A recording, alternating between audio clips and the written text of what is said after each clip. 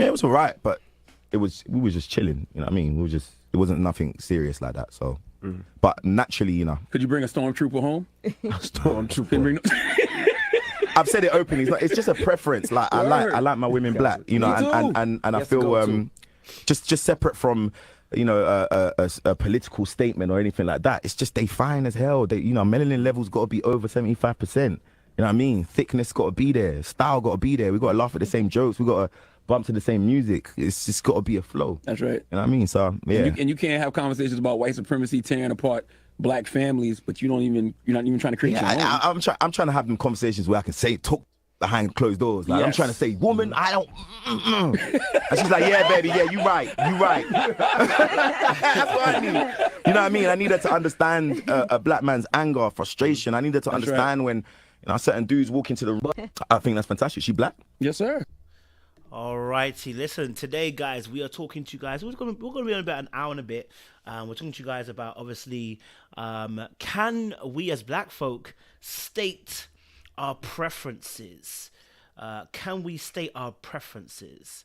You know, this is the question we're asking today. Can we state our preferences without being attacked for it? For black men, you know, whether that is you dating only black, whether that's you dating you know, white, whether that's you dating green, whatever it is, can you state your preferences, yeah, without it becoming, you know, a label? For instance, can you say that as a black man, I like light-skinned women, without it becoming colorist? You know, can you state that you like a white woman without you becoming racist? Can you state you love black women and only date black women without you being so pro-black that you're anti-white? That's the key question we're asking today. And so we're going to have a real conversation. And, you know, without, we want you guys to also contribute in the chat. We also want you guys to contribute as well, if you want to come on board as well. So if you have an opinion on this, if you think you have some words to say, you have you know, a viewpoint, we want to hear your viewpoints. You know, we want to hear your viewpoints. I'm gonna put the link in the chat as well for you guys. You know, I want to be able to you know, talk about this, you know, and so let's talk a little bit about you know, the actual instances and situations that come along with this conversation, because there is a lot of stuff like this that actually happens, you know, in conversations where people say, you know, you can't state that preference without you being labeled. I think that's a key thing we're trying to establish today. Can you state your preference without it becoming that label? You know, if you like light-skinned women, what's the big deal? If you love dark-skinned women, what's the big deal? If you love white women, what's the big deal behind that? Is there a reason why this becomes such a big issue, especially within the black community? Is there a larger conversation that needs to be had about this topic as well? So, you know, we want to discuss that as well. Again, I put the link in the description as well. So if you guys want you know, to jump on the live and you have something sensible to say, please. We only want sensible people here tonight. As soon as if you're not sensible, I just kick you off. You know, we want sensible people who are respectful and are going to respect both men and women. We don't do none of that talking down to people down here. Okay, we want a respectful conversation and dialogue with you guys as well. Okay, so if you're new to the channel, do me a massive favor: like it, share, subscribe, click on the bell button for notification of the uploads. We appreciate you guys. Stay locked and stay loaded. Let's get into a little bit of conversation as well. First and foremost, you know, this conversation is an interesting one because I think, personally myself, I can state with my particular preference, state it straight away. I wouldn't even say pro-black. I date only black women. Yeah? Exclusively only black women. Within that, my preference would actually be to date somebody of a darker hue. Yeah? So let me put it that way, right? So I personally I date black women, but I would prefer to date someone of a darker hue, right? So that's my preference. Now, I don't think anybody has an issue with that preference. But should I turn that preference around and say I prefer lighter skinned women, there is an issue that comes up within our community, as in there are labels. Someone asked a very good question. AW asked a very good question. Why a darker hue? Do you know what it is? I just love our skin tone, first and foremost. The glisten, the shine, the beauty, the essence. Dark skin is just beautiful. Number two, me personally, I'm not the darkest, but I love dark women because, I can reflect myself in some shape or form, see the beauty reflected of me, in you. So for me, that's just beautiful. There's something about, look, right now, I've even got chocolate in my hand right now. This brown chocolate here. It's beautiful, so for me, I prefer to date darker hue. You know what I mean? Prefer. It doesn't mean I wouldn't date a lighter woman. Although I would probably be very much searching for a darker hue. So I have a preference, but one would also could say easily that I may have a discriminatory way of looking at things, right? I marginalize in a sense, or in a sense of maybe I really do search for that. Like I'm prejudiced towards dark skin women. I really want a dark skin woman. Like, do you know what I mean? Right? So I can understand, and nobody would say anything about that. But then if I said my preference was of a lighter hue, for instance, and I say this because Samson said this on Ready to Love. He's light skin. I mean, he's a lighter skin toned black man, yeah. But I think he's biracial even. And as soon as he said he likes a light skinned woman, there were comments like he likes light skinned women. He's light skinned. Like, you know what I mean? Like, he's light skinned. Like, this shouldn't even be an issue. But there seems to be an issue automatically when it comes to this issue. Now, I'm not going to play it down. I'm just having a conversation, and I want people to come in and chip in and give their viewpoints as well. This is, an open forum conversation where you can come and say how you feel as well, respectfully. If you have an opinion or you have different thoughts, and you want to share it, by all means, please come and share your thoughts. But, so for me, that's my preference from the beginning. And I would say,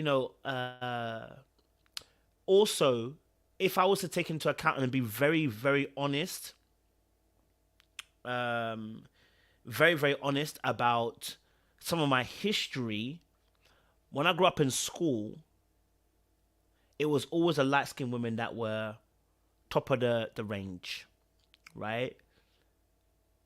And maybe if I search deep, is there a little bit of hurt there that they never saw me? Then again, dark skinned women didn't see me either.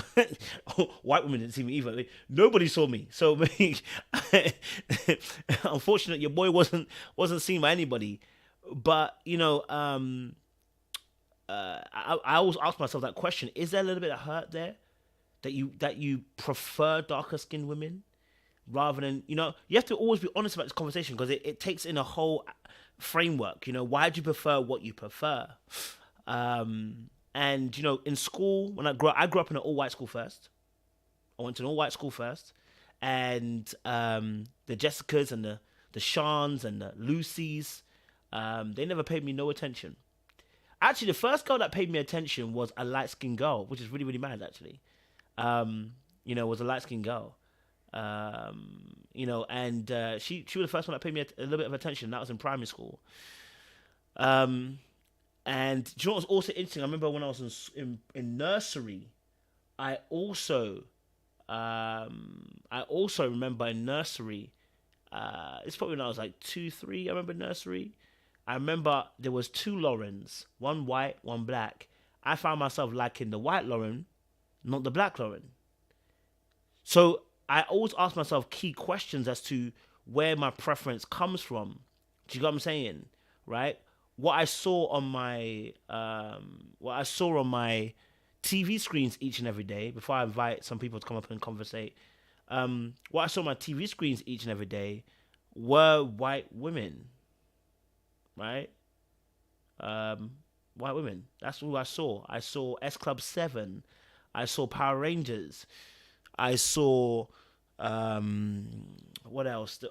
A whole host of musicians and artists, and who were often white women, blonde hair, blue eyes. Okay, and that was not, I wouldn't say my preference, um, but I would say um, more of a case of when I liked white girls.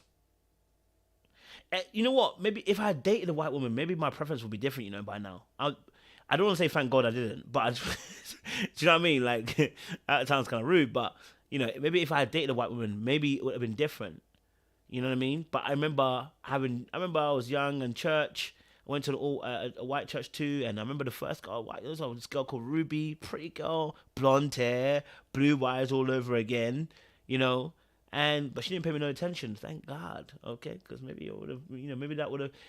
I was just looking for love. And I always say this as well. I was just looking for someone to love me.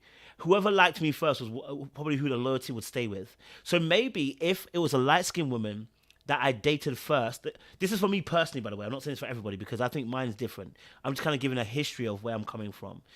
I said maybe if my first ever girlfriend was a light-skinned woman, maybe I would have told myself, well, they're the ones that like me then.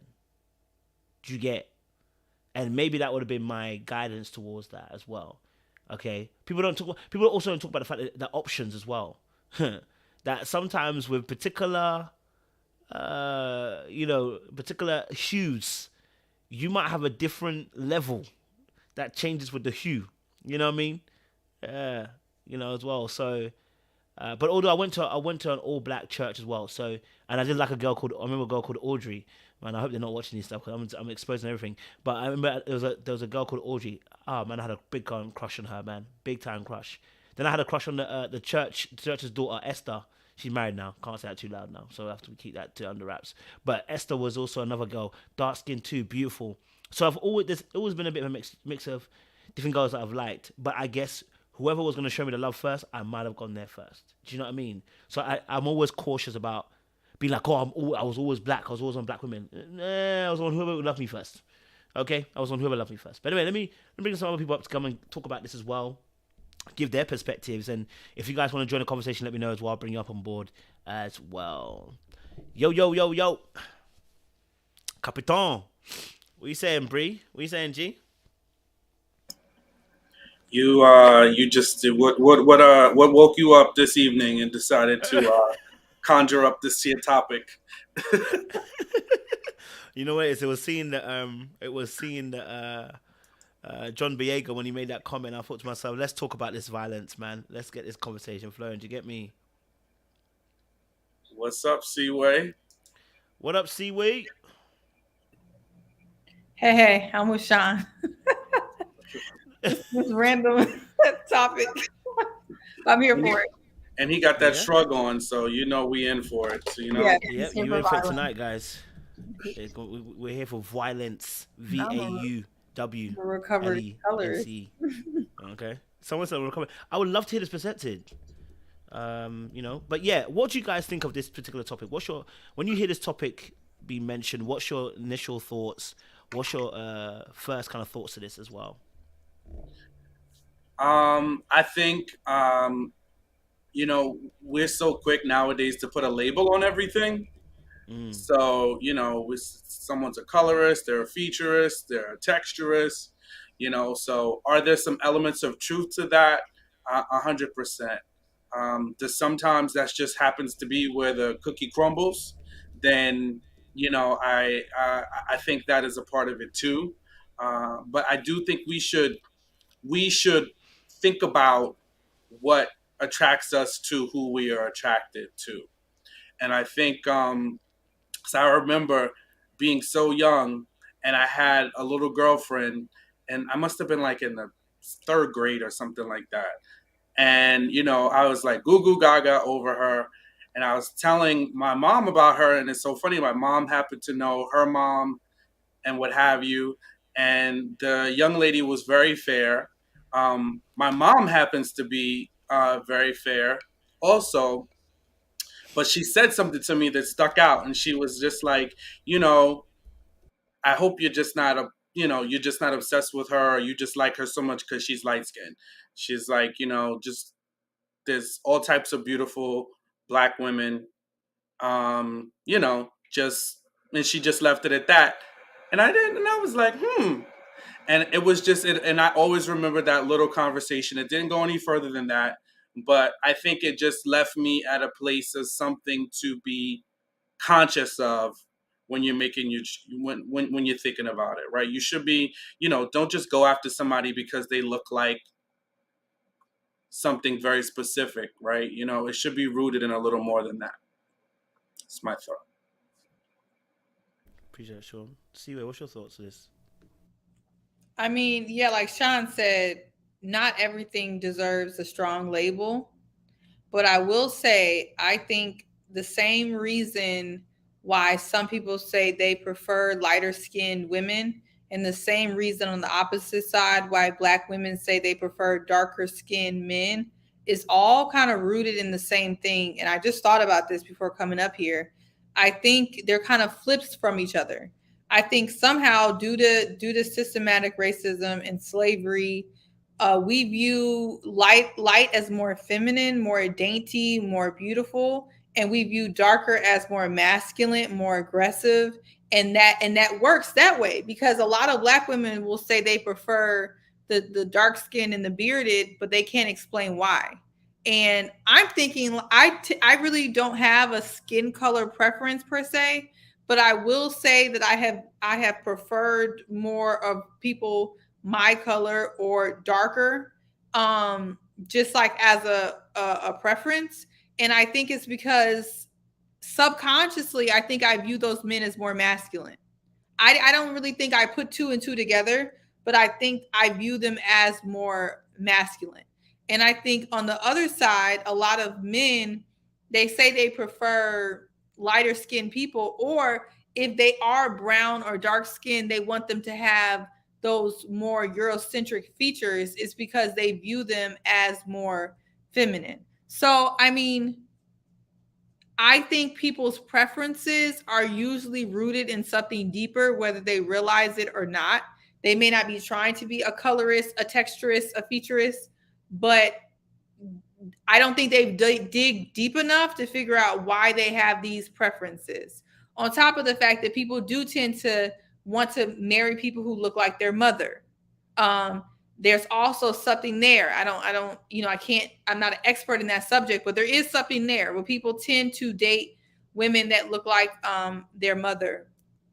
And if they don't, like a lot of Black men who are going the opposite of their mother, it's because they're trying to dilute features and things from their childhood and from themselves that they're trying to get rid of. So I would say more times than not, it's never just a preference, in my opinion. But Chiwe's opened that can of worms up just straight up, you know. Do you know what? It's so interesting that you said this as well, because I think, and I'll be honest as well, I think there is definitely some featureism in my if I'll say idyllic Black woman, there would be some featureism in there. And I'll be honest with you, I think there is going to be some level of influence. I think in most people's case, well, for men anyway, let me say for men, there's going to be some level of influence that if we were to go down to the crux of it, it may not be a positive influence. And in fact, how do we even get to all the way down to a full-on 100% clean preference? Because we're all influenced daily by the environment we're in and by things that we see on TV and media and all this kind of stuff. But for me personally, I remember I had to undo some of the featureism. But even so, there is still an aspect of featureism. For instance, noses. I can do some noses, but there's some noses I just can't do.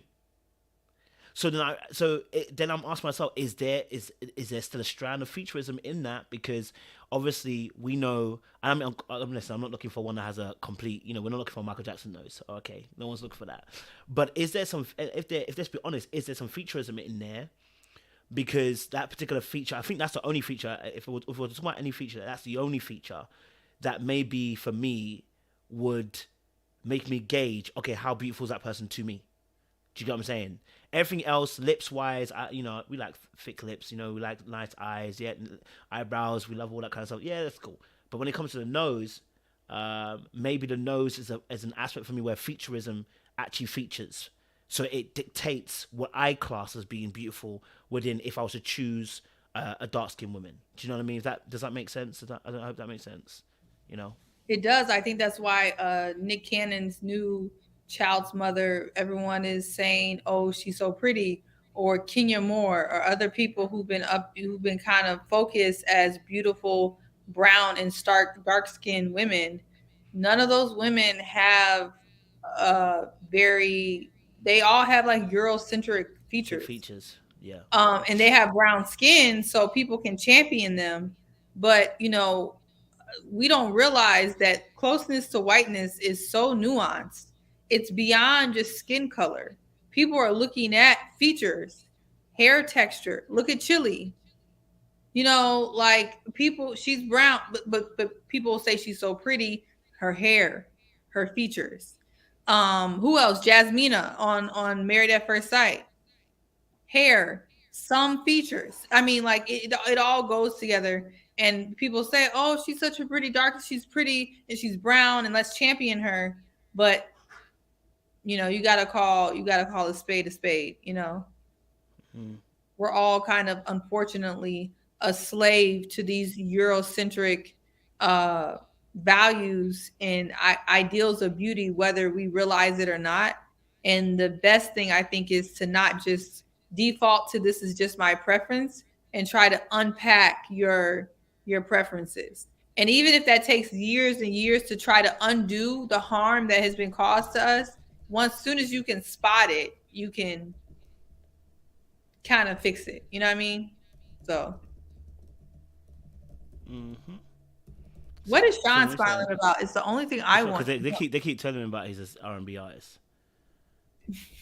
Oh, okay. Can you back the camera up, Coach? Am I too close? I feel like I'm too close. Baby, you look fine. You look beautiful. Come on, Beyonce. Get over it. Can you back it up? I'm not blonde today. We don't need to. You're looking fabulous. Don't you worry about it. All right, cool. Hold on, sir. I'm gonna invite someone to the panel. I'm gonna say this because I've seen you before, brother. I'm gonna invite you up, but I've seen you before. If the conversation derails, I'm just gonna X you. I'm just warning you because I want a civilized conversation today. Is this our boy from before? Who is this? Nah, it's another one. This is another guy. When I went onto another channel, he was doing the most. So I just want to make sure we're gonna be cool. We're talking about choosing preferences. That we're talking about. I hope you'll be behaving because my block button and X button will be really, really quick today. Yeah, so I'm gonna respect it. I'm gonna invite you up, sir. How you doing, Captain? You all right? I'm all right. How are you? Thank you for the warning. It's okay. We are talking about, obviously, can you state your preferences without being labeled? No. Can you state your preferences without being labeled? As a man, no. Okay. Today, no. There's everything that men want, there's an ism attached to it because women don't want to compete. So they think that they can use academic terms and I'm going to try to be appropriate with this to try to influence a man's erection. They think that if they try to throw isms and Eurocentric and all this kind of stuff, that it's just guilt. It's just shaming. It's guilt tripping. You're trying to guilt trip people into liking you because, like, as a woman, you don't want to compete. So there's colorism, there's featureism, there's fat phobic, there's all these like new terms because they want us to believe everything is beautiful and it's not. So we all know deep down that women of a certain weight, women of a certain skin tone, women of a certain look are jealous and hate other women. And so what they try to do is, since they can't outcompete them, they'll use guilt, they'll use historical oppression and all this kind of stuff, which really didn't even happen. to get men into liking them. So the short answer is no, men can't state their preferences because everything is going to have an ism or a phobia or something like that attached to it. Fair enough. So can I ask him a question? Yeah, go for it. What didn't happen? What historical context didn't happen? What are you saying didn't happen? All your historical oppression stuff. You look at it. You look at it in the wrong way. How should we look at it? Some people were strong and some people were weak. Some people were good and some people weren't so good. So the people who are weak usually get dominated by the people who are strong. Now we live in a world of luxury where you can point out, hey, I think that was wrong, or hey, I wouldn't have done it that way. We can go back in time and say, well, they should have just been fair to everyone, or they should have just let everybody. But you can only look at it from that view when you're sitting in a civilized, luxurious society. In the real world, in reality, the strong dominate the weak. The smart will always trample the stupid. Got it. So even if that's true, right? In societies where the strong trampled the weak, okay. So you're saying that the Caucasians, the people from Europe, they trampled the weak Native Americans, they enslaved the weak Africans. Yes. Right. Got it. I'm not even going to debate that. It is what it is. It's already happened. Fine. Winners win and losers lose. Sure, not even going to debate that. But even with your point, the strong, quote unquote, white people from Europe, because they were strong, they created through their power standards of beauty that the weak are now living in. I'm just going off of by what you're talking about. The strong, because I think you want people to debate that point. I won't. I'm going to go with you, and it still doesn't take away from everything that was just said. If the strong European descendants, people from Europe, trampled the weak, they still had the ability, because they were strong, to set standards of beauty to which we, the weak, are still living in. And the weak are still trying to survive in this new elevated society from luxury, like you're saying, that's still set up by the strong. Well, therefore, the weak are still trying to adapt and find love and seek out features that are from the strong society. And that is what's going on. And I'm using your logic. I mean, there's nothing, I'm not debating nothing that you said. But even by your logic, that's what's going on. The strong has set the standards for the weak, and the descendants of the weak are still trying to be like the strong. Yeah. So once again, since you can't beat them physically, with beauty, with muscle, with intelligence, you'll try to use the only tool or tactic that you have is guilt tripping. When you can't dominate, you try to use guilt. And guilt only works in societies that are already built. Nobody in I'm just using a random area right now. Nobody in Mozambique is going to guilt trip somebody into giving them something by saying, well, you did something wrong to me. It only works in a place that has already been built. And the thing is this, you can say that certain standards or whatever or imposed by Europe. Hey, man, you can go to Saudi Arabia. You can go to Asia, where those people are diametrically opposed to Europeans, and what you call is a strong queen still ain't wanted there. So you can go to places outside of Europe. There's a big world outside of European and Western thought. You can go to Asian countries, which are diametrically opposed to European countries, and these people declare war on European countries all the time. Your little colorism card, it ain't accepted there. It's MasterCard. It's not American Express. They don't accept it everywhere. It only works. It doesn't even really work here. I mean, I know you got the woman king and all of that, but it don't really work here either, because even when certain people here were in charge, even when black men were running things like with Jet Magazine or BET or all that, it's so funny to me because it seems like the people with anti-featureism, they're actually doing better under white studios than they did under black studios, because in Jet, Ebony, BET, nobody wanted y'all. Double XL magazine, the Source magazine, all of that. Because at the end of the day, it's not wanted. Like, it's not wanted anywhere. I think you're also forgetting that colonizers, their effect, the strong that you say, has an effect globally. So the standards that you're talking about in these different locations, they had an effect globally. And I'm not talking about, we need to use the colorism card. I think the point of the conversation is that there are actually features that the quote unquote strong, who now try to imitate and duplicate from the weak, that we were taught were ugly, from the strong.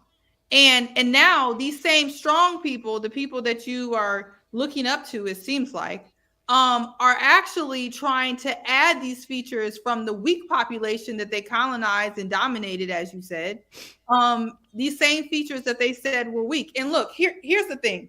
I'm not one of these women that's going to go toe to toe to you about things. I think there's certain women that are unattractive. I don't care what color they are. I think there are also something there's also something called symmetry that is universal. I don't think that has anything to do with colonization and the effect of Eurocentric features. I think symmetry is universal. So people, the human eye, when it looks at something that is symmetrical, they're going to think it's usually more pretty than something that is not symmetrical. But the fact of the matter is, there are features from African Americans or people who are descendants from Africa that actually are beautiful, that we were taught for years due to colonizers to say that they are not pretty. And a lot of people who are taking in that self-hate, whatever you want to call it, now do not believe those features are actually nice when they are. So I don't know. Okay. Hey, let me ask you. Yeah. I think you just made a lot of good points. What was the first free black place in the world? First place that was free black place. First free black republic. What was that? Before, after colonizers came to people. During colonization. Well, it was Haiti was freed earlier, but there was. What did they do after they were freed? I know you're not going to talk about what happened in the country and the downfall. What did they do? What do you mean? What did they do? You tell me what they did. What did they do to lighter skinned people? I'm not Haitian, so I'll let the Haitians educate me. Enslaved, genocide. We're Dominican Republic. Since we're talking about colonization and the weak and the strong, right? Because what I don't like is when people of a certain skin tone get in here and play the victim, right? What did they do to the Dominicans? What are you talking about? No, you don't know. No, if we're sticking to colonization, if we're sticking to the colonization topic, if we're sticking to the because I love when a certain people love to play the victim, right? If we're sticking, like I said, define who is a certain people. If you're going to talk about colorism, the definition of colorism, right, is when people are being discriminated on from a darker skin tone. And based upon what you said previously, right, this was something that was given to people through colonization, right? Okay. So explain to me then why, as soon as darker skinned people got free, the first thing they did was slaughter all lighter skinned people, then enslave a bunch of Dominicans who were lighter skinned, commit genocide to them, and then they had to fight them for if we're playing the victims, there's plenty of victimhood and standards to go around, because even those people that some people will call undesired, they have a set of standards too. And they don't want people of a certain skin tone. They don't want people who look a certain way. So why is it seems to me this whole featureism thing, it's duplicitous. You want to throw it out there when you can't have something you want, but yet you have the same internal standards for yourself. For example, is it a colonizer mindset that you want a man with a big penis? Is it a colonizer mindset that you want a man that is of a certain height? Is it a colonizer mindset that you want a man with a certain muscle shape? I think you could point. I think those things come from a different one of women. Women want to be. There's also other things outside of racism, which I think you know. There's things about humans, innate traits that we have outside of colorism and racism that also draws you to people, right? So is that a yes or a no? But just hold on 1 second. But wait. Before we go down this rabbit hole, like, what is your view about preferences? Do you feel like people can have preferences and what they like or not? I think that anytime that a man, right? Anytime that a man has preferences that make a competitive environment for women, they're going to attach a ism or a phobia to it.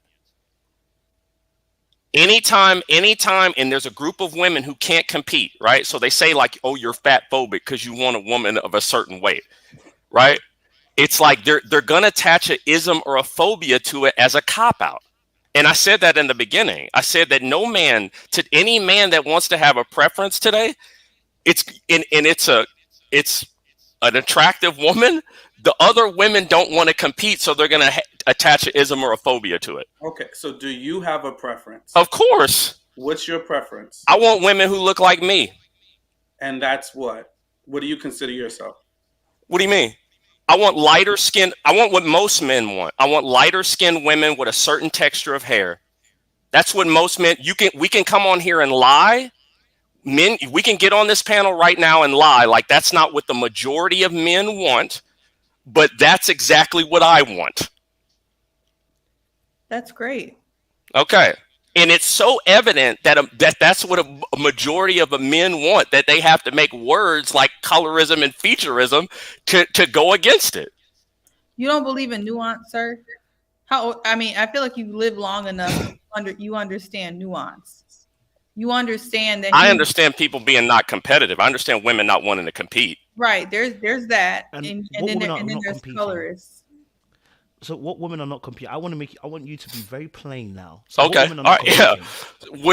Women who are overweight don't want to compete. Okay. Right. They want to say, you've heard, am I lying? Or they're not a bunch of women. Okay. Are there not a bunch of women who will get out there and say you're fat phobic if you don't want to date them? Oh, that's fat phobia. That's the colonizer mindset that you want a woman of a certain, of a certain body type. Right. Okay. And so and she said things with facial symmetry, but notice how when it's women's standards, when it's a woman's standard, and these are all things from literally the colonizer, more wealth, more strength, certain like that, those are all colonizer mindset. But when they have preferences, we don't say, oh, well, that's you just want the colonizer. You just want to date Zaddy. You want the person with the biggest bag, the strongest man, the toughest dog on the yard. But when we say what we want, then all of a sudden it's colorism, it's featureism, it's fat phobia, it's all of this stuff. So for you, is there such thing? Sorry, go on, Sean. Yeah, no, I just, I'm hearing you, Patrick. Is it Patrick or is it what's your name? Or it's a Patriarchy Strikes Back, but I saw you to go Chiefs, so Patrick is how you're confusing me. So got it. Okay, so at the end of the day, I just feel like the energy you're coming in here with is like you got your arguments, your points locked and loaded. And I think what we're kind of talking about tonight is, do we have a right to have preferences? What are those? If we do have a preference, is it rooted in something, right? Because we all know that things don't just exist out of, they don't just come into the atmosphere. Everything, there's a rhyme or reason, right? So I'm just trying to figure out why you're coming in like just so hot, like, fat phobia. Nobody even said that. Like, listen, I don't really like overweight women. And guess what? There's women that cannot like me.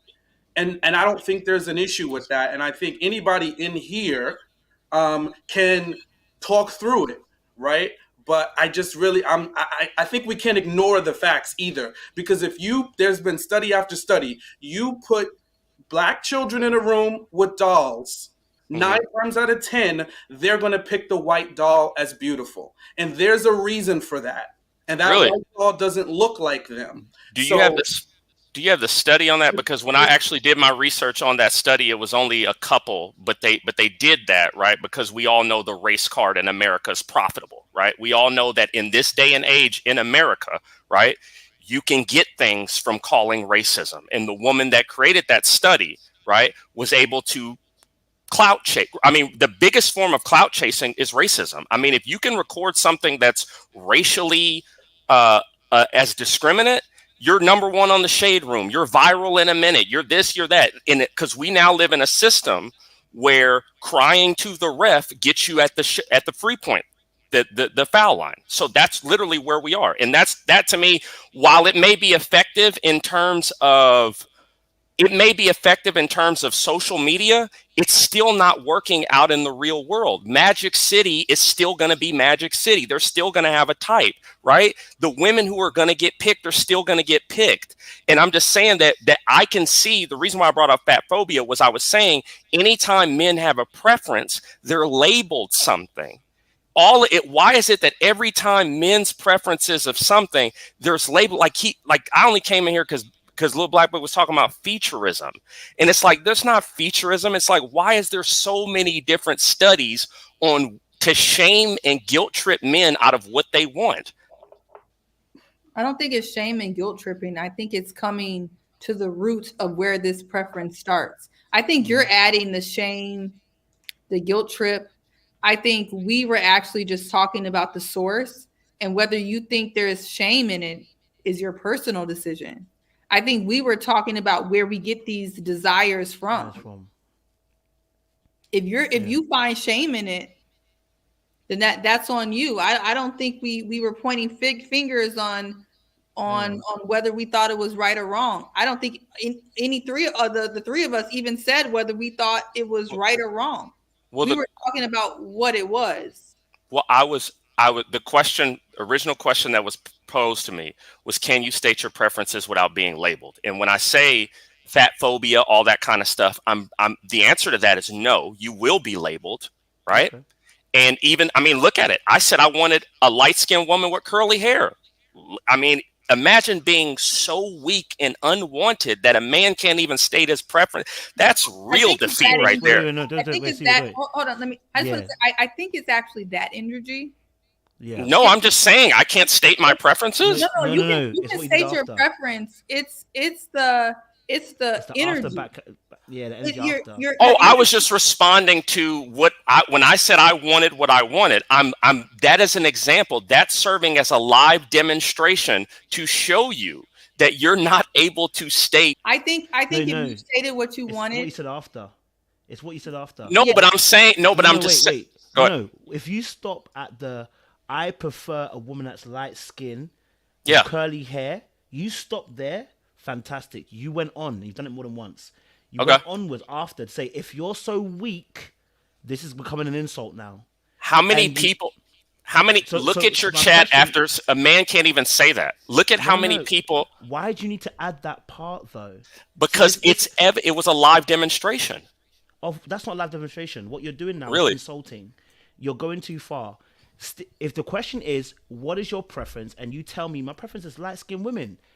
And then your next line is, well, if you are so weak that you're feeling, that is not the conversation. The conversation simply is, what is your preference? Once you state your preference, you end it there. You don't have to add anything else. You start insulting. So my real question here is, let me ask you a question, this question. For you, does colorism exist? No. Not in America. Exist?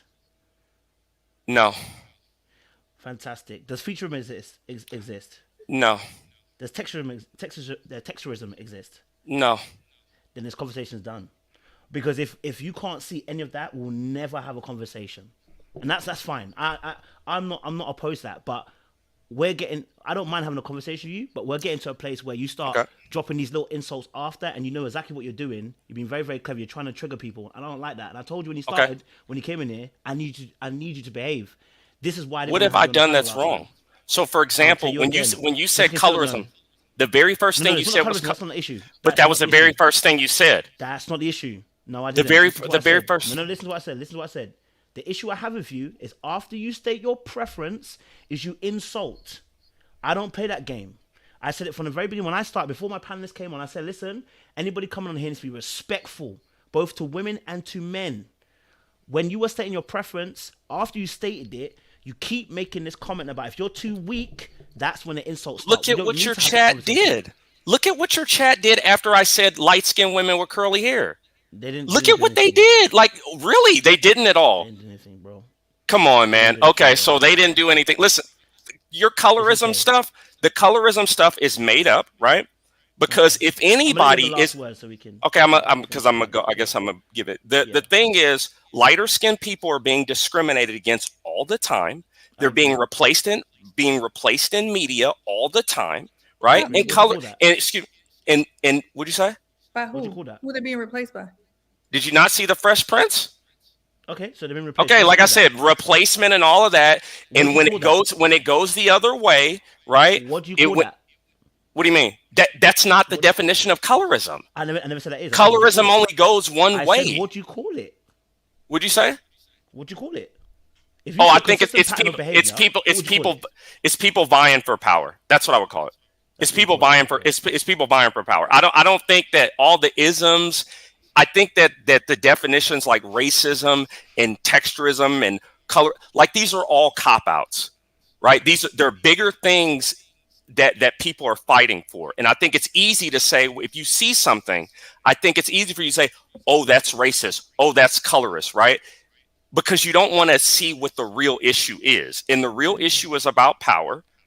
And that's what I think this is. I think that people's preferences, women's preferences especially, right, come from that they want men with power. And when men turn around and have their same preferences for beauty, they're discriminated against. So that's my answer to what your original point is. Kojo, please, if I just made one thing before he goes. Okay. I really want to know, and I mean this with all due respect. Like what happened? When did you start? Who hurt you? Is it who hurt you? I'm not going to even hit you with who hurt you because that's too simple. I really want to know what happened because when I see, and I'm not even saying I disagree with all your views because I believe a broken clock is right 2 times a day. Actually, some of the stuff that you said, I actually agree with. I believe you have a right to not date fat people and then not be fat phobic. There's a lot of things that you said that I actually agree with, but your anger. Yeah, it's coming off angry. If you're not angry, you haven't seen my anger, but go ahead. I don't want to see it. I don't want to see it. It's Danny. like I don't want to see it. Believe me, because this is enough for me. I really want to know: did you grow up in a small white town? Were you adopted by a white woman? Are you biracial and you're angry? No, I really want to know because something happened. Now, did you take a knee during George Floyd? Did you go out with your fist in the air? Like, if you want to say what you want to say, were you the last one picked in terms of all the women in your class? What happened to you? No, I'll answer that first. But if you answer, were you not happy with your own hair, which is why you had to do something else to it? No, yeah. Were you not happy with your own eyebrow? Like, just say what you want to say. This is my eyebrow. Were you not? Are you fresh faced? Are you going to tell me you're fresh faced right now? I'm okay. Like I said, you can ask questions without being disrespectful. It just come out and say what you want to say. Wait, pause. I just want to answer to my question. No, pause. Trust me. Pause. I'm not offended because I'm not easily offended. Neither am I. So I'll answer all my questions about my eyebrows, my wig I like, and all this stuff. Once you answer the question I asked. Nothing happened. Nothing. I'm literally on here I am just sitting here telling you my observations. Now, this is one thing that women or people who might not have high IQs, which is, we can go into that later, but when you hear people speaking facts and you can't refute facts, you want to bring in emotion and who hurt you. Everything I told you tonight was a fact. Now, what you want to try to now, ma'am, you didn't even know about Haiti enslaving and killing light-skinned people. You didn't even know about Haiti and Henry Christophe killing light-skinned people. You weren't educated on that issue. I know about Haiti. I didn't know what you were talking about. You weren't even educated on what they did to the Dominicans. So I am very educated. No, you weren't. You weren't even offended on that. Like the arguments are like these are okay. The point that I'm making is this, right? Everything I said tonight is a fact, right? And when it comes to facts and people, especially people of a certain gender, people of a certain IQ, right? You don't like those facts. And so it goes to who hurt you. You have to do some psychoanalysis because everything I'm telling you is correct. I just want to know white mama, but you still ain't answered. Okay. I want to know, do you even know your daddy? Grape, orange soda. Okay. Hey. So, I mean, literally, we going shots back and forth. Let's go. Only one of us can have the water under their hair right now. I know my dad. I know. Do you? Yeah, I do. Yeah. Do you? Or was that before or after the Section 8? Oh. He doesn't know me. Oh, guys. Seaway, you shouldn't have gone toe to toe with him like that as well, because that's all he wants, man. He wants toe to toe. I know I shouldn't have, but I swear I know he has a white mother, and it's so annoying. I just wanted him to answer my question. We don't know that, Seaway. We don't know that. He probably does, but we don't know that, so we can't make that assumption. Okay, we can't make that assumption. But I hoped he would change. I have met him before on another platform, and he was the exact same way. I thought he would change, but unfortunately, he didn't. I want to give him as much time to hang himself, but yeah, it gets that way. Do you know what I mean? Mark is over here appalled. Mark was about to come through the screen and reach out and grab him. No, because he know I can hold my own. I ain't worried about no troll. I know you can hold your own, Seaway. I know. So I knew that. Do you know what I mean? But listen, Shay, what are we saying? You really chose violence today, Kojo, by letting that person in here. Because he wants black women to get upset. He wants us to get upset. We're not upset. And then he throws off all these stereotypes. I'm from a 2-parent home. I'm an Emory grad. I'm a lawyer. My dad walked me down the aisle. My parents are still married. You don't need to do that. See, that's the thing. I don't need to. I don't need to do none of this. I know I don't need. You're giving credence to the fact, because even if you did, so what? Even if that was your situation, so what? It doesn't mean anything. No, but I had time today. Kojo brought him up here. I had time. But none of that doesn't do anything, because at the end of the day, which is what I was starting to talk to him about, is people like that can't engage in a realistic debate. Because they come in with their debate, their energy is already set. So that's why he was going to his go-to points, which is all of these conjured up facts and quote unquote statistics that he thinks that he has that all are lined up to prove his quote unquote points. But nothing that we were talking about had anything to do with what he was talking about, Yeah, but I started trying to ask him legit questions and try to meet him where he was. The problem is that when those type of people are brought up here, this is what they're going to do. So you either entertain them or you remove them. You have. Well, listen, I don't like the way that he spoke to you 100%, but I do think that there is more than a couple of ways to skin a cat, and we've had some folks up here who've came in with a certain mindset. And through a measured conversation, we've been able to make some leeway. Now, with him, I don't think that was possible. So it is what it is. All I'm saying is somebody like him, you don't go where he's going, because once you go where he's going, it just takes you down a rabbit hole of nowhere, because he came in with all of these things, all of this energy. He was even talking about the chat. Nobody in the chat was really talking about him and his light skin, curly hair preference. Nobody really said that. They were just trying to understand where the energy was coming from. So it's like, that's why it's like certain things you just don't even entertain it. You know what I mean? I really wanted to know if he had a white mama. He was not going to tell you that. And I had to ask. I couldn't let listen, him go. I couldn't let him go without asking if he had a white mama. I'm and sorry. what did that accomplish, honestly? You don't need to ask that. It was just It accomplished nothing. No. You don't need to sink to his level. You fell into a trap, It was just what I wanted to know. No. See where you fell into a trap. You were trying to. No, I didn't fall into it. I really no. I can't. I'm too smart to fall into a trap. No. I'm too smart. I'm too smart to fall into a trap. I knew the moment I asked that man if he had a white mama, we was gonna go toe to toe. I didn't fall into no trap. It was just the one-off chance that he answered my question would have made my day. We don't want to go toe to toe him. Trust me. Oh no, y'all don't. I really did today. You know, we didn't want to go toe to toe. Do you know what I'm saying? I didn't bring him up. I knew he was gonna go down left, but I always like to give people a chance. You know what I'm saying? But yeah, he's had his chance now. He won't be coming back. You know what I'm saying? So thank you. I had my reasons. You can't trap me. We won't be inviting him back. But anyway, we're back to the convo. Back to the convo. We had an Annalisa moment right there. We're back to that convo. Him and Annalisa now the same breath. We've got patriarchy and Annalisa. Two names, when you mention them, you know exactly what kind of behavior we see from them. Both of them problematic. Corey, what's your thoughts there? We're talking about, obviously, can you state your preference without being labeled? Talk to me. What are you telling me, kids? First of all, let me just say this. Any man who is watching this needs to understand your panel. Your panel of women. Got some strong black women up here. You don't come for them. You know, I know you guys are trying to be nice and, you know, give them a chance to land that plane, but the disrespect, shut that down. But Seaway, of course, I know you can hold your own. Jay can hold her own. You got a women full of strong panels. But back onto the topic though.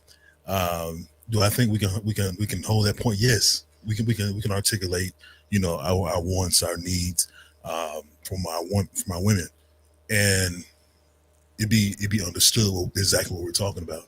I think where the misunderstanding comes into play is when there is disrespect alongside that.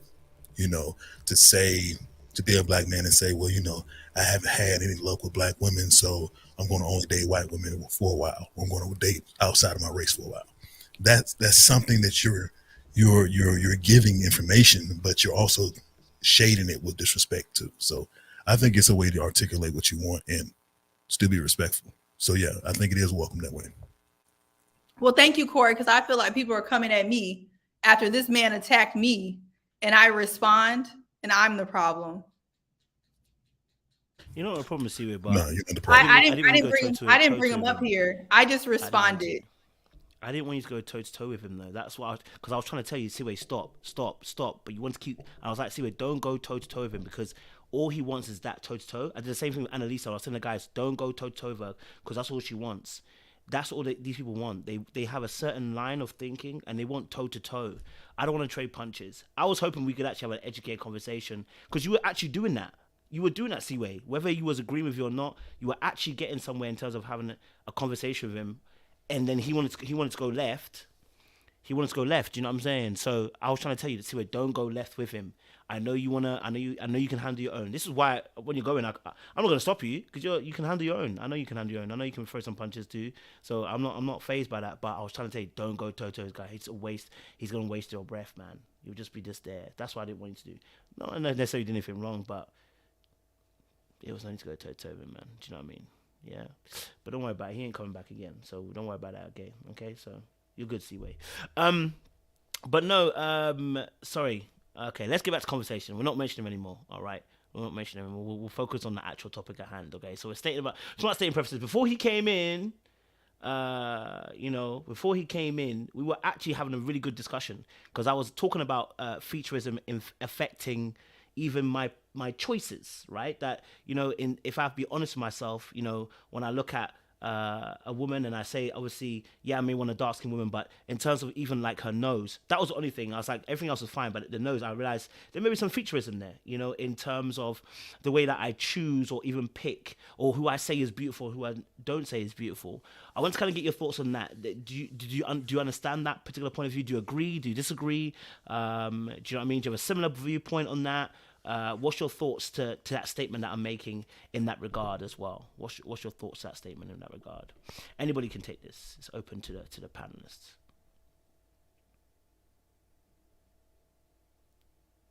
Oh, now y'all niggas are silent?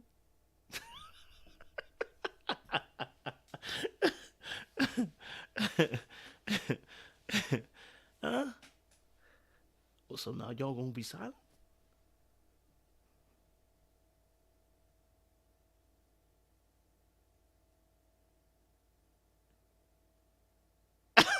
Nah, you lot are moving mad. Hey, you lot are moving very mad. Someone talk to me. I'm talking to myself. What you saying? Just the energy. I think we just need a reset. We need a clubhouse reset the room. You know, Sean, you're good at that stuff. So Corey, you you reset did the come room, with the great energy too, but it's just like the energy is a little off balance. And I think that this is, this is what the devil does, He gonna bring in and cause chaos, and we just got a little chaos, and it's all love, Seaway. It was never my intention to castigate you for defending yourself. I just felt that there was a different way to do it. However, you were not wrong, and the way you addressed him, so I just want to reset the room in that way on my end. If it came off in a way where I was scolding you, telling you you were wrong, not my intention, and I apologize. No, I appreciate that, because I did feel very scolded, and I feel like the devil was allowed to enter this place and cause chaos. And then when I responded, I was talked to like I was the problem. So, I do appreciate the reset in the prayer circle. I take stuff on the chin. I'm a Sagittarius, but I wasn't a fan of that, because I feel like he disrespected me. And most people would have cussed him out for talking about my eyebrows that are real and all this type of other disrespect that he said. All I did was ask him if he got a white mama. If having a white mama is an insult, then, God forbid. I didn't know it was an insult. It was just a question.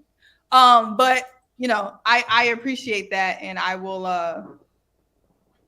But see, with that question, when you asked it, there was a little bit of spice behind it. I'm gonna be very honest with you. No, it was. It wasn't. No, see, when you asked it, if you watched it back, you spiced him. If you weren't my panelist, I would have come at you. Because you spiced him. Whenever you ask somebody if you're hurt, because that's what you were going to. You didn't say it. You avoided saying that particular word, are you hurt? But you said it in that tone. And that took him that way as well. That's why I was saying to you, don't go down that lane, Seaway. Don't go down it. Because then now he's thrown mud, you throw mud too. Now we're both got covered in mud. But I'm not mad at the mud. I'm not mad at him. The thing is, I'm not mad at him. I'm not mad at him. He's fine. Once you go down that lane, so many of, and he's not the only one, so many of us guys have heard that if they state something, the first thing that somebody says, especially from women, is who's hurt you. Now, you didn't say that. And that's not what I said. I literally your wanted point to know of driving why. it to, is your mother white? If you heard yourself, there was the way a you reason. said it weren't It's not in the me most throwing like, mud. It's not me throwing mud. He has a very, very particular opinion, and I wanted to know where this opinion began. My thing is, if we're going to have a conversation, we can't have half of the conversation. I was truly and honestly trying to understand where some of these opinions of the fact that Black people are the weak and the white people are the strong, and we were colonized. Please don't tell me to let it go. We're having a conversation. So that's where I was actually trying to understand where he began these very, very strong opinions. And I feel like that's a fair question for someone who comes in and literally calls he is a descendant of people who he was calling weak. I was trying to get to the bottom of the conversation. Did I seriously think that it had a possibility to go left? Sure, I would be disingenuous if I said I didn't think it could take the conversation left.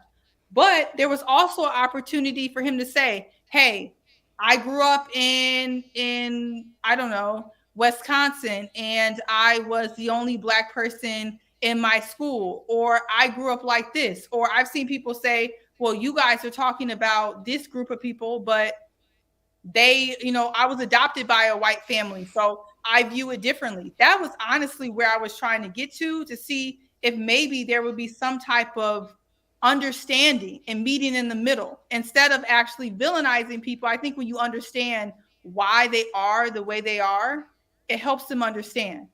There's even a book on Clarence Thomas that explains when and where he got so radicalized. Because for me, I'm looking at a very radicalized individual. So I was trying to figure out when and where he got radicalized. And I feel like I got shut down. Then he attacked me. But the thing is, I know I asked the first question, so I'm not going to like be, you know, throw a stone and hide my hands. That's why I'm like, you didn't like my question. Now you want to, you know, come at features. I'm not going to ask y'all to come to my rescue when I asked him a question he didn't like and he started throwing stuff that I didn't like. That's fine. I'm not a victim. I don't need rescuing. But I was really trying to get to the bottom of the conversation if he's going to be up here. Listen, I don't mind you smoking, people. Listen, I got no problem with smoke. I'm just saying that once he was going that, because I was trying to tell you, like, Seaway, stop, don't go down that lane. You're going there, which means you're going to join him in the same pan. And I think you asked the question in itself was fine. It's the tone, because I could see you might not have seen it. You was getting into fight mode. Listen, and I get it. Because he was going a little bit left, but once you went into fight mode, you're gonna join him in the same space. And I was like, no. I was like, Seaway, don't go down that lane. Don't join him in that space. Do you know what I'm saying? Like, I don't want you to do what he's doing, because he's trying to draw you out. That's what he wanted, right? And you can see he was trying to draw you out. And I was like, don't let him draw you out, Seaway. Don't join him in that. If you'd asked the question the way you did here, I would have said nothing. I'm like, yeah, you asked him. It was a fair question. Hey. Yeah, but he drew himself out because I didn't result to insults. He was the only one mad. I think y'all may think I'm mad, but he can't make me mad. Y'all can make me mad. Y'all two can make me mad, reprimanding me about how I'm speaking. That can make me mad. Him with his nonsense and his radical statements and his insult about my real eyebrows, literally he literally has zero power to make me mad. So I can understand how it looks like, you know, I was upset. But if those type of people made me mad, I wouldn't be on this channel. I'd be worried about all the dumb stuff that's said in the comments, even though it's more love than hate. But, you know, random people don't make me mad. So, but I can see how it would look like that. And let me just also address this as well. See, like for the audience too. I want you to understand something. I try to lead by example. What I'm saying, what I want people to do. I don't just tell people. Y'all, I say this every single time, right? And the way he was going, I didn't want to do a draw out, pang, pang, pang, pang, pang. I didn't want to go pang, pang, pang for him. Do you know what I'm saying? Some of you are saying I'm doing tone policing. I did the same thing for Annalisa. The way we talk also includes tone. You cannot pretend as if tone is not part of when someone delivers a message, how you receive it. It'd be a lie to say that you don't receive a message when you hear a particular tone. So yes, we're going to be talking about tones and the way that people say certain things, because it's about the delivery of the message. I say this to you guys every single time. So please don't go on like I'm trying to be inconsistent and trying to go on a particular way. I say this every time when we have these kind of conversations. How something's delivered is important. Do you know what I'm saying? How people and that's how we should handle certain things. So that's why I said. That's why I said what I said. Do you know what I mean? That's all it is about. Because if we're trying to get that understanding, if he's moving mad, we can check him. We can take him out. No problem at all. I'm just saying that there's a particular way that I like to, certain things that go in a certain way. I don't want anyone to go down and join them. They're moving mad. They're moving stupid. And I've admitted this. When I've done it, I've told you guys I've done it. When the ladies were drawing me out, they drew me out big time. And you guys saw me look like an ass. I drew myself out and I apologize. So I'm not saying something and I'm not actually doing it. So if you guys are watching, I hear you. You may think I'm doing tone policing. Trust me, I police myself with tone too. The way I say certain things, or if I do, I also tone myself as well, guys. So it's not about anyone being necessarily wrong or anything. I just want people to, there's a particular way I want people to be able to operate sometimes. Because it just means that you now have a standard. Don't join them. They're moving mad. You know, that's what I'm saying, yeah? So it's not necessarily see where you're wrong. And you have every right to defend yourself. You know what I'm saying? So I'm not cussing on that or anything like that. All right, so I hope, yeah, shoot. Well, now we have a different debate. now we done divided. People mad at you. I'm mad at you. Yeah. Now they're mad at me. Let's talk about but this is a real conversation though. This is a real conversation. I don't mind having this conversation in public. I think it's a good conversation. I think it's a good conversation to have. You know what? I'm gonna be positive. I appreciate. Let me just talk about Sean. Sean's known me long enough where he know, like, look, Christian's actually about to be upset. Let me back it up, because at the end of the day, this ain't serious enough to be falling out over, and we're not gonna fall out over no troll. So I think that's very positive. And I, glass half full. I appreciate that. And Kojo y'all has a right to run his channel however he wants to run his channel. I know for me, if I'm in the presence of a troll, it's gonna be hard for me not to do what I just did. If I feel like you talking crazy, I'm gonna try to get to the bottom of it. Not angry, but just get to the bottom of it. And I may throw some gasoline on a situation unintentionally. I'm not as poised as Sean. Sean's a manager. He knows how to deal with people. You go low, sometimes I'm finna go to hell. And so I know that about myself. So, Coach, if you got a troll, you bring a troll up here, you can just move me to the back, because I can't promise you I'm not finna go to hell with people if the situation calls on it. So, we're all a work in progress. But for the record, I tried to debate him intellectually, and it worked for a little bit, and then it effing failed because my curiosity got the cat, and I wanted to know if he had a white mama. And I'm sorry, I just really wanted to know that. So God is still working on me. Okay, that's cool. And just to also address this, guys, I did warn. I warned. When I warned him, you should have heard me what I said. I said, are you going to come? Are you going to behave? Are you going to be correct the way you're talking? That should let everybody know that he may come a particular way. If I'm having to warn him before he gets on, I don't have to tell the audience, guys, he's going to be like this. If I've warned him and told him about how he's going to behave, that alerts you all. So, I don't think I need to do another warning to you guys specifically when you heard me warn him. You know what I mean? So I'm hearing you, Seaway. I'm hearing you. Sorry, anyone else got an opinion, so we can talk this through. It's good to talk this through. I think this is really good. I think this is helpful. We're working it through. We're working it through.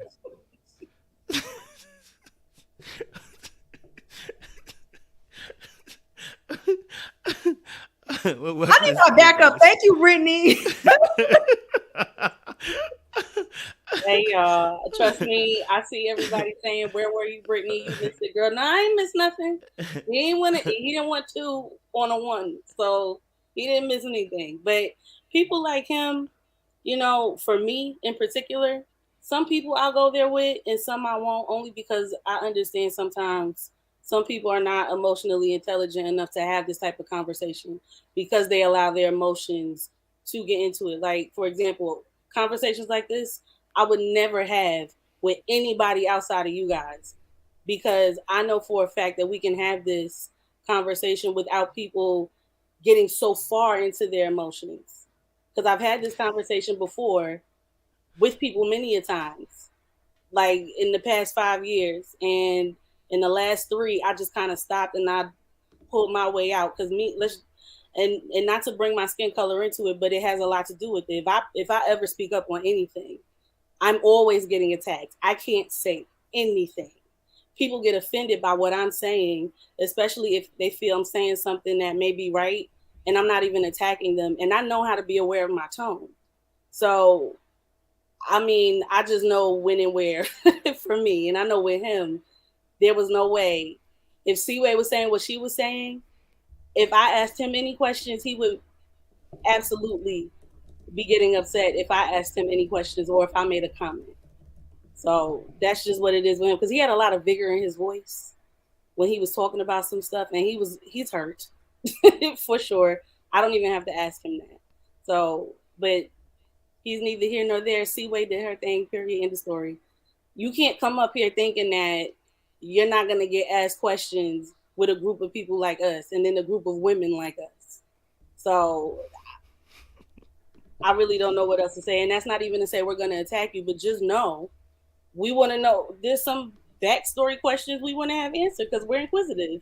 We've all been very open about who we are, what's happened in our past, and what's happening in the present, and what we want to do in the future. So if you come up here, just know you're going to get questioned about some of your answers sometimes. It just depends.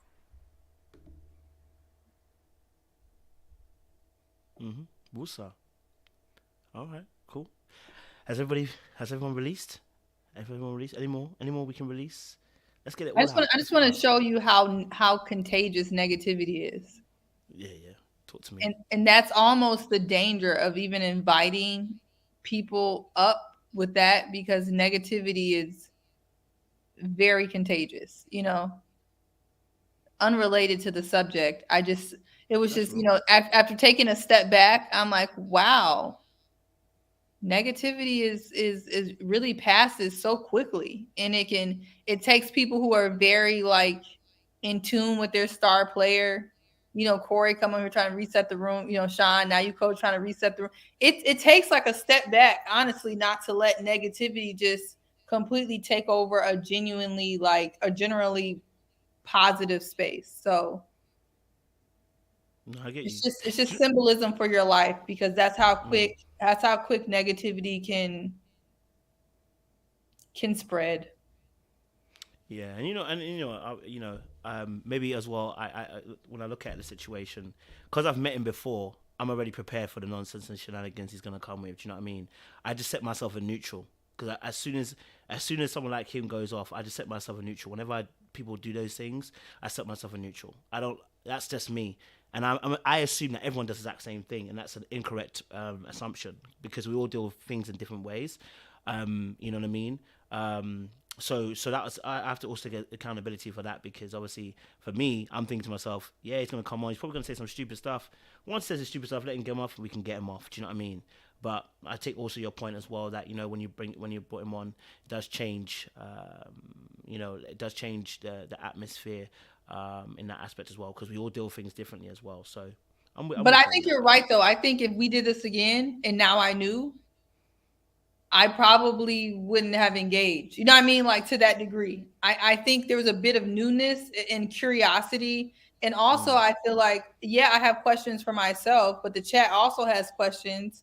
And my particular question was brought up multiple times, because just like I'm inquisitive, other people are inquisitive, and a lot of people just don't like, the people who subscribe to you are not like one of those people who he was trying to talk about, who just, you know, put people in buckets and try to cast them away. I feel like a lot of people are on this channel because we want to understand people, behaviors, things like that. And that was like a question that kept on coming up. But, you know, now I'm like, you know, like if, the Annalise, Anna, whatever, niece girl came up, I mean, I would probably be on mute like how Sean was that whole time. Like, I wouldn't even ask a question. Not a single question. I would be on mute. I remember Sean was on mute that entire, I would be on mute the entire time. Because it's like, why raise your blood pressure and even contribute to, you know, nonsense? So it's just one of those things. Do you know what is interesting? Because I think since me and Sean had the situation with the ladies at Married at First Sight, I think that's where I got the idea from, which is if I feel like I'm putting too much energy into something, I want to stop, because I know once I go, I can't come back. It's very difficult to come back. Do you know what I mean? So I think I learned from the fact that when we had the lady situation, when we had the Married First Sight, we spoke about this last time, didn't we, Sean? That we put I put a lot of energy every day. I'm starting a live with energy. I'm ready for you guys. Who's gonna give it to me? Because I'm ready. You're gonna get it. I'm going to give you guys facts. You know, this week, Seaway's gonna get it. Brittany's gonna get it. Bree's gonna get it. Whoever the ladies are on that panel this week, they're gonna get it. And I learned from that as well. And I said, yeah, that's not good. Did I get it? Because once you get there, you don't want to come back. It's like, your body's already like adrenaline rushing through you. So yeah, I think that's why when I saw him, I was like, he gonna be stressing, but yeah, get him out. Do you know what I mean? But like I said, I take responsibility and say, listen, look, next time, as well, the way to handle it as a leader to make sure as well, that you make sure that you brief everybody first as well, appropriately as well, before the start of it, because not everyone handles everything the exact same way that you do. Do you know what I mean? So, so I can take that on board as well. I can take that back as well. You know what I'm saying? Yeah, I feel better. I feel like I've woosah'd a little bit. Yeah, I think like the biggest thing, and I think this had to happen for a reason. So there was some good things for the way this unfolded. But I think sometimes we just get so fixated on who's right and who's wrong. And sometimes it's what's the best solution? What's the best outcome? Right? And I think in the chat sometimes, you know, and I'm guilty of it too, we'll look and, you know, sometimes we'll see a bunch of opinions collecting in the comments, and then we want to kind of go at those opinions, or, you know, if they're not on our side, then we want to sway them to our side. And sometimes it's not about that. It's, you have a right to your opinion and the way that you feel, just like there's a lot of people in the comments that really feel like how it was handled by Seaway, you know, was the right way, and that's what they would have done, and that's perfectly okay. There are others that feel differently, and some people are in the middle. But I would end with this is like, knowing what we know now, would we have done the same thing? And I say we, right? I say myself, Kojo, Seaway, all of us. Knowing what we know now, would we have done it the same way? And if the answer is, I don't know, or maybe, then there's probably an opportunity for all of us to probably look at it a little differently. And we don't always have to be right, because you can be wrong and strong. And what does that get you? We want outcomes. This channel is about best outcomes. This channel is about diving in and looking beyond the surface. So this is a pure, clear example of how we're working it out ourselves tonight amongst us. So let me ask a question, because Seaway, you were going to take it somewhere, and I think it still ties into actually the conversation as well. So you had an inkling, since we're already here, I thought I'd also take it here. We're already here. So you had an inkling to ask him if he had a white mother. Why did you have an inkling to ask that question? What have you seen in the past of people doing something similar that, you know, maybe, you know, you wanted to ask that question? Yeah, the reason why I wanted to ask that question, and thanks for asking, is because, and this is not to say I don't do all and every, right? So before anyone says all or every, I'm not saying any of those two words. But especially during my time in law school in Wisconsin, I saw a lot of people who, with the combination of being in an all-white environment, coupled with being biracial with in particular a white mother, they seem to almost want to they reject themselves with so much vigor. That was the first time that I saw so much hate or disdain or disgust for anything that reminded them of Blackness. And a lot of times I would see with people in those situations or households, it's kind of the only best way I can describe it is like a Clarence Thomas thing. Like, you're harder on your own people than, you know, people in the white community would be. It was just a lot of hate and a lot of disdain for their Blackness. And the reason why I asked is because when someone grew up, because your first self-esteem is from your parents.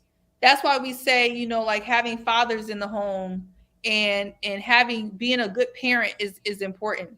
When you grow up in your beginning self-esteem from your parents, and you're constantly being taught that you're not like those other Black kids, or you're not Black, or, you know, you don't need to consider yourself Black, and Black people do this and Black people do that, and you're learning that from your own mother, or you're learning that from your all-white community.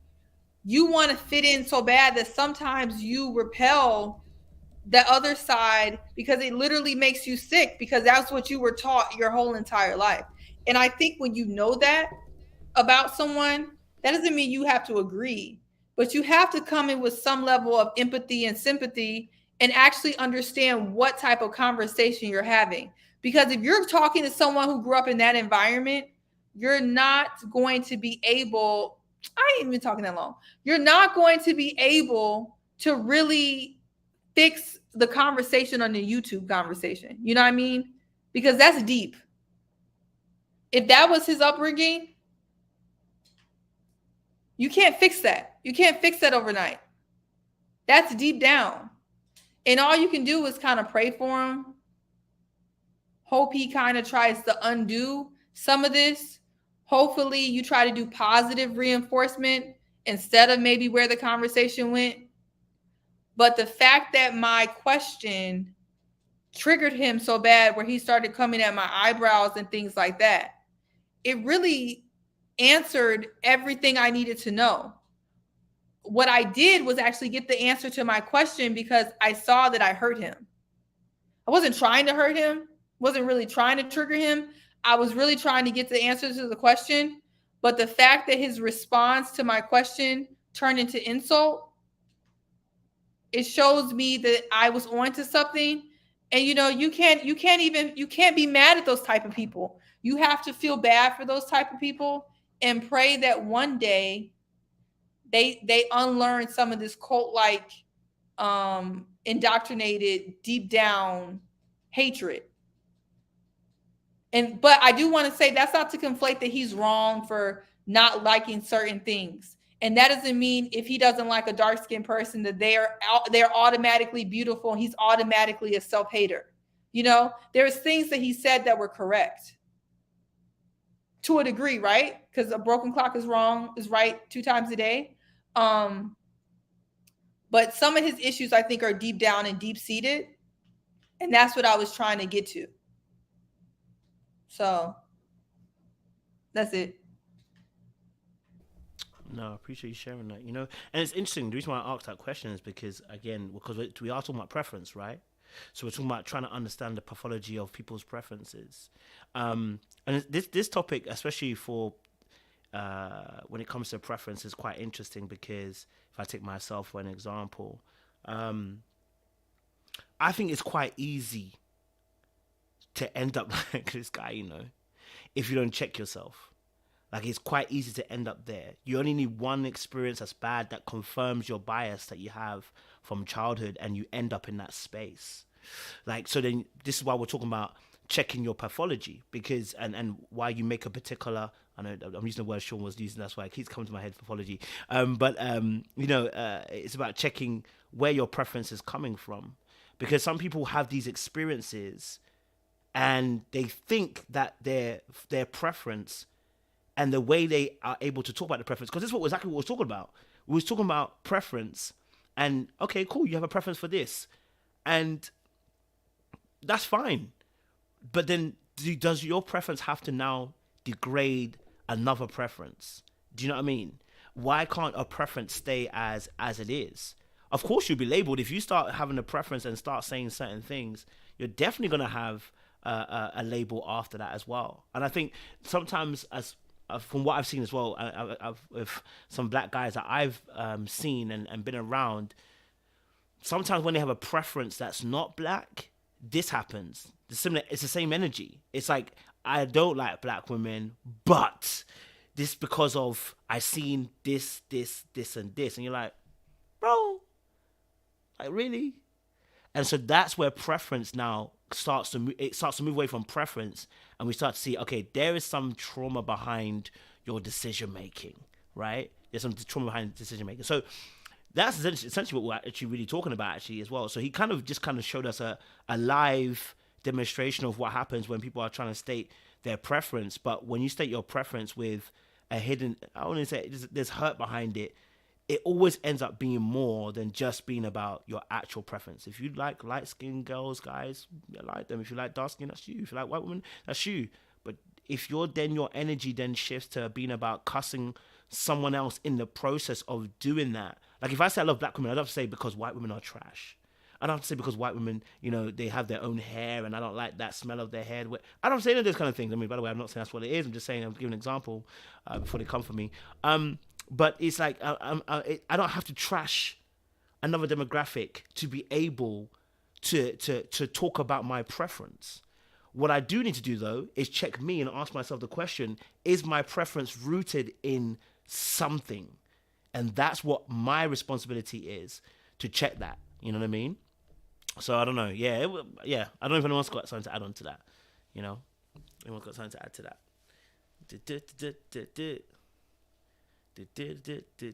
I'll mention something. I guess just on the part of someone like him, not just him in personally, but in general, when you feel like you have to inflict some type of, I don't want to say hate, but just disregard for another group of people that have nothing to do with your own preference.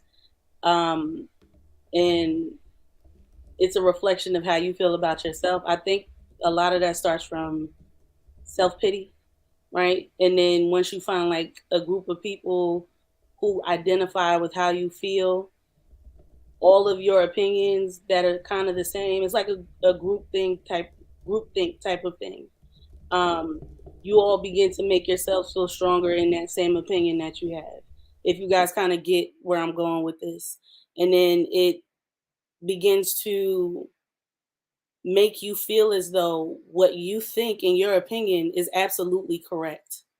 Because a lot of the times, people like him who I do end up talking to, or if I end up being around a conversation like this, they tend to always just want to be right. Like I've had conversations with men like him who are mature. They have the same, answers as him and thoughts and preferences, but very rarely do I have a conversation with men who are mature with those same answers. And I've walked away from the conversation not being, what's the word I'm looking for? Just attacked in some kind of way because of their own insecurities. Because at this point in my life, I understand why people like him or Annalise may talk the way that they do. It's because they may feel attacked. They feel unworthy in some kind of way. They're hurt from something that's happened to them based on what other people have done to them.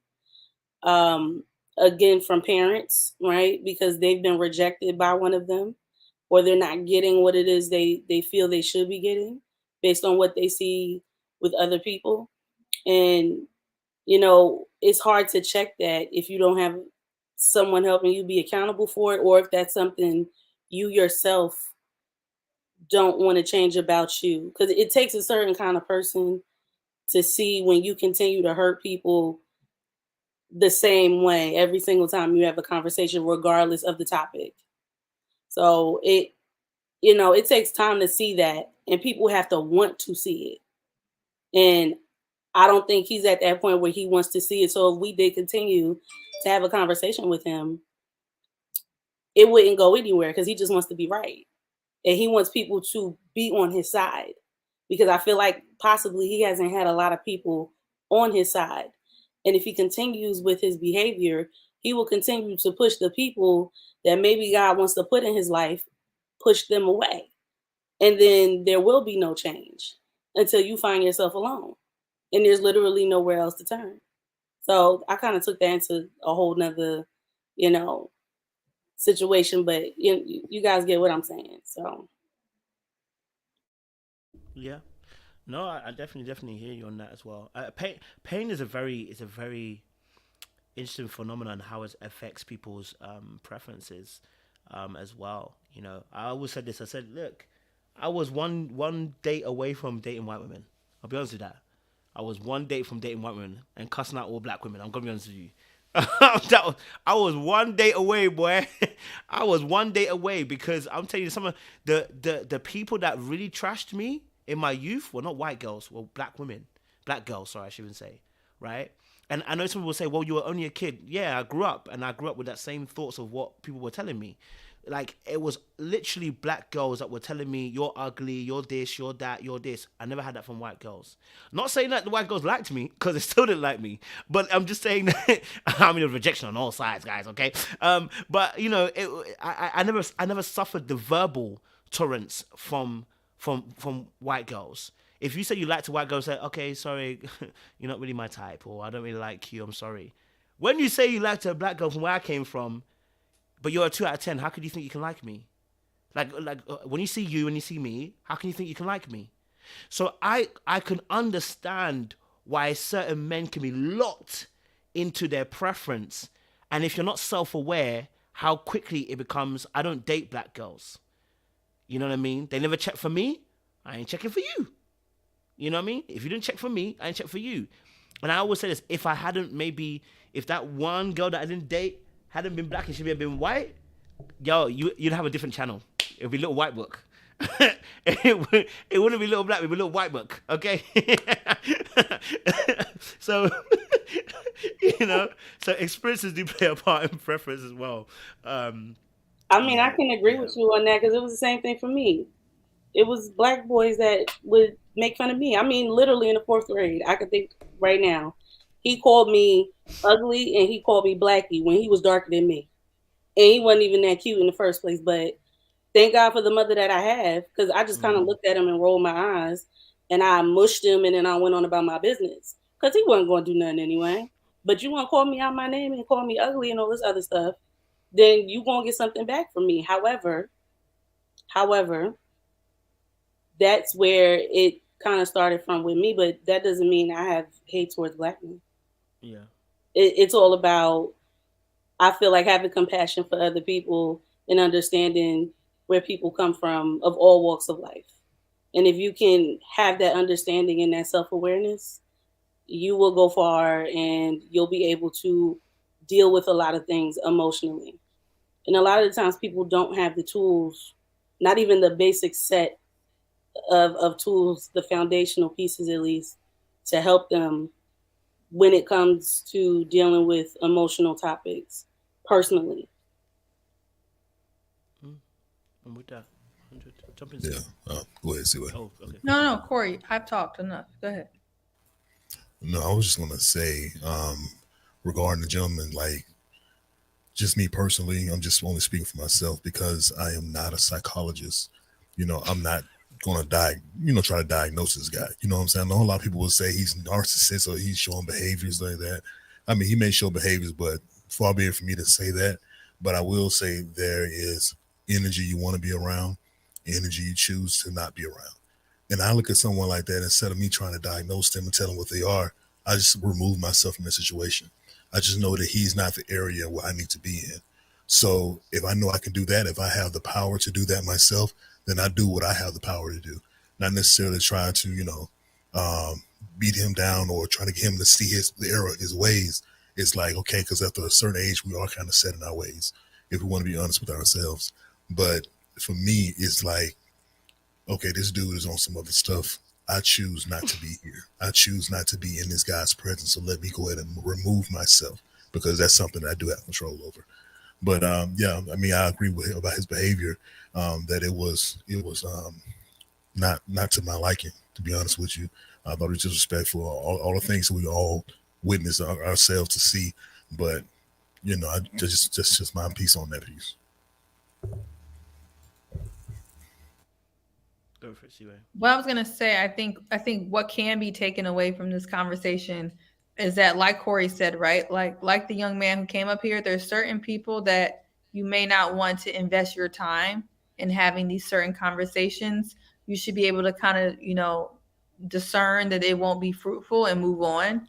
But for other people, I do think it's helpful, like what you said, and Coach, what you said, because there are a lot of people that have subconscious preferences on features, hair, and skin color that comes from a place of pain where maybe they were called, like I know growing up, kids used to call, not me, but kids used to call darker skinned people or first generation African students, African booty scratchers, tar babies. Mm-hmm. I'm talking about on all the time.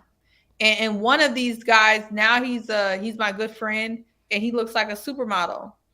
And I used to get on him. And one day, I won't say his name, but he told me, like, yeah, it was hard at first, like starting to date black women again, because for so long I was viewed as ugly to them. And I have to like convince myself that like they find me attractive, because over the last 10, during the prominent years of his childhood, when he doesn't look like how he looks now, he was always viewed as unattractive.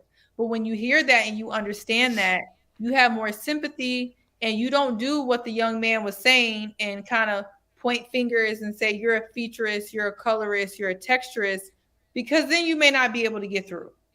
Mm-hmm. So I will say there are certain people where if you find the root to some of their issues, you can have a conversation and it may change the trajectory of how things go. And that goes the same way for women. Like that was the whole natural hair movement. Like a lot of us had to have some serious conversations with ourselves about our hatred for our hair. And although we went through all that, I would say when I was in college, so maybe 10 years ago, I don't think we're 100% delivered. I know I'm not, but I think we're in a better place because we had that conversation. And now at least if we wear weave, sometimes we're okay with wearing our hair, wearing our afro, you know, like we feel more comfortable. And I think the same way can go for all different facets of where colonization and Eurocentric values have seeped into our value system. And I think the best way to do it, honestly, I joke, Kojo, about you having this conversation, but we all have to realize that these values have affected us in ways that we don't realize, and kind of talking through these issues to deliver ourselves from these chains and shackles is the best way to do it. And without finger pointing to the best of our abilities. So I do think that's a good takeaway from the conversation. And I'll be even fair to you, because I think, you know, when you were discussing with him as well, I think there were some important points that you were making as well with the conversation, because, and I loved, there was something that you did which I really loved, right? And I think when we're talking about trying to help foster a good conversation, is that you agree, you said, I can find points that I agree with you. So let's build on that, but then let's tackle these issues. And that's what I think, because when you're right, what you're saying is correct. If sometimes, you know, when you're trying to just discourse with somebody about something like this, which is very touchy, you know, like you said, maybe mentioning colorism or featureism could set a defense and a guard up, you know what I mean? But what you did right there was like, okay, look, I agree with this part. You know, I agree with this part. Look, we can work on that part. That's great. We agree here. And let's talk about this point. So I agree with you here. We agree on something. Let's move with that. And I think that was a good way to do it, because that disarms a person as well. And I think also as well, I think what and I think you might agree to this as well. What you might have been picking up on was his language, because sometimes when you listen to people talk, it's a language that he was using. He was not trying to say it, but I was waiting for him to say it.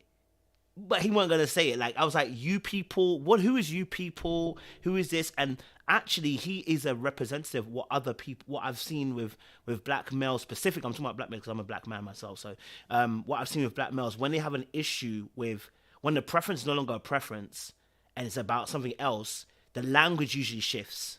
So the generalizations start kicking in.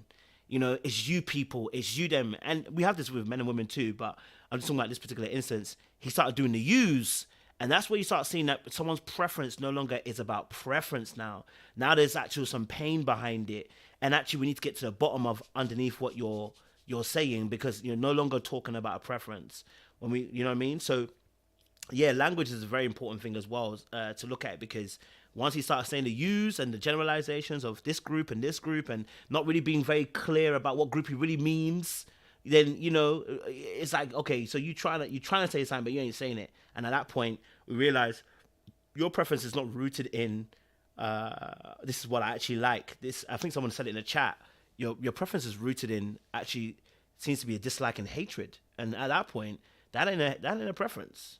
And I think that's no, it's not a preference. And I think that's probably what people in the chat or other people may not realize when they're like, don't get trapped. And what I was trying to say without getting trapped is that my training, just like some of your journalistic way you're able to interview, my training teaches me how to disarm and sort, right? So what I was doing was I was trying to disarm by agreeing where I can agree and focus on that. But what my training also does is at a certain point, I realized, like you were saying, that even through my best intentions of not being contentious on every point and trying to meet him where he was and try to ask him questions of why he was using certain language, I realized that it was from a very deep-seated position. And so at that point, I had two options: stop talking and let him just scurry away, which is probably the better option, right? We're reflecting. Or the other option is, well, since we're here and my training didn't work, I'm just curious about where is this hatred coming from? Because what I was trying to do at first is figure out, like, is this something that we can split apart, that everybody here can learn from? Like, this person is upset for this reason, or this is something that we can learn from. But when you have that type of hatred in your heart, and you're right, I was trying not to use who hurt you, because I feel like that's condescending and belittling. But I was trying to get to, like, where did this come from since we're here? And then it went left. But I do think if you're modeling anything, you do want to try to meet people where they are, because if there is, or try to agree at the places that you can agree with, because if the conversation will be fruitful, that's the best way to do it. But if that doesn't work, I would suggest walk away, or if you want to tussle, then tussle, depending on what you're feeling for that day. So yeah, I think we got to the bottom. As you're saying that, I remember I was watching a video earlier on this week. So, you know, if we're all self-reflecting in this moment, I was watching a video earlier on this week about saying something that you don't like in the actual moment may not be the right time to say something. So as I'm reflecting, as you're talking, I'm reflecting also at the same time, because earlier on you said you felt like we were getting onto you, and do you know what? Maybe that wasn't the right time to address whether I agreed or not disagreed in that particular moment. Just after, because as you were talking, this reminded me, that video was playing in my head, and I was like, that guy said the exact same thing. This probably isn't the right time. When emotions are up there, this is not the right time to talk about something. Do you know what I mean? And so now I'm reflecting, I'm like, oh, okay, do you know what? Like, did I need to say it at that time? Did I need to address maybe certain points at that particular time for myself? So I'm also learning and also kind of shifting my position a little bit as well in that moment, because I think it's a learning curve, right? So so as you're talking, I'm also going, actually, I need to reflect a little bit as well. And actually, that guy's video was making sense. I see now why he said what he said. I've seen it live. So yeah, I'm feeling that, man. I'm feeling that. I'm hearing what you're saying, T. I'm hearing what you're saying. I'm with you on that. Estella, what are you saying? Welcome to the conversation. We're having about 4 or 5 different conversations here, but listen, jump in where you can. You get me? So first of all, I love y'all. Hi, Seaway. I like how he was talking to you. That's why I came up. I was like, please get him off, because he wants all of the smoke. And I could feel it from whatever rock he was living under all the way over here in California. I was just like, but I just came up to actually literally answer the question of the panel is, can you state your preferences as a Black person and live in peace? And I honestly feel like, no, you cannot. That's like super general. But to get a little more specific, I think you guys have like pretty much touched on everything. But I feel like probably more so for Black men, you guys cannot state your preferences.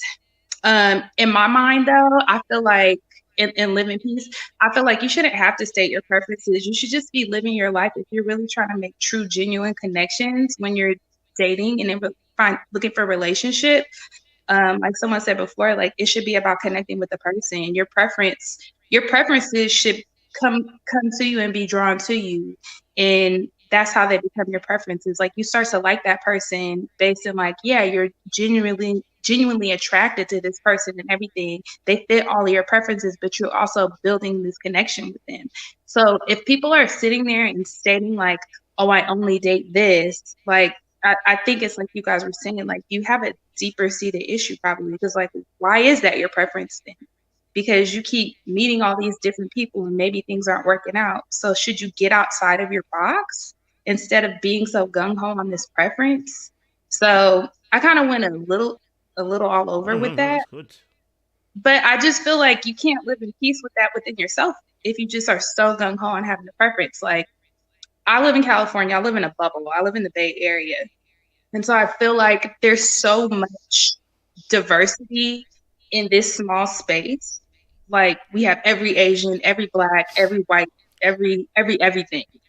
And there's a lot of like race or ethnicity mixing. And I think there's a lot more blurred lines here than like when I go to other places like New York or Chicago. I haven't been to London yet, but I can't wait to go. But I feel like the lines are way more blurred here, and we live in this bubble. And I don't really get the same type of, like when I see a Black man and a white woman like walking down the street, like it doesn't bother me. It's something I've grown up. I'm 34 years old. I've grown up seeing mixed race couples. I've seen Asian men with Black women, Asian men with Latina women, like every single mix you could think of.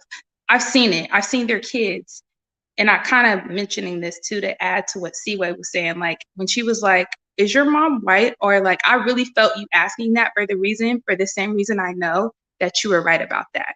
Because every time that I have a personality like that, male and female, the mom, they have like deep-seated resentment for their mom, no matter what the race is, or they have like a white mama that's like kind of like very white, and it's usually a problem.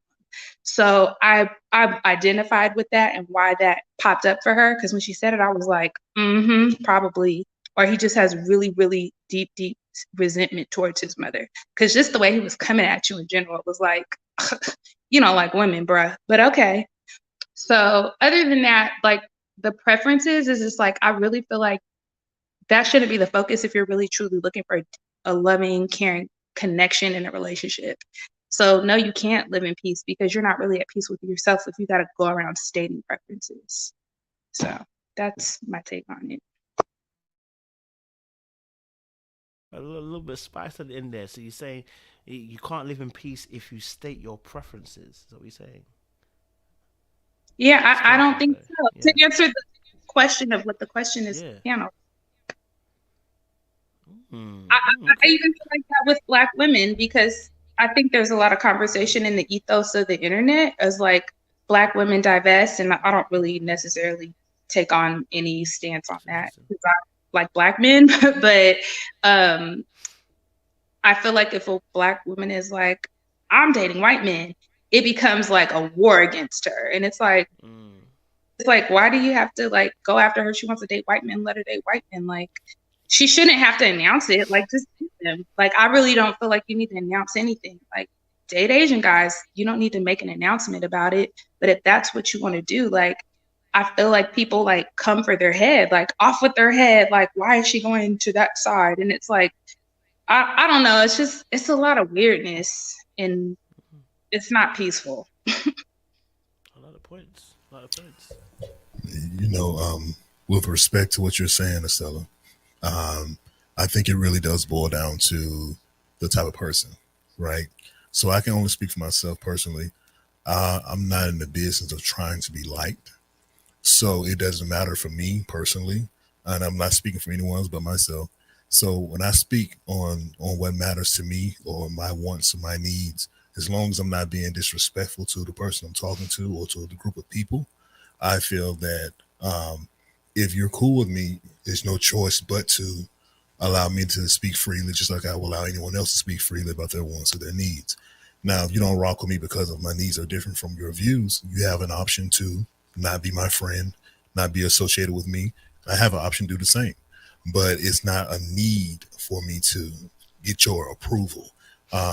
And I think that's different. Some people do have that need. It's an honest thing that they do have to have. They want to be approved. They want people to like them. They need people to agree with them. And I understand that that's what's in the society as well. But for me as a person, I'm not one of those people because of that same thing I was just saying. That I don't feel that need to be liked, or I'm not pulling people to like me, if that makes sense. And I'll say this because I didn't answer the question either, but it honestly, like Corey said, it all depends on the person. Because I'll say for us, if somebody asks us that question and we gave our answer, I don't think we would really care based on just us knowing each other and us literally not looking to be liked, unless, you know, you really just wanted to dive deep on why. And we get where the angle is coming from, and is not coming from a place of, oh, I'm trying to argue with you just to argue. No, I literally want to understand why. But now in just the regular world, for me, if someone asks me, like Estella said, usually they're trying to bait me into some type of conversation and I can feel it. Therefore, I'm not answering you. And then if I don't answer, it's still a problem, you know? And a lot of the time, because we're in a world that's overly sensitive and people are literally looking to be offended just to hear themselves talk because they feel like they have a point that needs to be heard, and they feel like their opinion is right when their opinion is not fact, and people don't understand the difference between fact and opinion, or subjective and objective. They just want to talk. So, and then also, it also depends, when I say it depends on the person too, a lot of people, certain people get grace just for how they feel, just because. Then you got their people going against another group of people, and everybody want to clash. And, like just to use like the Beehive or something like that, going against maybe Nicki Minaj fans because they feel one way about something. No, let me use Cardi B and Nicki. Let's, as an example, when you got two different groups going against each other over opinions, when it's really a waste of time. It all depends on the person. It depends on if that person is liked in that moment. Because then in the next moment, if they do something wrong, nobody is going to be there for them. That grace is out the window. God has moved his hand. The favor is gone. So now what do you do? And again, it all depends, literally. If people like you in that moment, they're going to be okay with your preference. If they don't like you, and if they've never liked you, most of the time for me, that's how it is. Anytime I say something, it's a problem with those that I know, right? It's like it got to turn into an argument, and I'm not looking for an argument. So if I know I'm getting faced with argument energy, I'm not answering the question. And that goes to the same point that Seaway was making with the young man that was just on. When I see that a defensive wall is going up, I'm not asking no more questions. That's just me because I don't want to deal with it. And I get there's pain coming from that. It may be some hurt, and it may be some other things going on that I don't know about. So maybe after the conversation kind of dies down a little bit, we can then go into, well, why do you feel this way? And it may have to be on a different day, not even on the same day. So, I don't want to make anything more than I don't want to make something more than what it needs to be, especially if I can tell if that person is not in the space of kind of answering the question and the defensive wall is already up, because then it's pointless to kind of go there.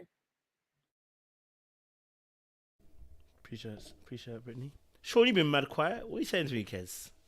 The R&B star. They said that you look like an R&B star today. You've been mad quiet today, Kez. I'm staying out of trouble. You got the chest hair out and everything. Chest hair out, chain round the neck, got the loose I said y'all ain't gonna too. drag him in the Got comments. Got the Justin blouse.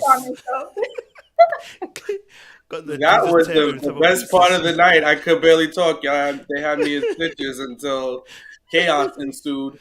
But no, I think like a lot of what I'm hearing and what resonates most with me is there's two things that stick out, right?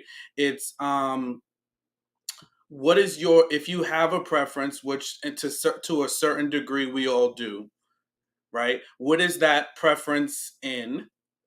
And is it rooted in just a general like, or oh, I like this, I like that, or is it tied to something that you feel like you think you need to have, or is it an idealistic view of beauty for you, right? So and I reflect back earlier when I was sharing my experience, it was that initial conversation with my mom that had me thinking about making sure that I see beauty in all its forms, especially with Black women. So I think those conversations do need to be had. It is realistic. It does happen where you can think that beauty only comes in one way. So I think we all do need to challenge ourselves and what our notions, our concepts of beauty are based on. Right. The other part is, yes, we can have a preference. We should all have a right to prefer what we prefer. But the next level question is, does our preference prefer us? Because we can be out here. Sean. What?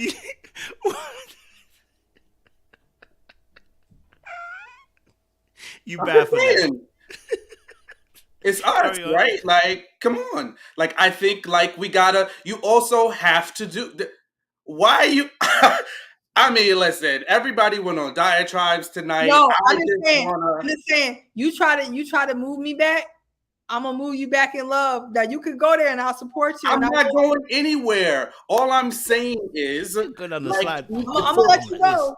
I'm gonna let you know and I'm gonna support you. For me, Like you can, I can, like, if I could say, oh, I want light skin and long hair, like I can come with that energy. By the way, that's not my preference, right? I can come with that energy, but does that energy want me back? And I think that's the big question. It's like you got to ask yourself, and it doesn't mean you just abandon your preferences, but you also need to have a little bit of reality.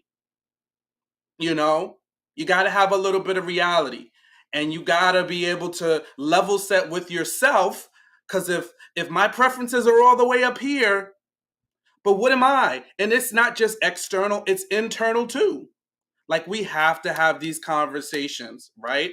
And you have to know, because it's not, we don't date in a vacuum. You know, if we're dating, it's two people, right? So I can want you all day, Brittany or Seaway, right? I can want you to the cows come home. But if you don't want me, then I'm capping, right? Or I'm just throwing, I'm throwing my energy in a place that is not well received. But there could be a very beautiful woman to my right that's knocking on my door, but I'm like, nah, I'm gunning for Seaway. I'm gunning for Brittany.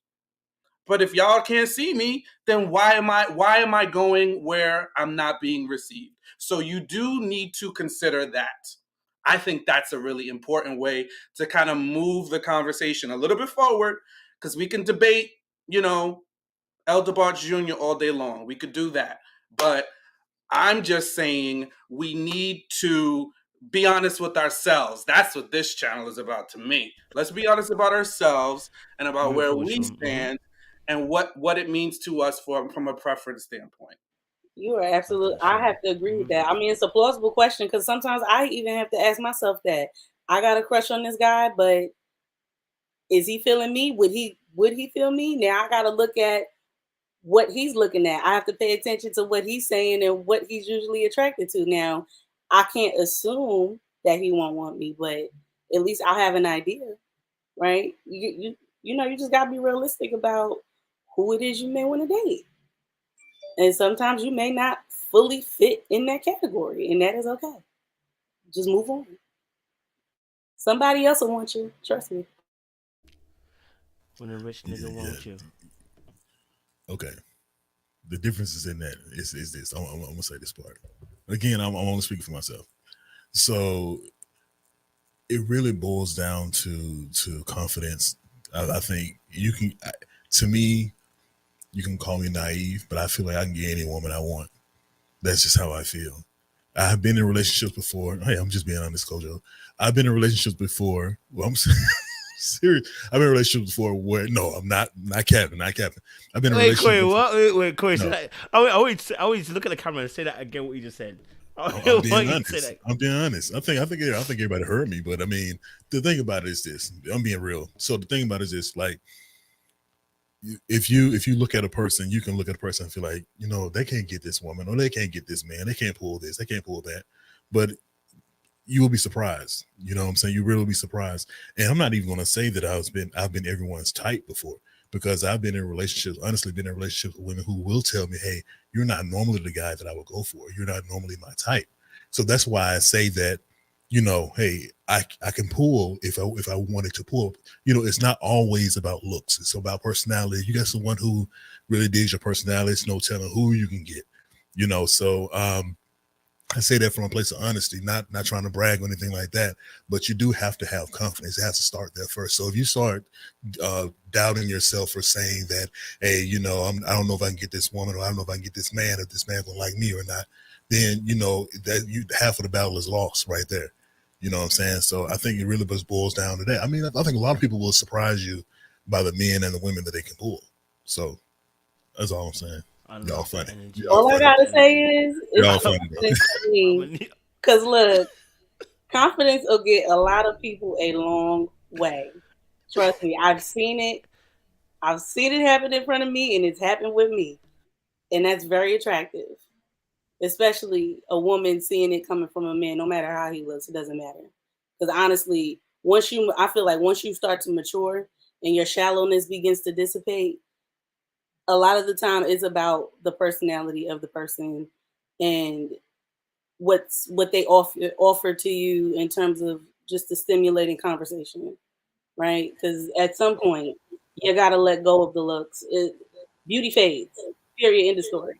So, yeah, I mean, a lot of the time, the men that end up getting me, I usually am not into them physically some of the time. But, as I've gotten older, some of the men I would never give a chance to in college have gotten time for me. Even if it was only a day. See what I'm You're not saying? finding them attractive. Is what you're saying. Hmm? Yeah. But see, this thing, No, though, you don't that's have not to. what you say. Go ahead, Coach. No, I was just saying. So are you saying you don't find them attractive? No. I'm not saying they like butt ugly or anything. Physically. They gotta be somewhat attractive to me. That's However, actually my point. the No matter how confidence BDE level energy is. allows them to get a little bit of time from me, even if it's just a conversation. And it may even go further than that if they can keep me, What does Sean keep say? my attention. Does So the preference want you? It don't matter how confident your ass is. It's gonna look like delusion if you go to certain people. It's gonna look like delusion to certain preferences. I didn't say it was everybody. Listen, John was leading you in the right direction. I got the confidence to run up on Yaya DaCosta tomorrow, right? But the reality is, it's not about my confidence. It's about does she want me, right? And at the rubber meets the road, whether it's my energy, my confidence, my smell, whatever, my swag, all of that stuff collectively, if she wants me, then it's a go. But if she don't, it's a no. And you can have all the confidence in the world, but if the person is not interested, they're not interested. And that's all I'm saying. I'm not saying walk around and be like, oh, I can't get nobody. I'm just saying we also do have to be realistic, because folks will sell you on a $100 ticket to the expo and have you paying tickets telling you can get anything you want. Yeah, no, we're not doing marketing schemes, pyramid schemes around here. We got to be honest with ourselves, right? I ain't trying to fire shots at nobody. I'm just saying we need to be honest with ourselves. Okay? I do think Corey needs to separate this, because for women, I feel like confidence is almost up there with the other stuff that we desire, like what they say, money, status, height is always mentioned. Confidence for a man and personality is key. And I think for the men in the chat, I mean, Corey is right. Talk your talk. Like, even if you don't have 100%, a good personality, especially on a man, would really take you a long way. I mean, I feel like every other wedding I go to, the first thing it says was, I wasn't really feeling him. But then I liked his personality and he really pursued me. He was confident. And now they're married for 40 years. So definitely for a man, that advice is key. I do think for a woman, being confident and not insecure will get you a longer way. But men are so physical and visual that I feel like, Corey, you're gonna have to put a caveat on your suggestion, because unfortunately, there's not no confidence and good personality in the world that's gonna make a man want to be with a woman he doesn't find attractive. Well, see, this is the thing. You don't have to be attractive. You just have to be. You have to find something within yourself that they could be considered as sexy. That's what I'm saying. Sexy is attractive. Confidence is attractive. So I'll say this, and I hope you guys can follow me when I say this. Any friendship that you have, there's an attractiveness to that friendship. See, where you're friends with Sean, maybe it's because of intelligence, maybe it's because you guys have a lot of things in common. It don't have to be anything sexual to be attracted to someone, but just the attraction needs to exist. So that's why people say all the time it's so important to start off as friends first, because that friendship can build attraction. The conversations you have with someone can build other types of attraction. And if you are living in the majority of an attraction for someone, and that one of those attractions is not necessarily physical, you will still lean towards that person just because the human aspect of it. You want to lean towards that person. So I'm saying you don't have to necessarily be a dime or look good to have someone be attracted to you. So I think that goes for men, and I think that goes for women as well. I've seen a lot of men out here married women who some would say are not attractive, some would say are attractive. But that just goes to show that you open up a certain gate within somebody and you let that person see a certain side of you that they find more attractive, and it means something more to them than your outer appearance. You're giving them something that they can't find, something that's not easily found. And when you give somebody that, then it's hard to let that person go because you know you can't find it again. So you have to have something to offer. That's a part of it too. So if you go and do just your looks and your swag, of course, no, that might not get you nowhere. But if you show a woman or a man that you have something to offer, something that's of value to you, that is not easily found, then that is what they're going to want to hold on to. Ladies, is this true? I want to know if the ladies are true. I want to know how true this is to this point. You know what I mean? Because a question we're asking is it confidence or is it delusion? You understand? Yeah? We're asking like real question. Is it confidence or is it delusion? You know what I mean? Because sometimes you can delude yourself and you know what I mean? But I'm asking the ladies, is this true then? So I know that personality can go a very long way. I know confidence can go a very long way for women. But I'm asking the question, he's not good looking to you. Yeah, he's not good looking to you. Okay? To you, he's not good looking. But the confidence is A1. The chat's A1. He's a smooth brother. A1. You know what I'm saying? Maybe even dresses A1. Can you override? Can it override? That's the question I'm asking. Real quick before you land that, I just want to say, like, Corey, I'm with you.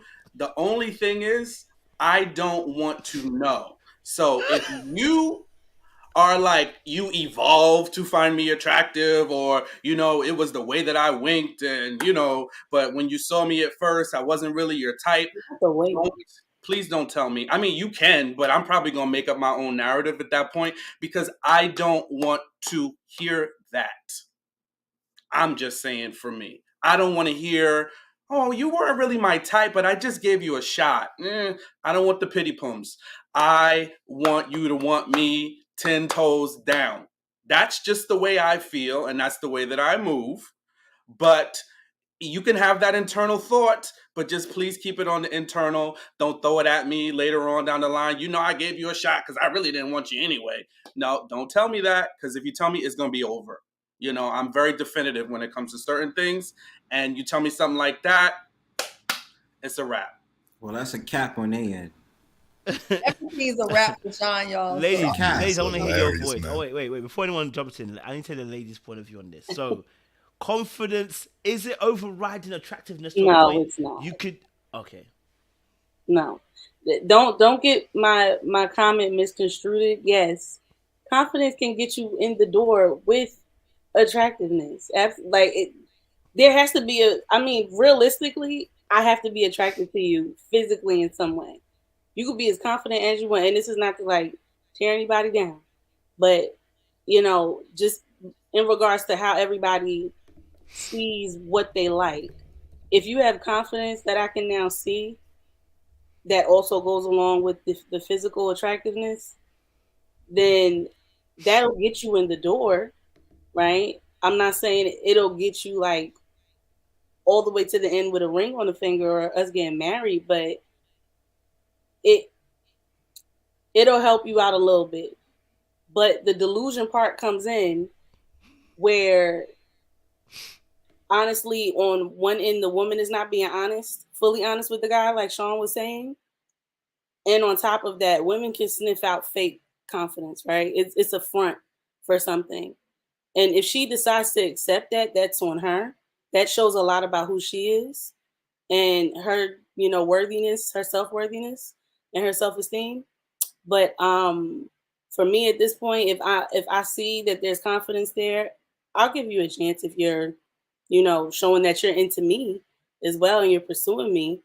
But as I get to know you, the confidence that you do have, some of that is going to wear off in terms of how I'm seeing you now, because everything else that I need and that I require is not there and it's lacking. So therefore, at some point, we're probably not going to be able to continue on, right? So confidence will get you to a certain point with me. And I maybe I can speak for other women with them as well. But like C-Way was saying, those other points and requirements have to be there. Once we see that some of those things aren't there, you know, at some point things are going to begin to fall off, and I may not be interested anymore. And then I'm just going to have to be honest about the fact that, you know, it's not going to work. That doesn't mean, you know, I don't like you, but in regards to where I want to go relationally, it's just not fitting in with my plan and what I want. And sometimes we just get disinterested. It happens, you know? Okay. So wait, Corey, before you answer, I want to hear C-Way, then you can jump in. Just for the ladies, and then we'll I'll get you fired back. C-Way. I mean, for me, it's not just confidence alone, but for me, a combination of confidence and personality. Honestly, I can't even lie. I think, especially for women, and I can say for me, and maybe it's just certain personality types, that draws me in more than other things, because there's a lot of attractive there's a lot of people that especially the older that I get, I recognize are phenotypically attractive. Like I recognize them as attractive, but I'm not attracted to them because they don't have the confidence and or personality that I want. Like I am on the side of people who are more drawn to someone's personality and mixed with their confidence. And then of course you want them to be attractive, but I honestly feel like Corey said, attraction kind of grows out of that safety you get from a man, the comfort you get from a man, the attraction, the protection. That is sometimes the attraction that you need, and it may not be that original attraction. And that's why I throw my hand at Sean about, oh, don't tell him. But sometimes it's okay to say, like, hey, when I first see you, I wasn't feeling you, only because honestly and truly, what holds a marriage and a long-term relationship together is not always physical attributes. I understand not wanting to hear it. Like, I get it. I get it. But I'm just saying, like, you being cute, like you could have had a six-pack when I met you and then not 6 months later. You know, all of that stuff changes. But that swag, that internal presence, that confidence, the safety that you give a woman, the protection, that financial security, that freedom to be themselves, that's like the real flex, the real swag. And that's why you see this all the time with people at the altar saying that. I get you may not want to hear it, but it's because honestly, the real thing that gets people to that love, that true attraction is usually mental. But it can't be confidence alone with nothing else to back it up, though. Yep, and that's the point I was making. That is delusion. And that's what I was saying. I don't know but that's the delusion piece of it. Exactly. I will agree with you guys 100% on that. When I spoke, I said that confidence is a big part of it. I didn't say it was the only part of it. I said you have to find something that's also sex. I said you have to find something that the other person desires, and it's something that can't be easily found. So it's a little bit of a package deal that has to come with it. So I'd agree with what you're saying, Brittany, that, you know, the man that you're into, he doesn't necessarily have to be drop dead gorgeous, but he needs to be something that you can look at without having to squint your eyes. You know what I'm saying? So I get that part of it. Sean, I understand where you're coming from too. You do not want to be told that you're not attractive. No one wants to be told that. If my woman were to tell me that, I will be done. You know, I will be completely done, because that's something I gotta, you know, take back with me. But to say that you weren't usually my type, it's not them saying that I'm not attractive to me. It's saying that they thought I was something else that I wasn't, and I proved them wrong. So in that sense, that can be a good thing. You know, it's a good thing to prove people wrong in certain situations when it's a positive outcome. So that's how I see it, you know. But if someone tells me flat out, you know, hey, I wasn't really attracted to you, it's those words versus you telling me that you're not the typical guy that I would date.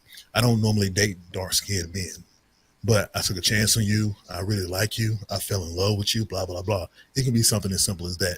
Just because I'm dark-skinned does not mean I'm not attractive or that I am attractive, but it's just not someone's preference. You see what I'm saying? So that's where I come from with it when I say what I said. But again, Sean, I do agree with you. Don't tell me that you're not attracted to. So All right, so, peace. So I hear what y'all saying, right? We talking all this. Shout outs to all the people on the panel, but like, does anybody understand the IDGAF philosophy?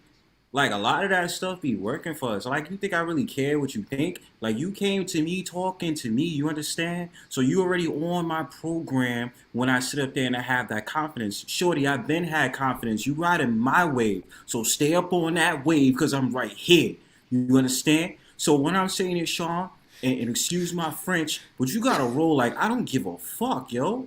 Like that's the plain and simple part about this whole entire thing, yo. Like I'm not trying to brag, but like I don't have to talk a lot to get a woman to be interested in me, and it's not because I'm trying to be. I'm average, son. Like I don't do all that whole entire. Yeah, you see me flexing, I'd be like, look, listen, I ain't got no big flashy jewels or nothing. Shorty, I ride the bus and the train. What's up? You trying to talk to me? Like, what's good? Like, I'm trying to talk to you. So where we going with this? You know what I'm saying? And they'd be like, okay. You know what I mean? And you know, the funny thing is, not to brag, but like men want to be sizing you up and getting mad at you because you got confidence, you just don't care. They be like, well, I don't like him because he ain't got all that. He ain't got muscles. He ain't got this. He ain't got that. So, but the girl you like me. So what you gonna do? Nothing. Go sit your ass down. So at the end of the day, when we talk about this confidence thing, you gotta have a swag like a boss. I don't care how much money you have or that fake high value stuff. When you roll like a king and you roll like you got confidence, that all that matters. You understand? That's why I just be like, I be on my own. I be like, yo, shorty, what's up? They be like, what's up? We out. That's it. The confidence was speaking. I'm not gonna lie. They know you from New York, bro. Let them know. Let them know what part of the city you from. I'm from New York, son. That's it, bro. Word. I'm from New York, son. Whoever said Church Ave, shout out to Flatbush. You feel what I'm saying? But yeah, I'm from New York, straight up. You already know what I'm saying? Facts. Yo, I gotta say, the energy, though. Thought I was feeling you. 100%. Shorty a munch. Let's go. 100%. That's exactly what I was. That's a different way of getting it across, but that's exactly what I was saying. Hey, you definitely got them feeling themselves, and I'm not even mad at you because you like the rest of my friends from New York. I love it. I've had guys like him pull me. I'm not saying they lasted forever, but they were great. They were good times. Some of them lasted long, some of them didn't. It's just depending on how shallow or not you are. But if you flexing and you come in with that funny energy, it doesn't even faze me, honestly. I'm not giving you no attention because that's corny at the end of the day. But what he was saying is definitely a lot of average dudes pulling because they funny and they know themselves and they confident. But then here's the thing. Like I was saying, I need to see more outside of that. You know, yeah, you may be average looking, you got confidence, you know, you got swag that you don't have to talk about or some kind of vibe. However, what else is there? Because then the delusional confidence is beginning to show. You have nothing else to show for it. So. Kitty Love 33, welcome to the conversation. We talking about confidence or delusion. I want to get your thoughts on this particular topic. What's your thoughts to hearing what you've heard so far? What's your thoughts? Oh, you're on mute. Sorry, let me unmute you. Okay. Go for it. All right, hey everybody, can y'all hear me? We can indeed. Awesome.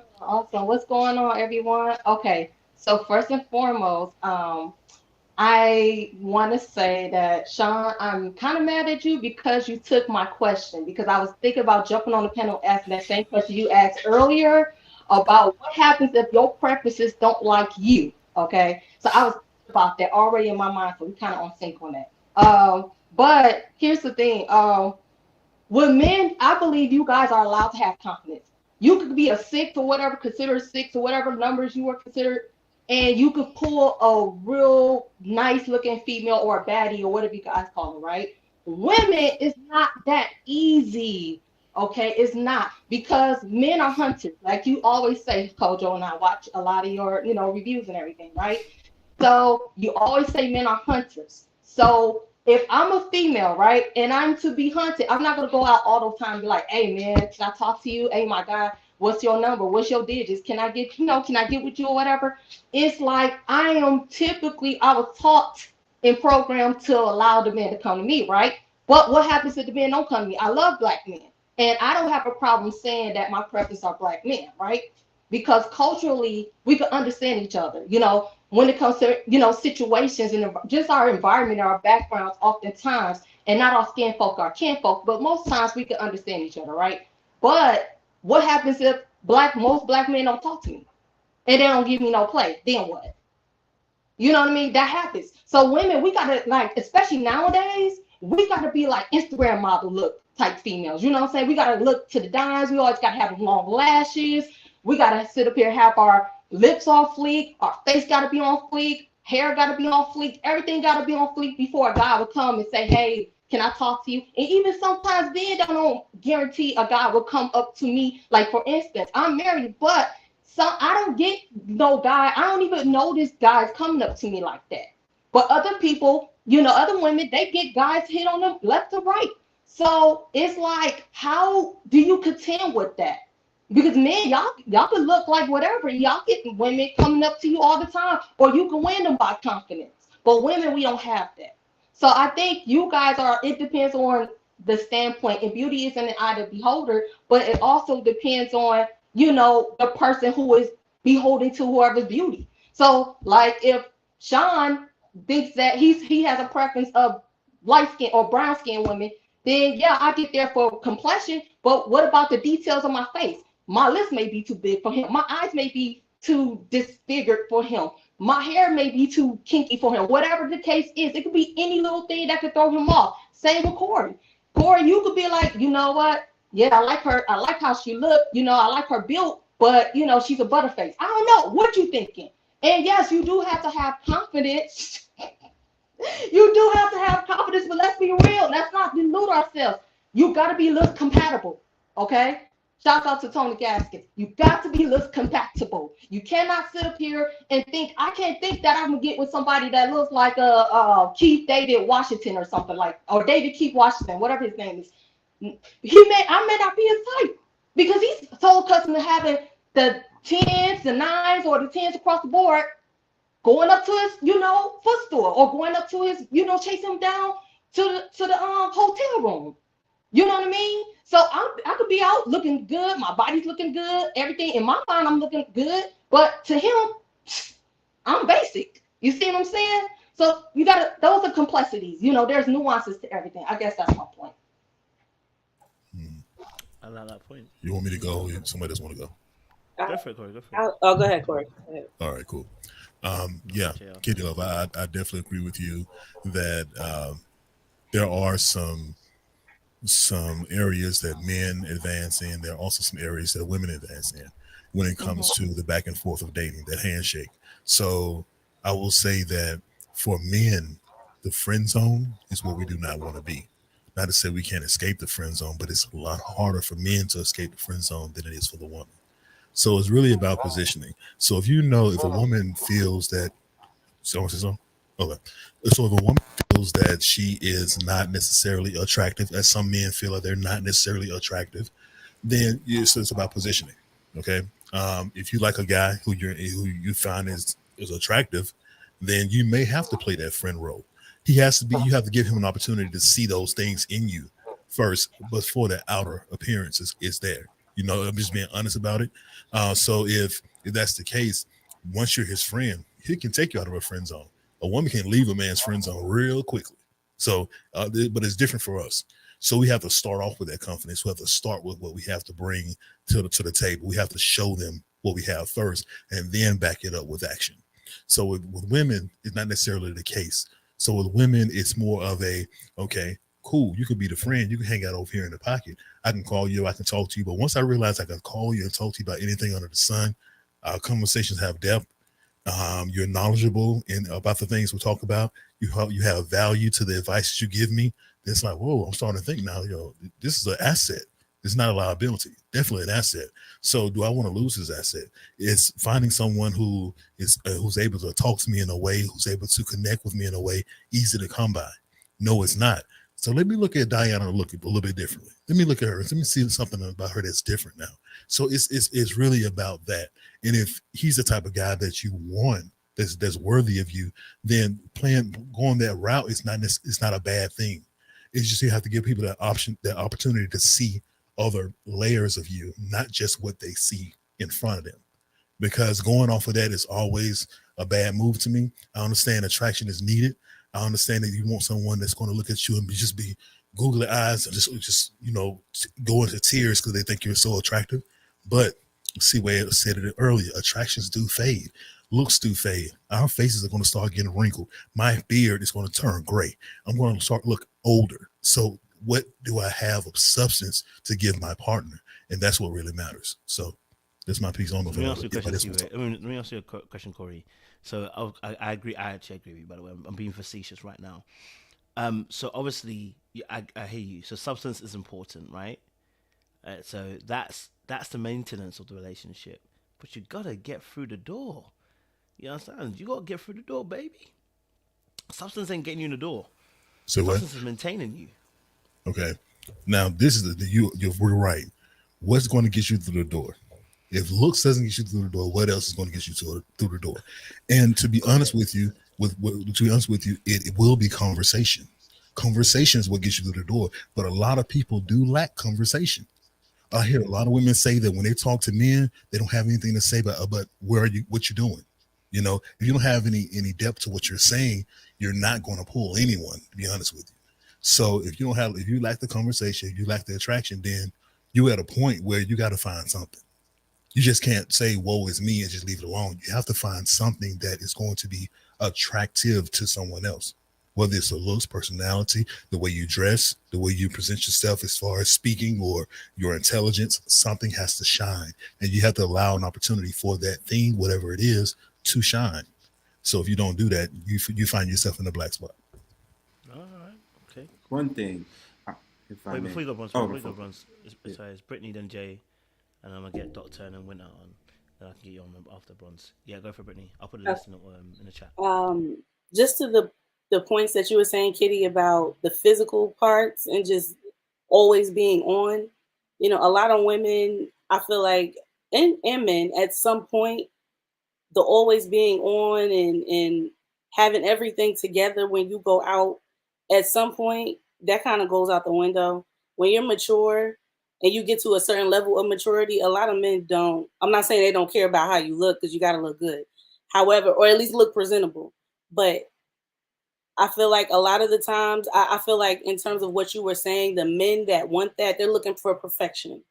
Meaning they're going based on what media is telling them what to look for, what social media is dictating, and what delusional people want out of a person that they're never honestly going to get every single day of their lives, because we all have off days. It's not going to happen. And, you know, even for myself, I had to get past that shallow part of wanting somebody that I thought was like super fine. But the question is, are they going to want me? Like Sean was saying, realistically, does this person want me?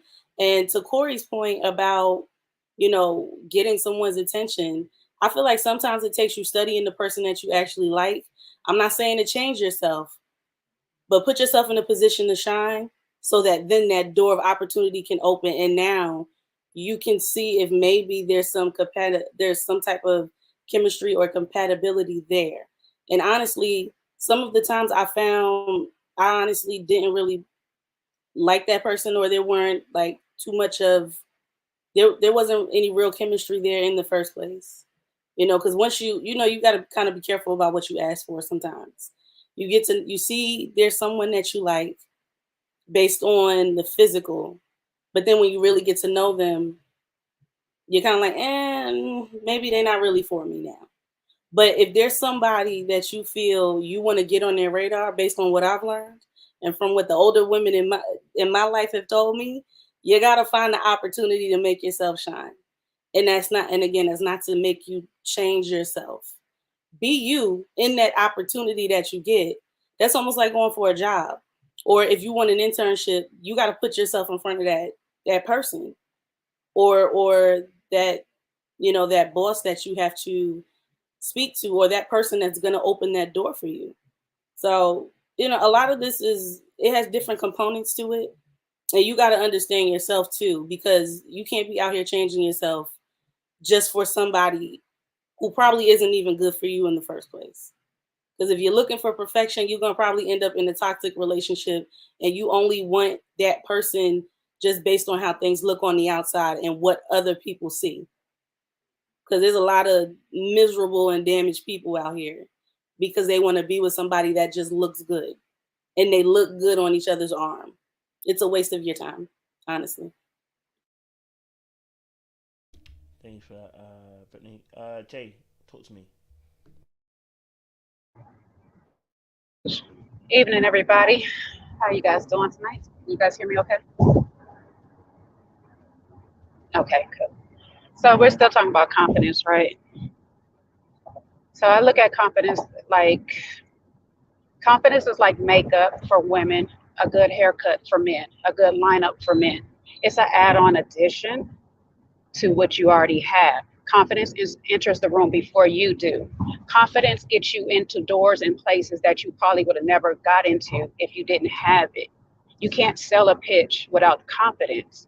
So confidence has to be there, it has to be in place, and it has to know how to show up and show out when it needs to.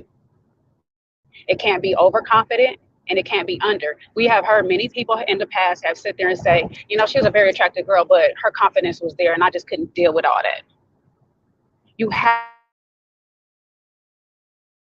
in you. Now, you also do have to know your ugly level. And I'm not trying to be funny or nothing like that, but you just got to know where you are in that plane. You got to know where you are. If you know that you're not an attractive person, something has to come in with that confidence. I know plenty of men who have worked the whole room because it's a numbers game for them, because they know that their attractiveness is not really going to be up there. So they figure if I work the whole room, at least somebody's going to give me that time of day.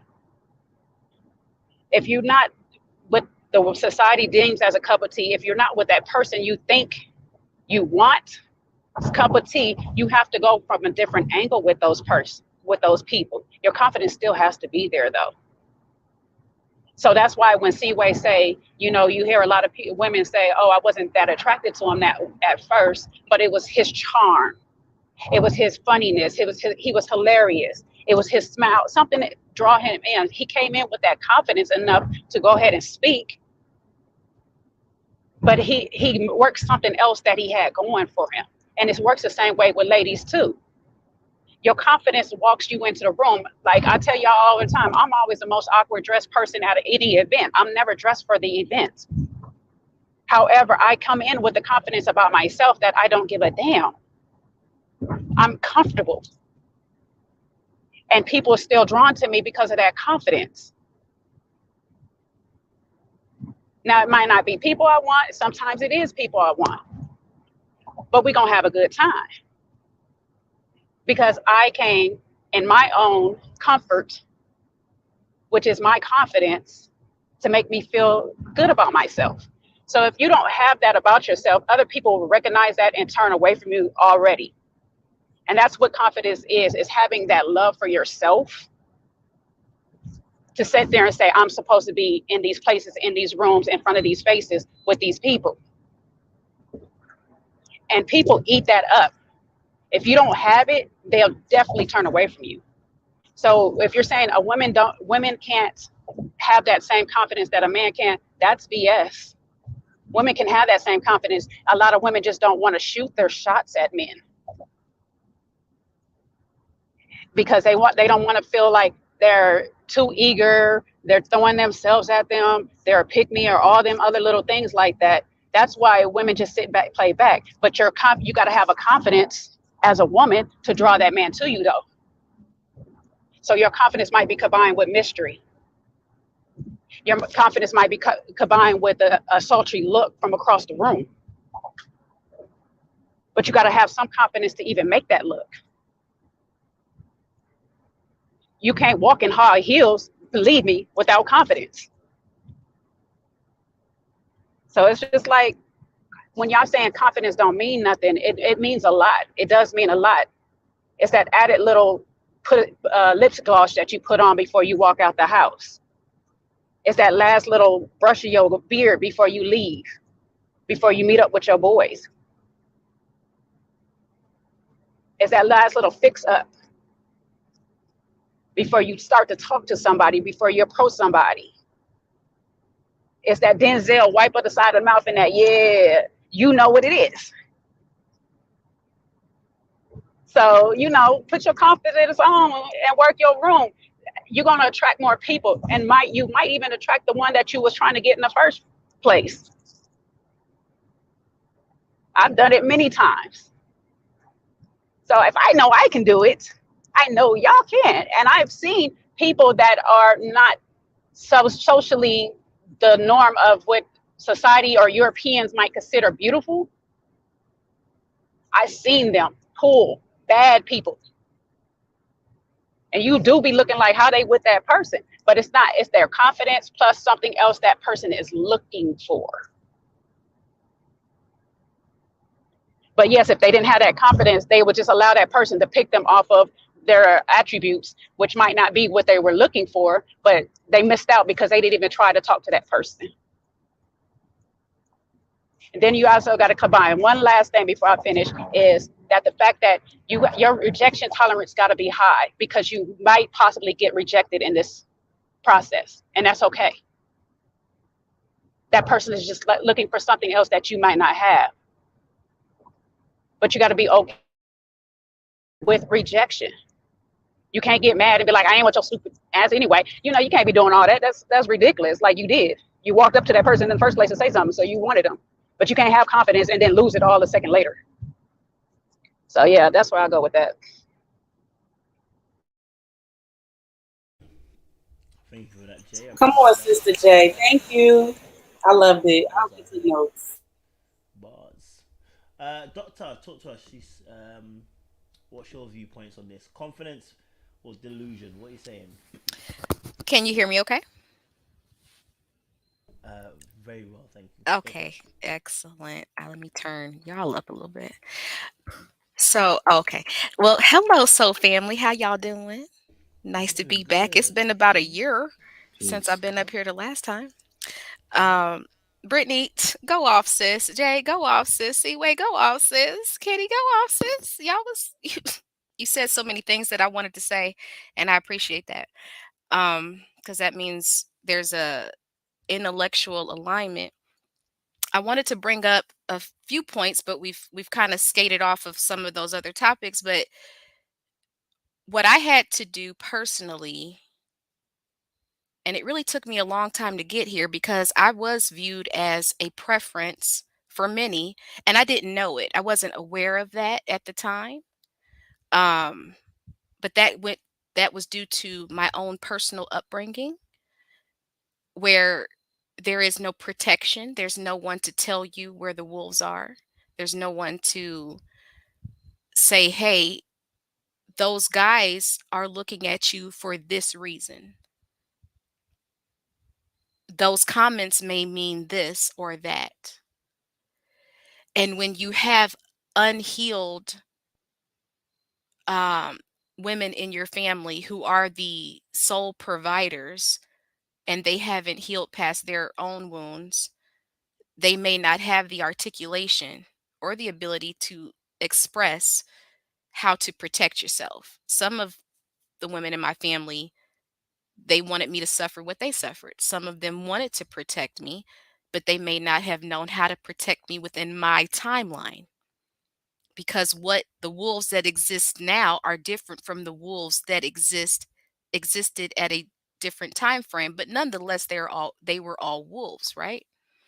And it doesn't mean that their wolves were less than or more than mine, but how to defend yourself or even fight back was just different. And I had a real big problem for a very long time when people came to me, or certain males. I will not call them men because they were not men at the time. I don't know where they are now. Bless their soul. Oh, you cute because you light skin, you got long hair. Instant rejection. Like, up, get out my face. Cause I might look a certain way to you, but I'm the one that will bite you. I'll bite you hard. I'm mean when I'm real mean. I'm real nice. I'm real sweet. But I am a full-time Gemini. Don't play with me. Yes, Coach, make that face because it's all the way there. But I had to stop that too because that really wasn't me. That was me fighting people who said my mother was this or that. My mother had the complexion of Brittany, and she was not treated well. Brittany is beautiful. Look at her face right now.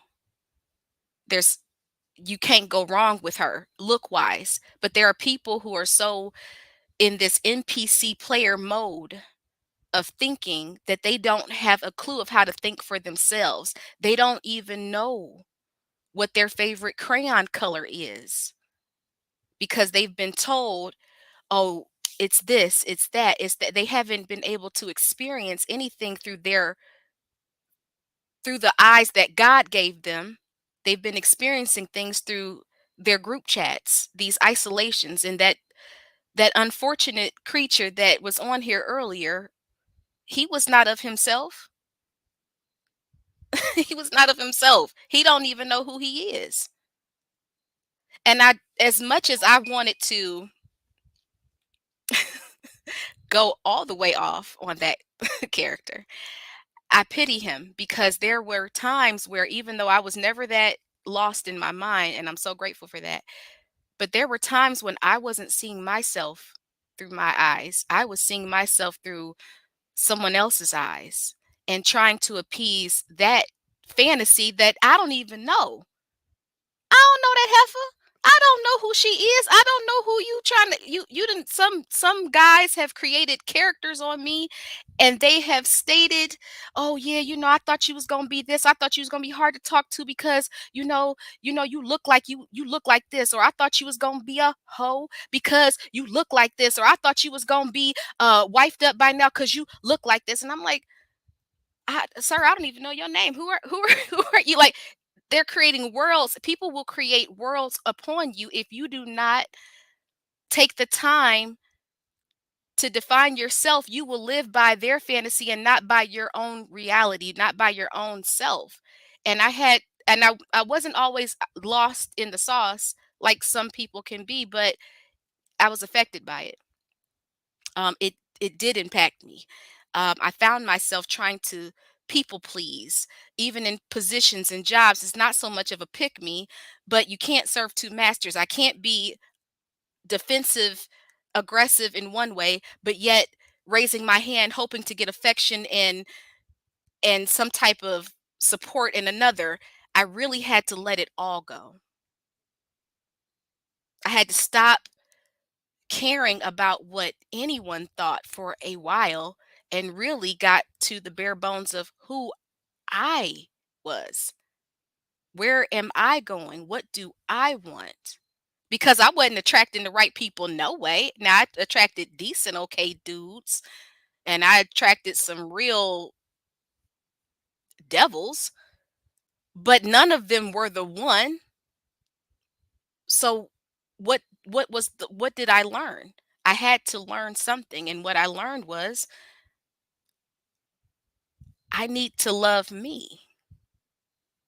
I need to get to know me. And it's been a very isolated time frame. This pandemic was a blessing to me. It allowed me to be with me. No distractions, no people to take care of other than me and my children, just me. And I got to know me in a whole different way at a whole different stage of my new level of womanhood. And now it's not about even me playing the game. I don't play it at all. I don't need anyone to make me anything. I already am. I am. It's not about someone coming to complete me, someone coming to make me whole. I am whole.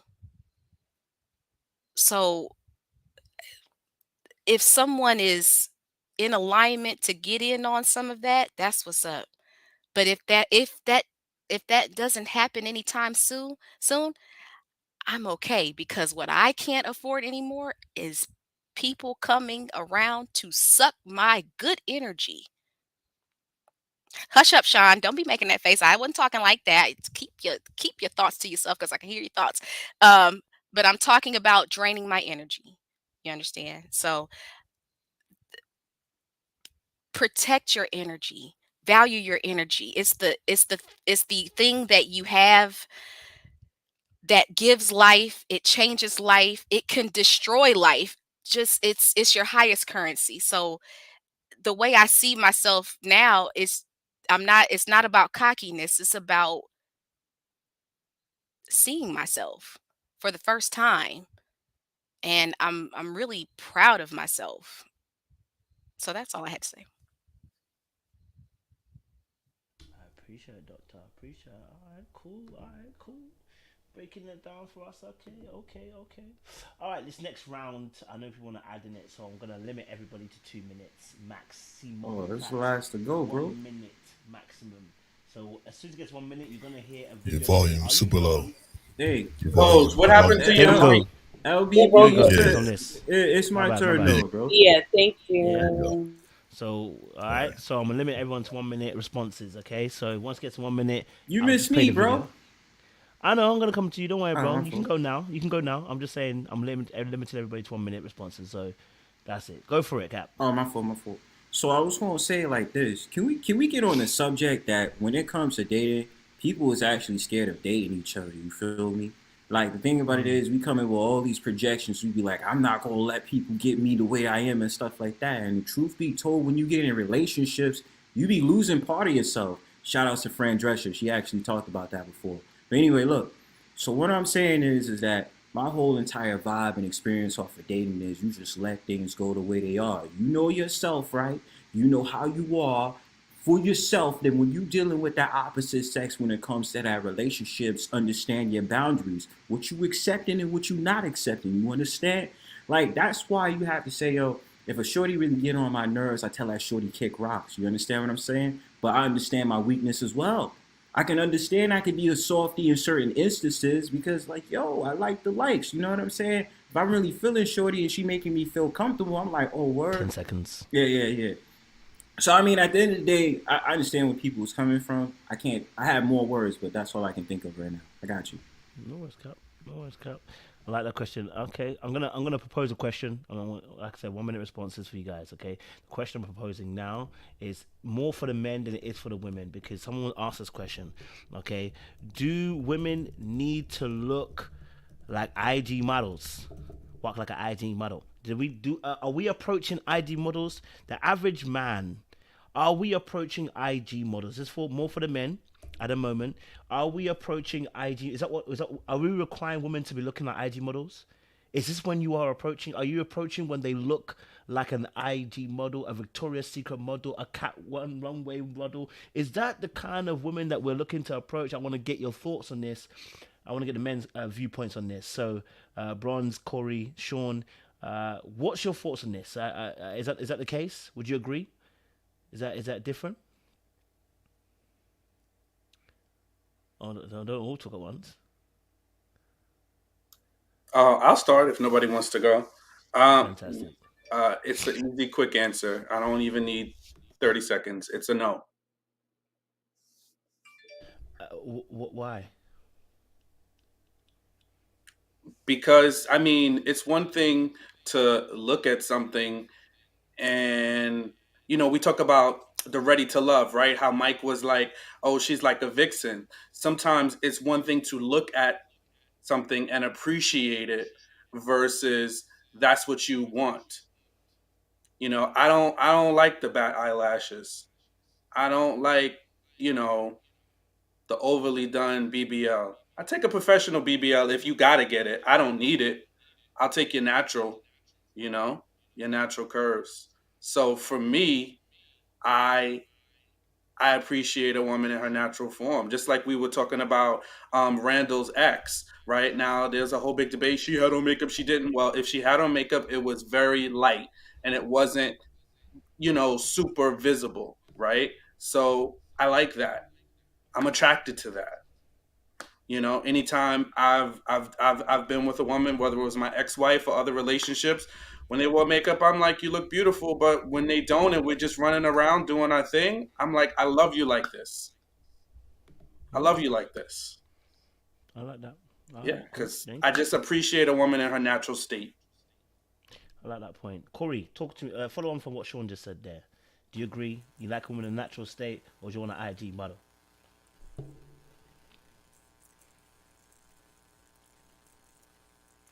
Sean, I mean, sorry, Corey, your mic is gone.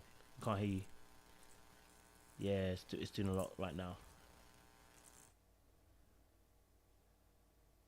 Just reconnect it for us. Okay, let both. Okay, so you back. Okay. Yeah, we can. All right, so I was saying it doesn't matter to me. If it's natural, it's not natural. The part about the IG, I will say it depends. I won't say yes, I won't say no. I say it really does depend. A lot of women sometimes look at other women and just think that they're IG models when they're just beautiful women. So if it's a beautiful woman on my arm and you're like, wow, she's pretty enough to be an IG model, you can say that, but that doesn't necessarily mean that she's an IG model. So as far as a person who's in that profession of showing off your body for likes and for attention, that type of mindset, that type of personality, no, I'm not attracted to that. But a woman with a nice body, she keeps her hair done, she knows how to wear makeup, it's not, everything looks nice and everything comes together well, and she's not an IG model, or some people may look at her as an IG model, then I will still be attracted to that. So if it's the person that I'm looking at, yes, but if that mindset of the selling of the body, the showing of the body to get likes and to get a validation, I'm not a fan of that. All right, appreciate it. Bronzebird, what's your thoughts on that? Yeah, hell yeah, I'm gonna go for the IG model. Why not? I got options. But my whole entire thing is, I ain't gonna try to smash some girl that got an ass that look like a moon crater. I'm not doing that. You know what I'm saying?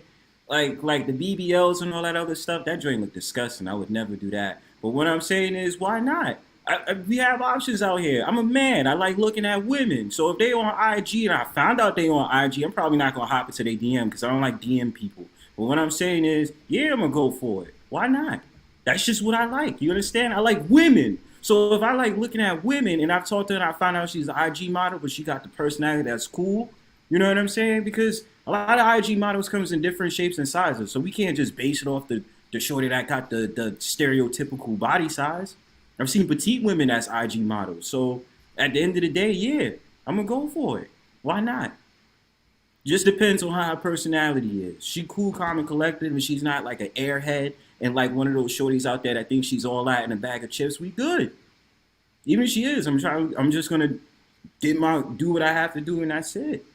That's it, and that's all. Okay. I hear. Okay, so the men have said their pieces. I'm agree with you guys. I mean, personally, I think I'm a bit like Sean. You know, I'm a person first and foremost. If you can get away with it, I love even no makeup. I'll be honest with you. I don't. I'm a person like, and I've dated girls. Two of my three girlfriends didn't wear any makeup. So I generally, when I say, I don't just say it for fancy full thing. I actually generally look for that. That's my preference.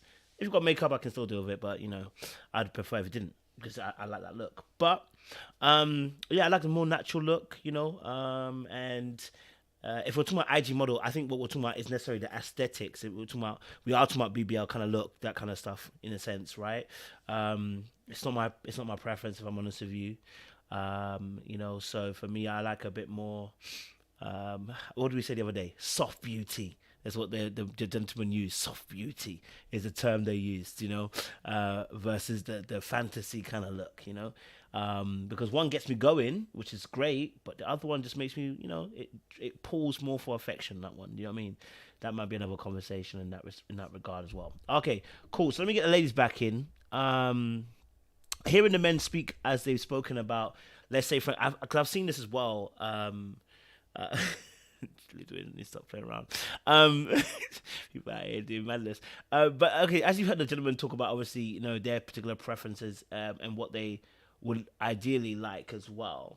I want to get your kind of responses to that. Is that something that's in alignment with what you already knew, or is that different to what you've actually seen from just based on your experiences, what you've actually witnessed, what you've experienced, what you've seen?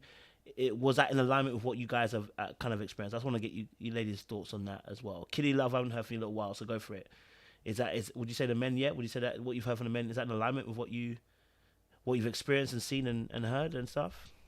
I would say it depends on the age group, because older, the older gentlemen that, I work with or whatever, at one point they just care about the booty. So if she got a big booty, not a BBL one, but a natural big booty, or she got a nice shape, then sure, they'll be like, yeah, I'll hit that. The younger men, like, not the millennials, but like the Z, what I call Z-listers, I don't know what they are into, I'll be honest, because I don't have a lot of male friends like that, like as far as like the younger ones and whatever. So I assume, but maybe it's a poor assumption. But like millennials, I think it could be a mixture. Yeah, the looks will get you in. If you don't got to be a deep, Instagram model necessarily, but if you got a nice profile picture on Instagram or Facebook or something, I guess if you're looking on the internet, that'll get you through the door. Or if I'm out and about and I look okay or decent enough to a guy that sees the beauty in me, sure. But as far as like to the point where it's disconfigured and all that, I don't think so. I don't think men are like that superficial, but I do think there is some looks components that does go into it all across the board with men and women. And can I touch on the confidence thing right quick? I agree with the ladies. I agree with Dr. 100, and I also agree with Jay about the whole look situation. I mean the confidence situation. I definitely agree with everybody when it comes to confidence. Confidence is definitely key. You got to know how to carry conversation and stuff. But, looks is part of it. It gets you through the door, but as far as being able to carry a conversation, being able to be intellectually connected and spiritually connected, and all of that stuff. Yeah, I think that's a part of it as well. So hopefully that. Appreciate it. Love for that. Brittany, what's your thoughts as the men were talking? I mean, did you agree with some of the sentiments? Have you seen that? Have you experienced that? What's your kind of reply to that? Various categories of men, right? Sean is one category. Well, all of you guys on here, including Sean, is one category, right? Y'all not necessarily looking for that IG look, right? Because I feel like when it comes to the IG look, like I mentioned earlier, that's like a conditioned way of thinking, because a lot of people literally are only on their timeline.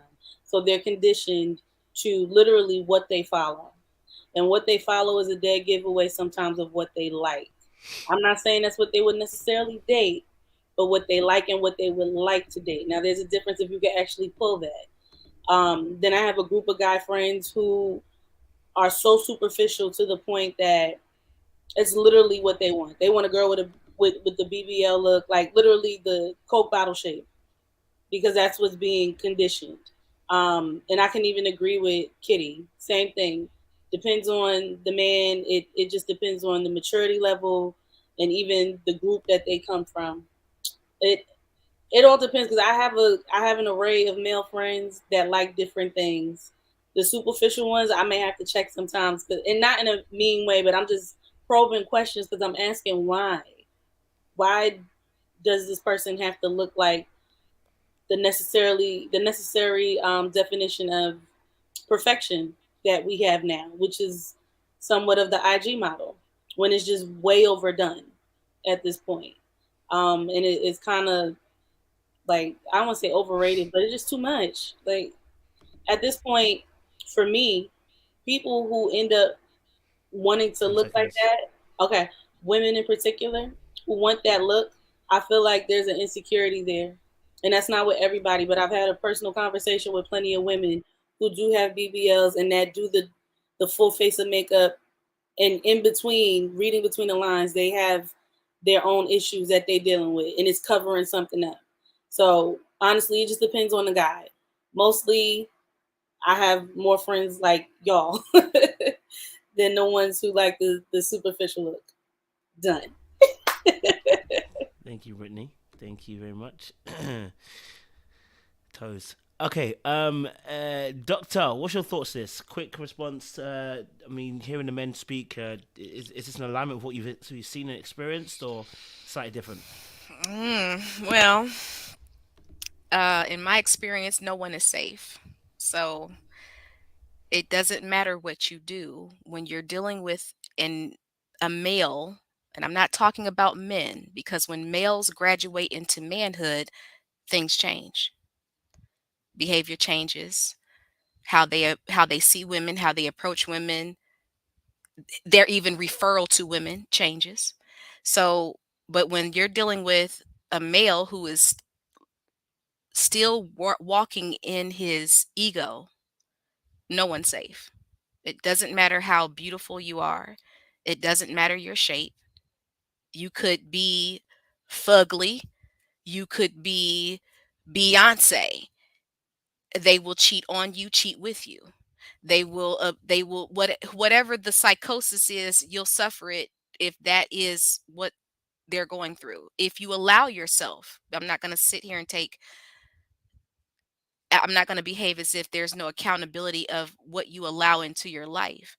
But it's all depending on who you're dealing with. Now, granted, we all like what we like. I like Maxwell. I like, Morris Chestnut.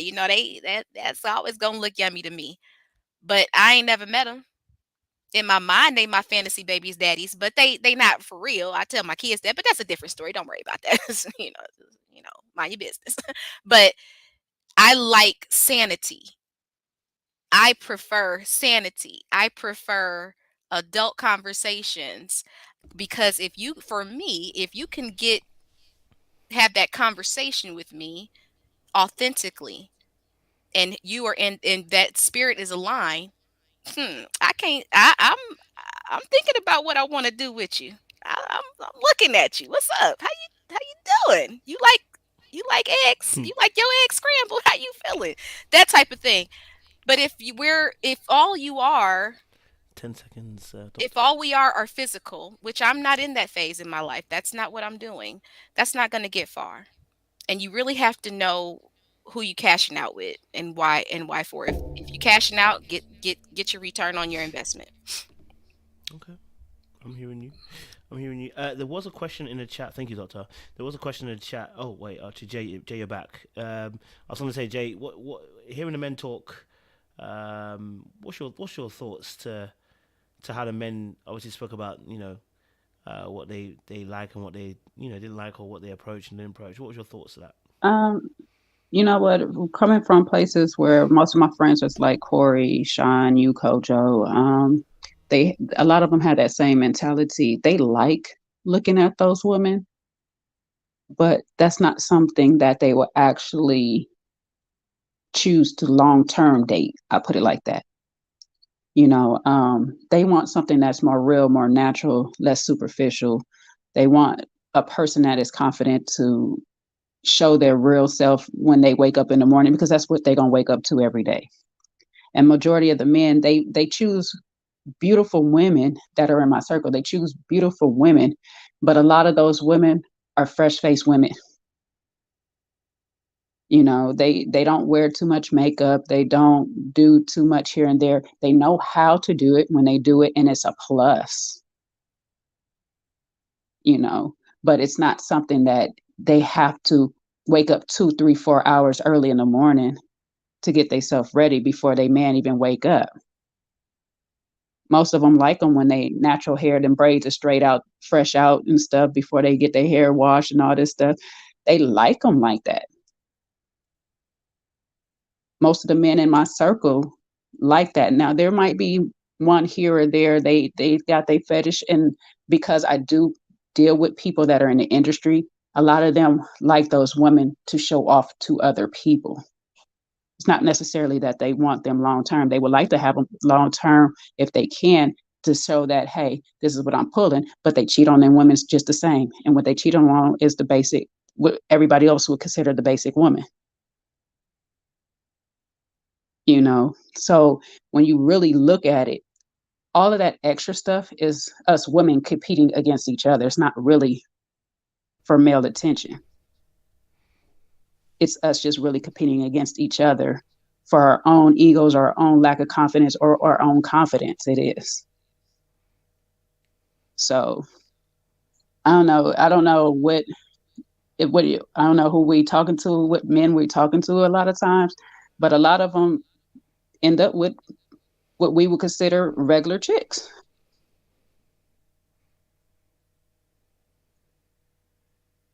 Thank you very much, Jay. Appreciate it.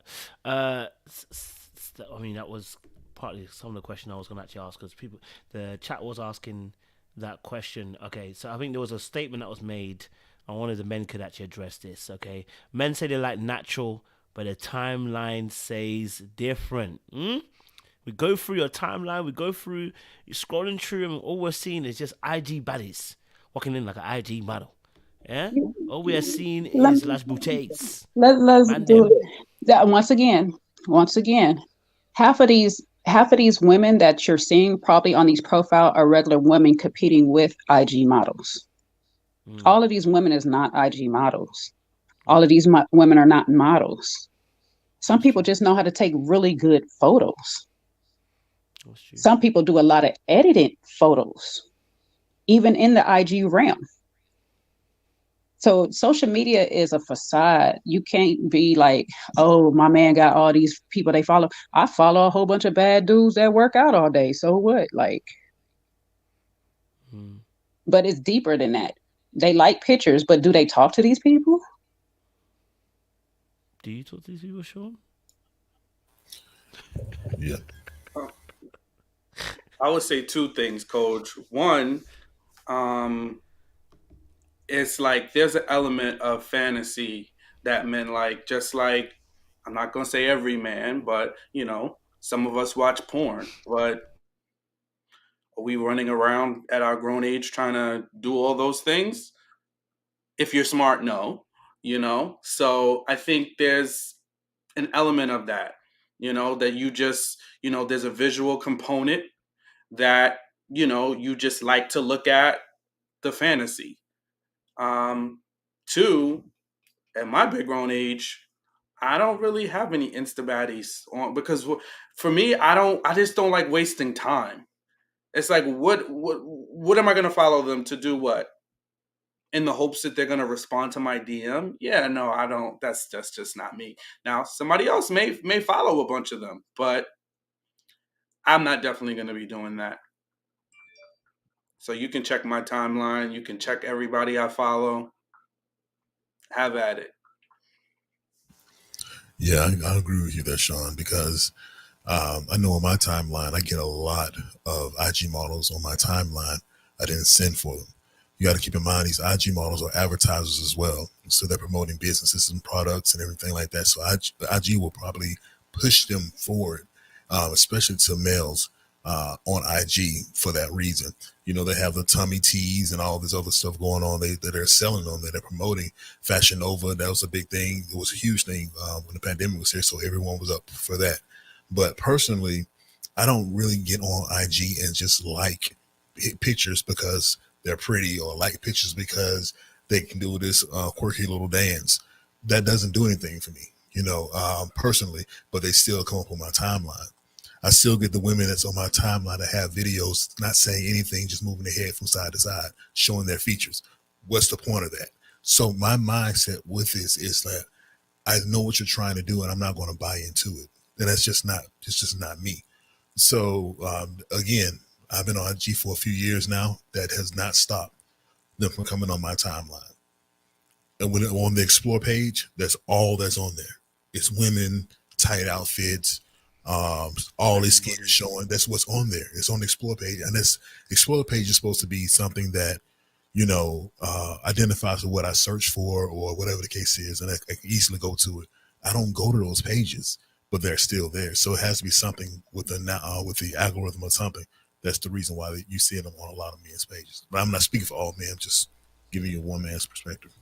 No, but we need to talk about that though one day, about IG and how IG that explore page. You sound super low. I can hear you, bro. Oh, I don't know. Maybe I need to adjust my setting. But I was saying that when you talk about the IG and talk about the fact that that explore page, it's a cap. I'll be honest with you. Sometimes it's a cap.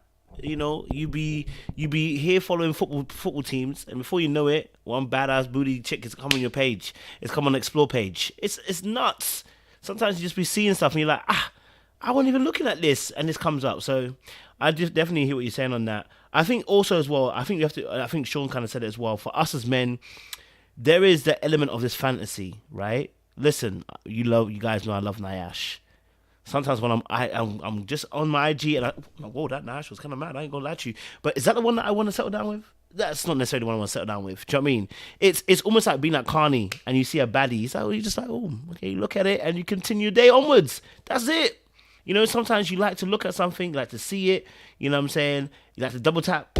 Some of you like double tap. I don't double tap those things. But and you go about your day. You know what I mean? Nothing else. You leave it as it is. That's not necessarily the one that you're trying to settle down with, though. You know what I mean? That's not always one you're trying to settle down with. So, I think that the IG, page and explore page, it's normally explore page because that's what we're talking about really, is some indication, but it's not all the indication because that IG be doing its own thing sometimes. You know what I'm saying? It'd be hearing you have conversations. If I mention Nyash, it'd be hearing the fact I mentioned Nyash, and it'll come up on my explore page. By the way, your phone's listening to you. Don't know if you noticed that, guys, as well. So the more you talk about certain things, the more it keeps coming up on your phone as well, because you've given permission to the app to listen. I don't know if you guys noticed when you go onto an app for the first time, it will ask you, can we access your microphone? Every time you say words, it goes into your phone, whether you've got it open or unlocked or not, and it's going in and it's feeding into the system. And that's why you see certain advertisement coming through at a particular time. Sometimes I've been mentioning trainers, and trainers be coming up for no reason, looking all sexy and looking like they want me to buy it, 60, 70, 80 quid again. I'm like, bruh, I ain't trying to spend no more money, but trainer, sneakers? What's that? Sorry, you guys call it sneakers. Trainers, yeah, we call it trainers. Yeah. Sorry. We needed that UK, and please, because Ludwin is yelling at us. Nobody is saying that all IG baddies have surgery. Exactly, and I'm trying to figure out what caps you're talking about. I'm speaking for the men that I know. I don't know what men you're referring to and stuff. The men that you may know might beg to differ, but the men I know don't want all that in their real life. They like looking at it once again, but they don't want it. And let me put a little button on that too. As far as the reason why, because I know there may be one or two of you out there may be wondering, okay, why is it that men don't want to settle down with these type of women? Again, I'm gonna give you my perspective on this. Yes, they're nice to look at. I'll give you that. But I want my woman to get natural attention, not above natural attention. I'm pretty assured that whoever I marry is going to be a beautiful woman, and she's going to have men look at her. And I want that to be natural, but I don't want it to become like just irritating and frustrating, because I know women who have gotten procedures done and they regret it because it's too much. Men it's too much. The DMs are too much. The comments are too much. So it's a lot that comes along with that. And it's a stress thing. It's a mental thing. That thing may cause a mental snap. Who knows? I don't want my woman to be put in that situation. I don't want that in my world either.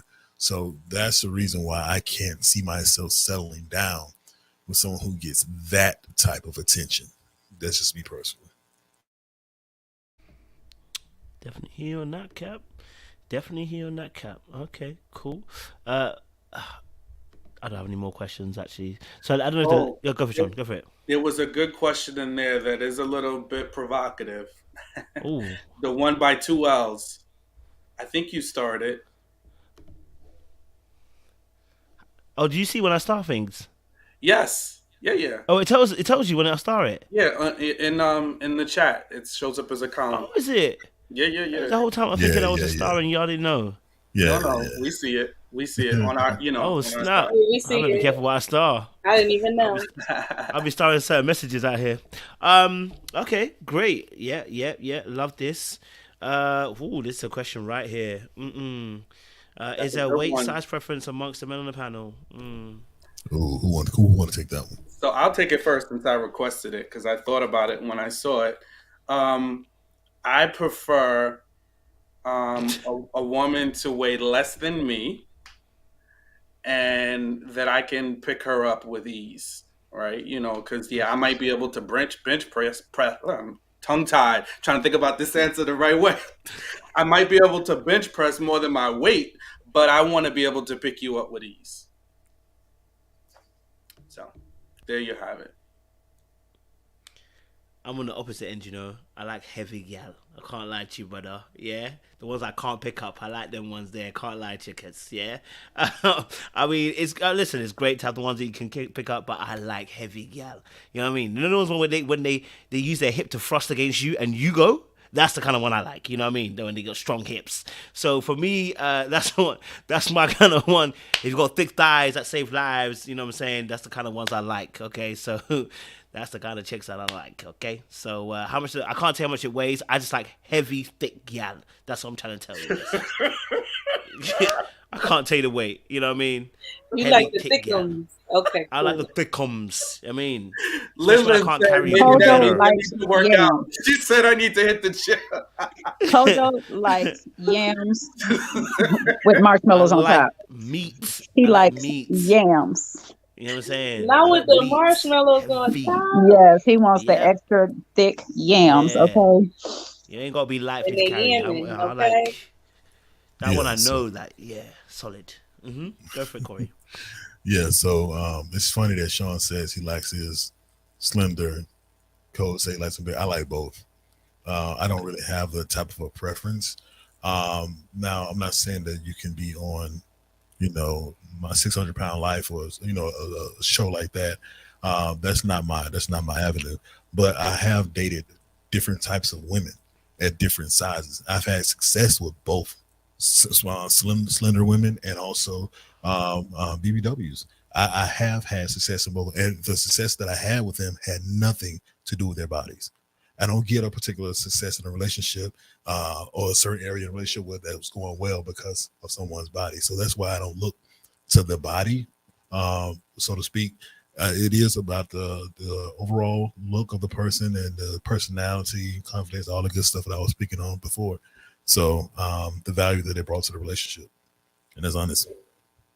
Just to be clear, I didn't say slender, because I'm over 200 pounds, so I said you just got to be lighter than me, okay? So okay, gotcha. I wasn't a woman with some curves and some thickness, so I just want to be clear,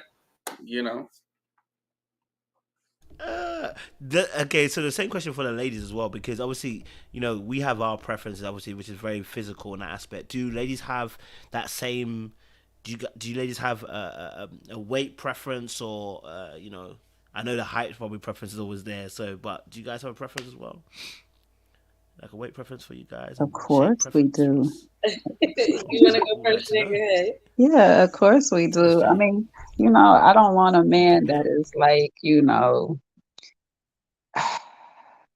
it's hard to say, like it, because I've dated all kind of people, so it's like hard for me to just go here. But like, I don't want you to be like, what's that Kardashian boy, where you just out of shape? Sloppy? Yeah, Rob. I don't want you to be sloppy, messy with it. You know what I'm saying? You got to look good with it or whatever. I do like a big bear, like type brother, because I like to be swallowed in your hug, and I'm a tall girl, so I need, something on me. And because I ran track, I like thighs. I do like male thighs as well. So it's just like, you got to have something working on. You can't have no little bird legs and stuff like that. That's just not my type. Anybody out there with bird legs, no offense to you, you got time to grow them, but that's not me. For me, mine is kind of similar to Jay's. I just need you to be in shape. I would love for you to be able to pick me up, and I love arms because I love a good hug. I don't know why. I don't know what it is about arms, but I love arms. Yes, Kojo, we can get with that. Absolutely. But in shape, preferably, and of course I would like you to be taller than me, but if it don't happen, it don't happen. As long as you got muscles and you look good, to me, we good to go. Yeah, cover that up, Kojo. Get your blanket together.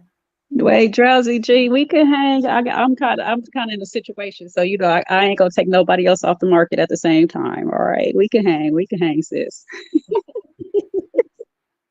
And you know what? It's not even to say I need to see cuts either, because I can see the muscle. Like, you know, when you can see the muscle, but you still got a little meat on your body. That's cool too. That's true. I've heard that studies as well. Studies. I think the studies for best shape is a little bit of muscle, but a little bit of pudginess as well. So there's still a bit of fat in there, not completely lean. So if you're not range, I have heard Like, about you can that. have a Doctor, little beer belly going on. you like a little belly too? Trip too much. You can have it, but it can go away sometimes too, and then it can come back. I mean, you know, because my weight go up and down too. Wait, breathe. Listen, ain't no belly going away. That's what I'm saying. It's here to stay. Exactly. Brittany, you know, I know what you're talking about. It's that grown man weight. It's that grown man belly. It's the grown man weight. You know what I'm saying? You got the muscular arms, and then exactly. somewhat cut in the beer belly. Look, oh my God. Okay. It's that grown man belly. You know what I'm saying? A little hard resting place. I feel you. Mm-hmm. They say that's a sign of wealth. You got a nice belly, that's a sign of wealth because you eat well. So, you know, look. It's not supposed to be just like jiggling and hanging all over. It's not. It's strong. But it's a strong grown man's belly. Okay, y'all didn't want to get canceled. Don't ask me. Thank you, Jay. I appreciate you articulating. Somebody said their weight preference is a heavy wallet. Right. I love that one. That's a good one, though. That's a good one. You know, I came across this thing on Facebook. Someone posted something on Facebook, and they said, "So y'all women really like us big guys? Why? I'm curious." And this young lady, she broke it down. She said, "Big guys are usually nicer." She said, "Big guys like food. Big guys cuddle better." And they say, due to self-consciousness, big guys smell amazing. He said 3 words: repressed intimate energy. Also, big guys who were raised to love themselves know how to help others do the same. So that was a few things to what she said. So it was interesting to me. I don't know if anyone agrees with that or agrees with 1 or 2 of those points. Agree. I have heard. I certainly don't disagree. Yeah, I've heard a thing about smelling good before. The big guys smell good. I don't know why that's a big guy thing or a small guy thing, but definitely heard that one before. If you smell good and you hug me, I don't think I'm a woman like that. That's all I'm gonna say. It's a plus to really smell good, and you got a smell that just matches you. I don't know. I can't explain. Do you ladies have like a scent that you? Because you know, like some ladies, like they normally tell you what their what aftershaves they like on a man. Do you know what I mean? Some of you don't have favorites. I don't know if you have favorites. May I chime in? Some ladies. You can chime in, Doctor. I don't have certain things, like physical things, that I am looking for all the time. It's more so, if I am feeling you, I will find attractive things about you that will just, I'll kind of fixate on, or I will compliment you on, and I'll say, mind your manners, Kojo. You better watch them arms. You better cover that up.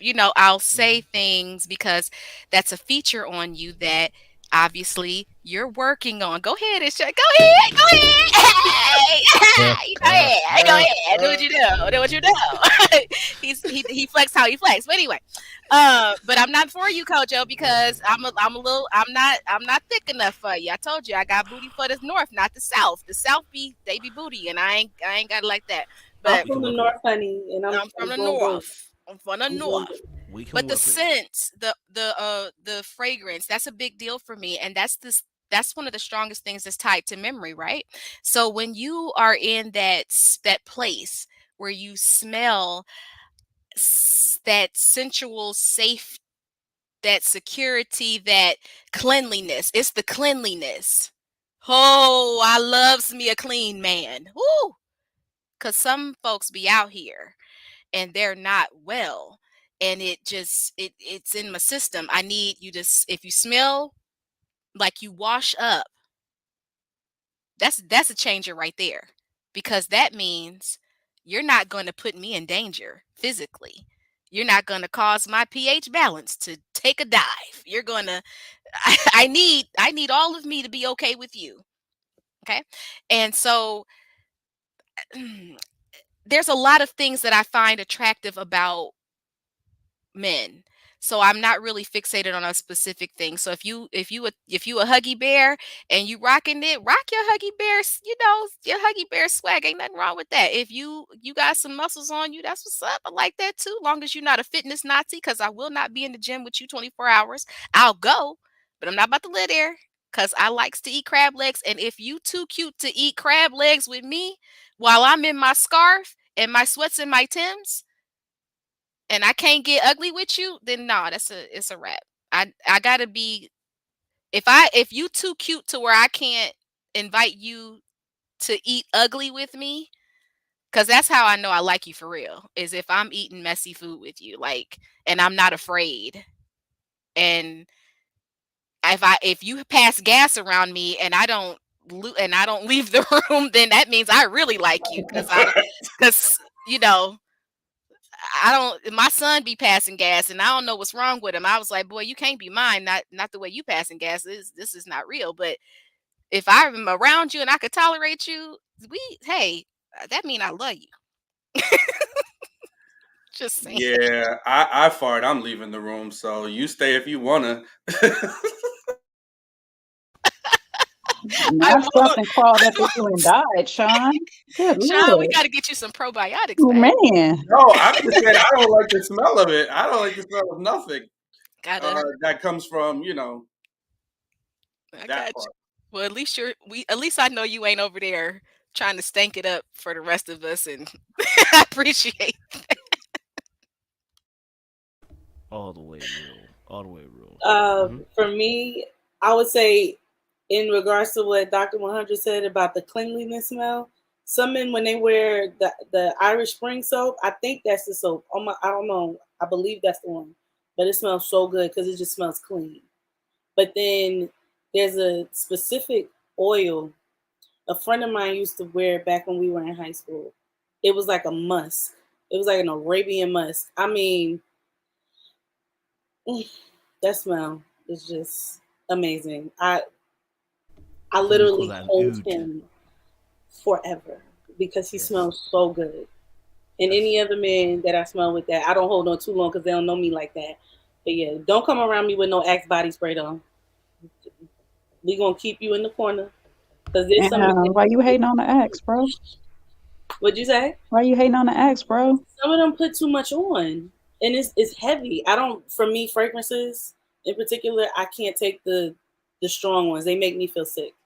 I get you, because I'm like that. My dad does this one thing and it irritates me. He has this one scent he thinks everybody likes, but because it enters the room before he does. Mm-hmm. And I'm just like, dude, that is not the one. You got to get a scent that works for your body pH. And it needs to be where it's very faint, just enough to get the woman's attraction to turn back and want to come smell you. You repelling her like with this loud scent. I do not like, I feel you on that, Brittany. I do not like very loud scents. I don't like flowery scents either. I like a bergamot. I'm probably saying it wrong. Bergamot, however you say that. I love that scent. I love like old like cinnamon, like spice scents. Yes, I like on men. Okay, we got you, Kojo. You got spices. All right. You dabbling in flavors. Got you. It's always good for men, just like women, to find a scent that lingers and it kind of enters the room. But it's the scent scent that complements your body. Because see, sometimes some scents don't complement your body. Like even with us, like we can put a scent on, but it either fades away off of us or it doesn't smell right when other people approach us. So you just, long as a man finds a scent that complements his body, and definitely cleanliness. I don't want no dirty peen. Okay, please. I need you to wash no dirty shorts or underwear. Like, let me not be like that because I like it. Are we talking about that type of underwears now? He don't need to wear none. Damn, that's my dude. No, just playing. What's that? Y fronts. Y fronts. Wow. Look at Kojo. Good old Y front. selling yourself over here, sir. Right. A good old wide front. Because we know it's a couple in your DMs already. Okay. Told you better stop telling yourself before I start Sean, pimping. Sean, bring it out, Sean. You bringing the spices? You bringing the spices? Okay, that's what I'm talking about. Well, what Tell us about the these guys? spices, Sean. What kind of smells do y'all like This has on women? bergamot Hold on, in now, it, do I and need to get wood. do I need to get my collection? Do I need to Get get your my collection. collection? Got it. Do I need to get my collection now? Nice cedar This is wood. from France. This is oil. This lasts forever. It's called Source. That's This right, is my Sean. top 3. So Let them know, I Sean. get mine flown in. I might get mine flown in. So get one more. So, now you got Kojo getting them other ones, Sean. So what I will He's say like, is challenge. I will say that a man is supposed to have more than one fragrance. So I'm proud of my boys that they got more than one fragrance. But I know people were talking about the Irish Spring. Irish Spring is a good masculine scent, but nothing, in my opinion, nothing smells cleaner than Dove. Dove gives you a realistic, like a really clean scent. So that's my soap of choice. Especially it doesn't do anything to the cologne that I'm wearing. And it doesn't leave that residue. Like Irish Spring leaves a residue. I'm sorry. Exactly. It's not cakey. It's not. It's none of that stuff. So when you use Dove, it doesn't negatively interact with your cologne scents either. So when you use Irish Spring or those other high male energy type of scents, when you put on cologne, that interacts with that. But like you said, Jay, it does matter that you find a scent that matches your body. It's the difference between touching your body and touching your clothes. When you touch your clothes, it's a completely different smell. So you have to know which colognes to put on your clothes, which colognes to put on your skin. So that's important. Now, on the flip side, let's talk about the ladies. Ladies, I know I've made this statement before.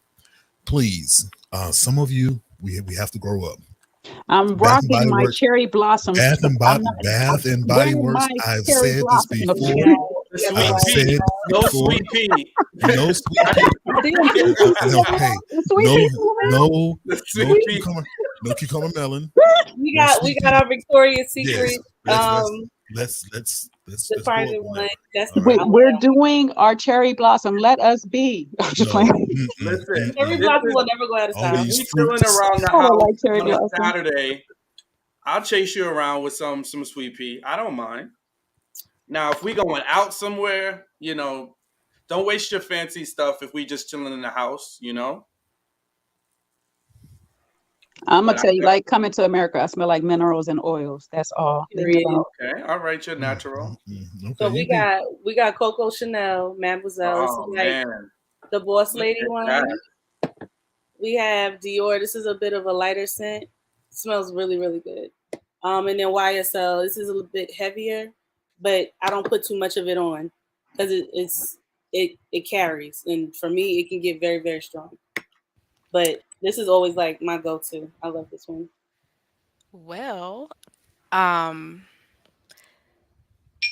fragrance is very important to me because odor can be very pungent. Yes. And odor or your sense of smell, it's all particular. So it's 80% particular. So the reason why we respond to it so aggressively or romantically is because we can taste it. The particles literally get on your tongue, right? So I make my own fragrances personally because I am very sensitive to a lot of other things and the good stuff. Y'all was bringing out some of the good stuff. I save that for special occasions, things of that nature. Now, don't get me wrong. At Christmas time, Bath and Body Works be having their little specials and whatever.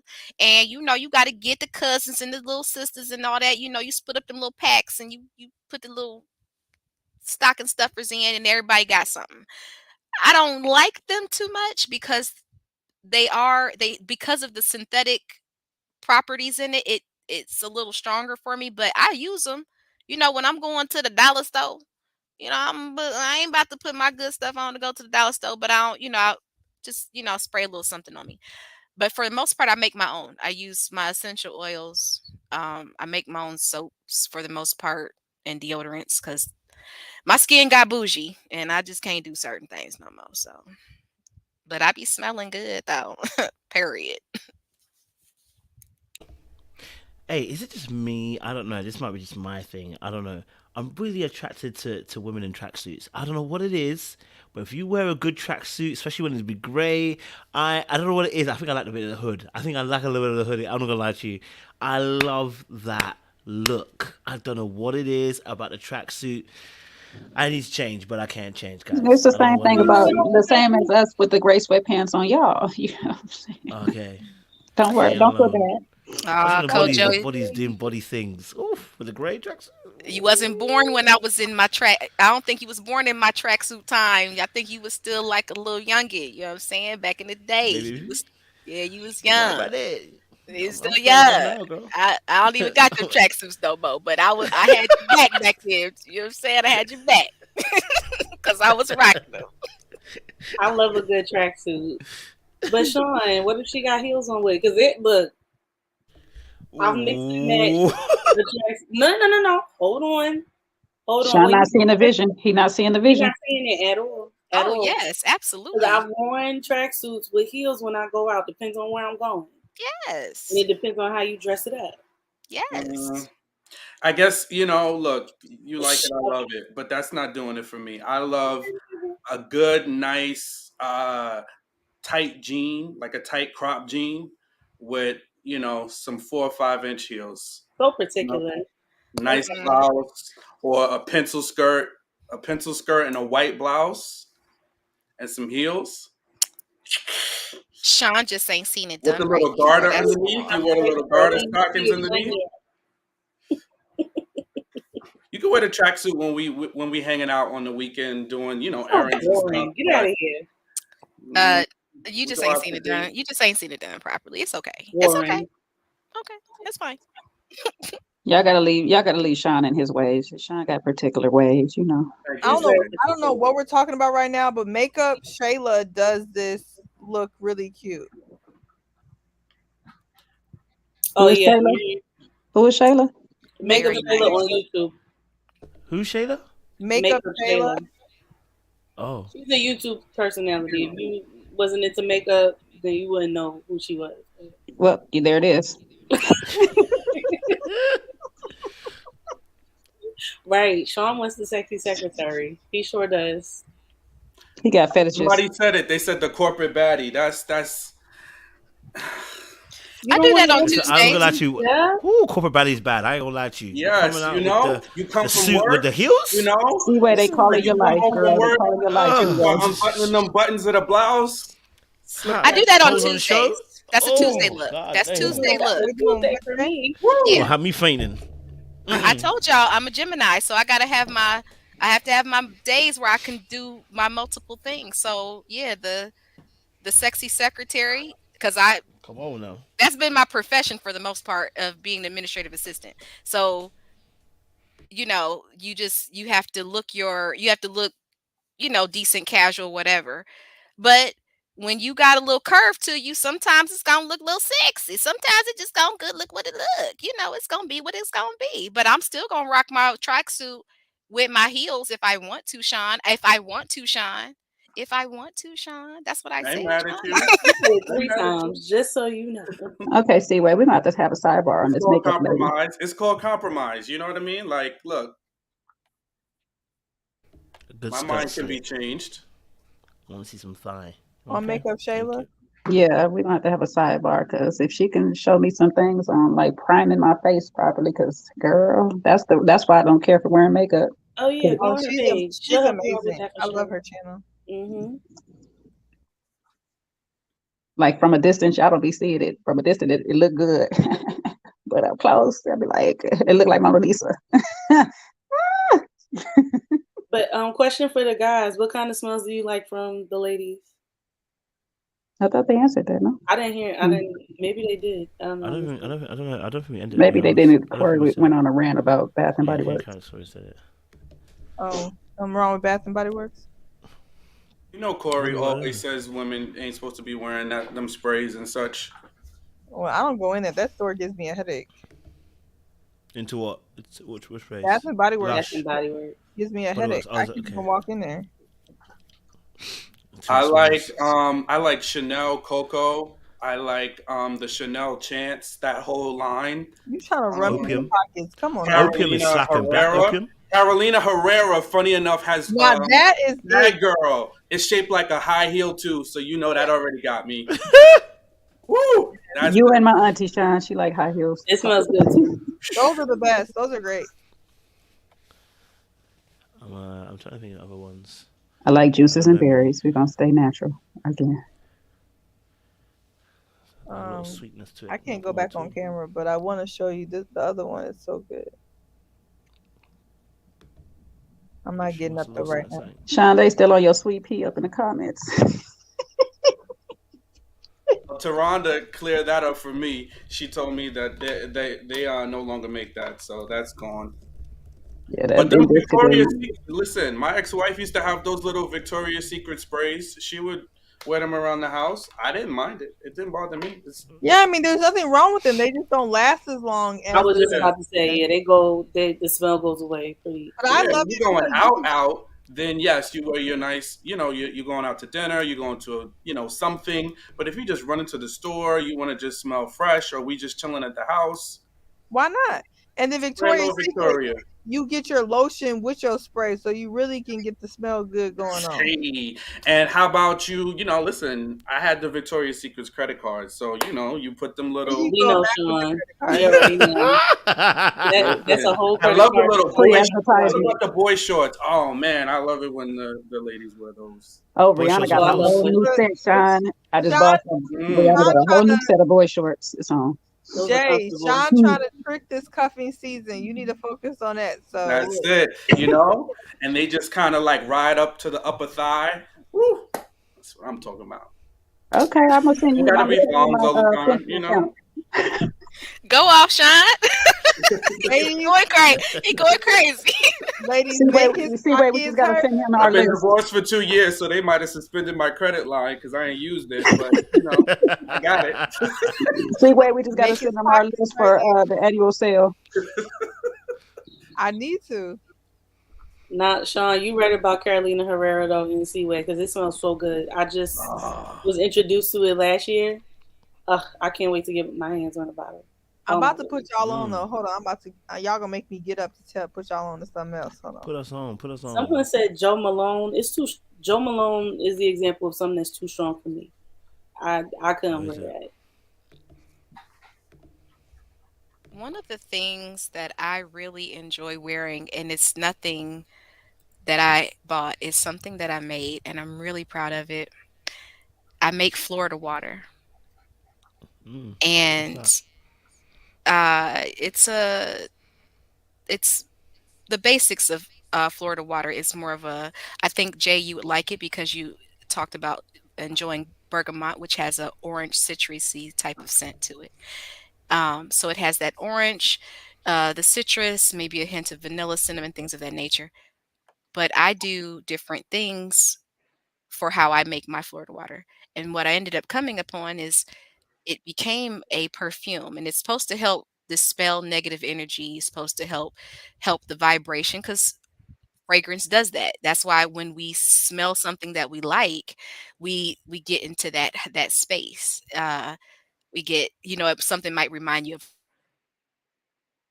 of grandmama's house, or it might remind you of that hug that Brittany was talking about, of that guy who wore that one fragrance and he smelled so good.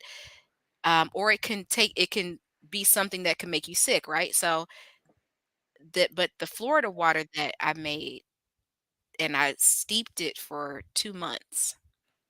And I have a lot of different things in it, and man, oh, I get a lot of compliments about it because it ended up matching my personal pH. So I always encourage people to experiment with the essential oils, play with the layers, because how your pheromones are in relationship to the different fragrances, you can create something that will last you all day.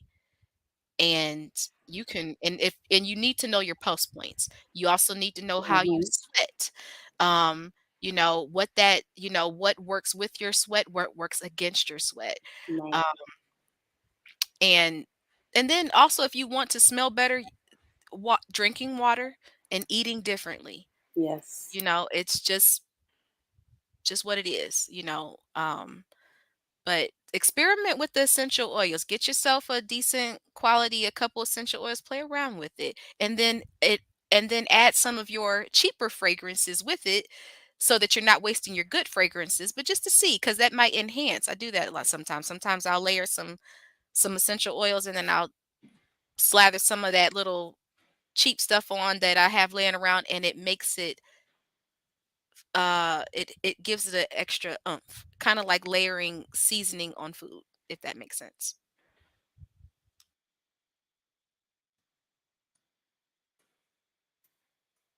Getting a whole class out here today. Okay. Get y'all a bottle of that Strong J. Y'all don't have to worry about much. You know what I'm saying? Strong J is everything. Not Strong J. Not Strong J, okay? Strong J. Okay, I'm back. I'm back with it. I was wondering, do you guys still, P Diddy? He released for the men perfume. Do you guys still do it over there? Because we can't get. Yeah, I had it. Yeah. It was pretty good, but but it don't last long. It didn't last long. It smells good though. Yeah. It was annoying. It smelled so good, and it'll be like after about 3 hours, it's done. Like it's run its route. You have to carry it with you, but it smelled so good. But I was wondering if you guys have it there. I might have to buy some when I'm there. But yeah. Nah, Coach, we're gonna get you something different. Something different. You don't need to bring that back. It smells so good though. See, you can get the oil version of that. It'll be wavy. He needs to, I'm gonna give Sean. I'm gonna give him an idea. Do an oud form. Wait, Corey, before you go, I'm gonna forget Unforgivable. Unforgivable was the name. That was it. Unforgivable. Ooh. Let me say this before I forget. It's Jimmy Choo, I Want You, and then Jimmy Choo Fever. Okay. I think Ludwin said that as well. She had Jimmy Choo. The fact that C-Way was telling y'all men that y'all running to random women's pockets up and then came with Jimmy Choo. What the hell? And Ludwin like Jimmy Choo Blossom. Yeah, I mean, I like all of the Jimmy Choo, but Jimmy Choo Fever for nighttime, and then Jimmy Choo I Want You in the day. I haven't tried Blossom. I don't try that. I'm gonna have to go check those out then. Like I love them. Community just helping each other out. That. It's important to have some fragrances that match you. Like it's so important. I have to learn that. So that's something to definitely invest in. And invest in Jimmy Choo heels. Like, look, shout out to Sean. The moment you buy some Jimmy Choo heels, like they're so comfortable, you'll never go back. Oh, because I was about to ask, are they comfortable? Girls who know, no, they're so freaking comfortable. Like, I should have never bought one because now they're the only shoes I want to buy. Honestly, it's gonna be like that to me because then I'm gonna buy much. Oh no, they're literally that comfortable. My ex-wife liked. I got her a couple of pair of Stuart Weitzmans, and those were comfortable too. Yeah, those are also comfortable. YSL are literally from hell. Literally, you cannot wear them anywhere but like 5 inches, and Louboutins are also ridiculous. So I like how this show has changed from preference of dating to preference of clothing. And preference of like yeah, Gucci Guilty. That one right there. Yeah, Gucci Guilty is good. Okay, I'll try that one. I haven't got that one. I haven't tried that one yet. Oh yeah, Jessica Simpson definitely has some comfortable heels. And Manolos. I've tried them on and walked in them for a while. I think that's why certain people don't like heels, is because they haven't figured out which size heel to wear to make your life easier. Like they haven't tried chunky heels, because you can honestly walk in chunkier heels longer in the day, and they're wearing heels that are like really, really known to be uncomfortable. So yeah. Sometimes I've been seeing you wear some heels. I'm like, God damn, you're on the edge of the cliff. The heel is so small. I'm like, and I can see the foot is doing. I'm like, babe. No, but you killing yourself for us today. Thin heel and that arch. Oh, baby, you know he's calm down, Sean. Look at Sean. Look at Sean. Wait. Sean was ready to with an ankle bracelet. with a Bro, little I'm more about delicate the. ankle bracelets. Sean does not care if you die. He Trying really to get to don't. him. He don't I care. was already Long gonna as leave you you in look the good. alley. You already left in the alley. You think But you care listen, now? didn't I explain it to y'all? So for the people in the back, you ain't gonna be walking on the heels, all right? So you with me? You getting door-to-door service? We getting valet. You are going to be good. We're not walking. That's right. He did say he had to be able to pick you up, lady. So, Yeah. if he But can't not pick in you the up, don't wear alley. the heels. But not in the alley. Look, I love But a not good. in the I alley. call it you gladiator. want I to love a run in the little alley? gladiator, That's your gladiator hill. business. I love a little. You run down I the love alley the. and I you don't. die. What you don't. Ladies, what do you not call the? I call it a gladiator hill. What do you call the things that you got to The strap around your strappy legs? heels. You like the strappy The heels? strappy hills. I call them gladiator hills. Listen, You into some when kind of like that's a little bondage, coach. listen, when they ask me, let's This is just what tie. I'm like, Sean oh, prefers. This is what he likes. those are. I call them stripper hills. No, they're more pageant heels type. Pageant hills. Okay, This pageant is hills. what pageant girls usually invest in. They the But level. You about to bust it They one down if level you down wearing from those the hills. strippers. they're not that The far thickness away. of the. No. That's why I said they like one You level better down bust from the it strippers. down. Yeah. She got to go a little bit higher for the You strippers. add another platform, then yeah, for sure. See the way my Baby, ankle is this set your up, because what had happened was Look in at the on the Thanksgiving of 2016, I had fell down 3 or 4 stairs like 4 times in the Oh second, no. and I mean I still be rocking, but what had happened, my expiration time is different now. I used to be able to be in heels all day, no problem, but ever since that day, I got expiration time, and you guys were just talking about you walk in the alleys and all that. It's funny. Was I was out with a friend at the time, and we were going to a restaurant because I was taking them to different. I was showing them different restaurants. They were looking for some ideas or whatever, and we're having a good time. But brick cobblestone is not the friend of the heel, and No, it is not. it is not the Yes, not. friend of the heel. And I have a I have this kind of Murphy's Law, Seinfeld type of thing that happens to me because I'll be looking extra real cute. I have my little head wrap on. I be having, I be looking the part. And then something will happen to me to where it just, is something that says, nope, she ain't got it all the way together. And sure enough, my ankle was like, we're done. Take another step if you want to. I'll ruin your whole life. And I had to take my shoe off. I was like, you got to get the car. And they were like, you serious? I'm like, I'm so serious. My ankle allowance is over. I have no more. This cobblestone brick street has taken up all of my ankle allowance. It's done. Go get the car. I'll sit on the curb. I was sitting on the curb looking like the cutest African prostitute there ever was. I was so cute, but I was not for sale. But I looked so collectively homeless, so beautiful, but no shoes, and they had to go get it. And so I have to be very careful. And y'all talking about the Jimmy Choos and the Manolos and all that, but all I could probably do is look cute in them for about 2 hours, and then I got to slip into some slides or something because I'm 41 now, and my kneecaps are petty and they bougie, and they don't, because the skin might look 30, the skin might look 26, but the kneecaps, they tell on me all the time. They be like, girl, she lying. She's 41. She's not doing it. Sit down immediately. That's a flag on the play, baby. Flag on the play right there. That's a flag So on the play, know your body. Oh, and also get your alignment. Go to the chiropractor.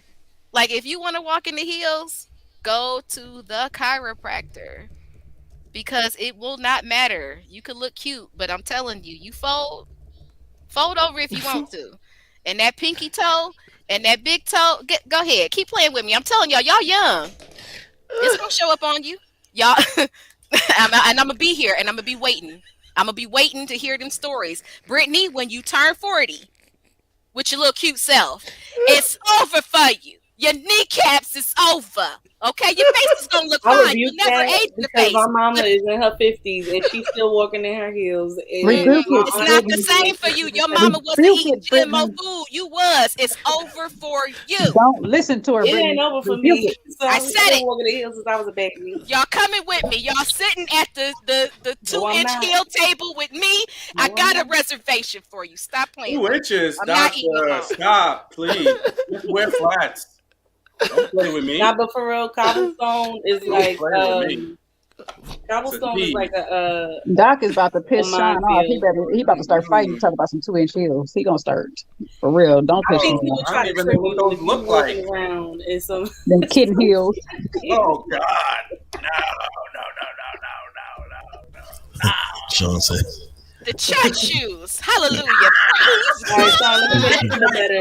Here you go. I mean, This is it bad don't taste gotta out be your mouth. 4 and 5 inch all the time, but definitely not 2 inches. So what's the Let time? me ask you this, doctor. You want something 2 inches? You want something 2 inches? Oh no. Okay, hold on. I ain't gonna lie to you, bro. I'm with you on this, No. you know. Children, I let have a mother flat handle foot. this. Don't do it at all. Children, let mother handle this.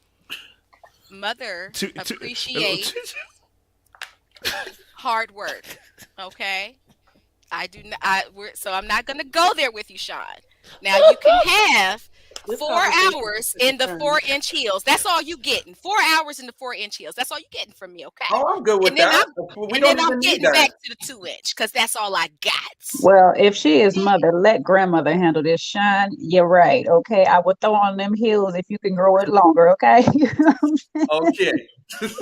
We're not gonna play with Doctor today. She's trying to be polite. I am, and Jay, you ruined all of that. Because grandmother has spoken. Okay. Oh my God! Please get them off the Take screen. that off my tree. No. It's Sean is about to giving get out. Hold on. church mother. Wait. It's giving usher board. Wait. It's giving 12-year-old Catholic school. Let me explain something to y'all about It's those giving shoes. the grand march. Wait. Put Don't those go things away nowhere. from me. Oh, Kojo, come on. those are Got those character monikers shoes. on. Those are for dancers. Those okay? are for line dancing. Those are Those are meant that's for for Irish line dancers, dancing. okay, in certain shows. Now that is a kitten No, heel. that's disrespectful too. I don't like it. That's Do the those cha-cha, monikers. y'all. No, I don't like that. That's your That's Auntie all. Rosemary. That's Those are okay. Auntie Rosemary shoes. Now we're talking. Okay, all I right. got some of those. And All right somebody now. That's said, I like that simple. tattoo You right see there that too. ankle, That's the nice. strap around the ankle? Kojo, stop playing with me. I do not like those. It looks like a spatula to me, but I know those they're trendy or whatever. So No, some of the Sean, girls you wear can those, gas this one but I'm up. not crazy about those. Sean, you can gas this one up. I have never seen Sean this bothered in my life. somebody said, That shoe right there, I want to throw my water bottle at this screen. Those are dancing shoes, son. Those They are dancing definitely shoes. are. Those are dancing with shoes. the senior Those are stars. for ballroom. Get that out of Yeah, here. those are That's for ballroom. the girls. Relax. No, but somebody said my heels. They said that they ain't it. Baby, them things are so comfortable. You just have to get them stretched out a little bit at the bottom.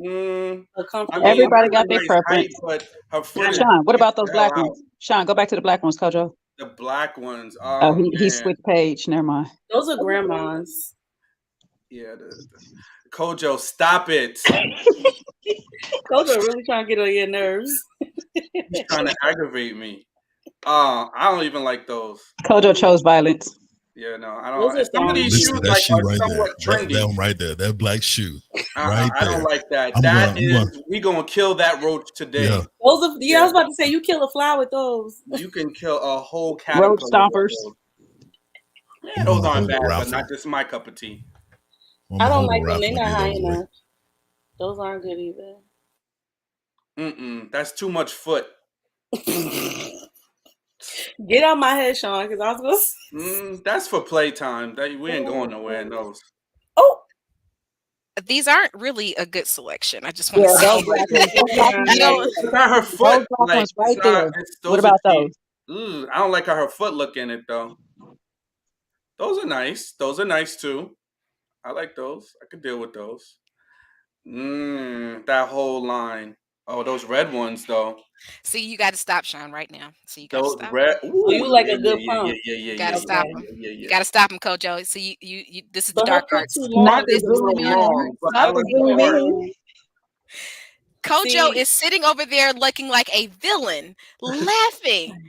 Oh God, And those are Sean's walking in the parade. his condition. You gotta dancing understand. Those are the debutante shoes right there. Because everybody, every heel is not meant for everybody's feet. That's the majorette. Majorette shoe.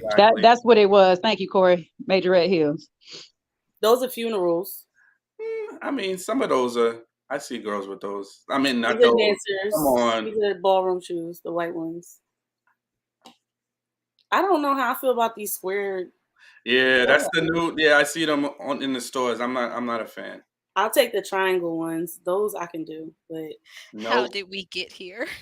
I don't know. Kojo brought us There go another fly killer, another fly Wait, swatter. Kojo, there go your gladiators with a kitten heel. Ooh, those are my type of heels. Your grandma gladiators.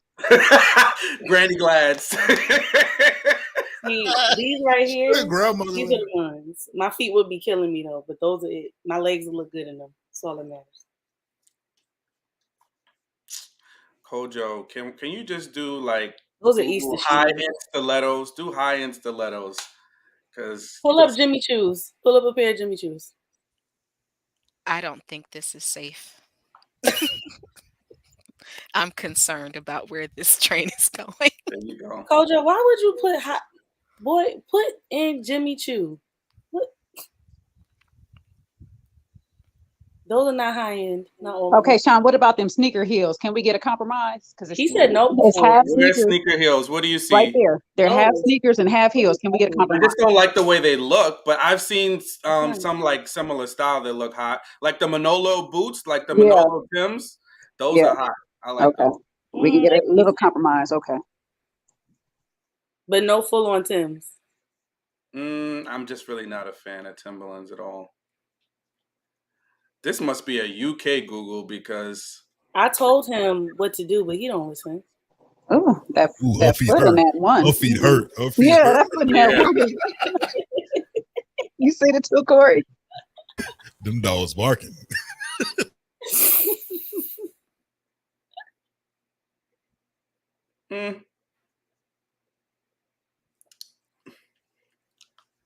No, nothing is.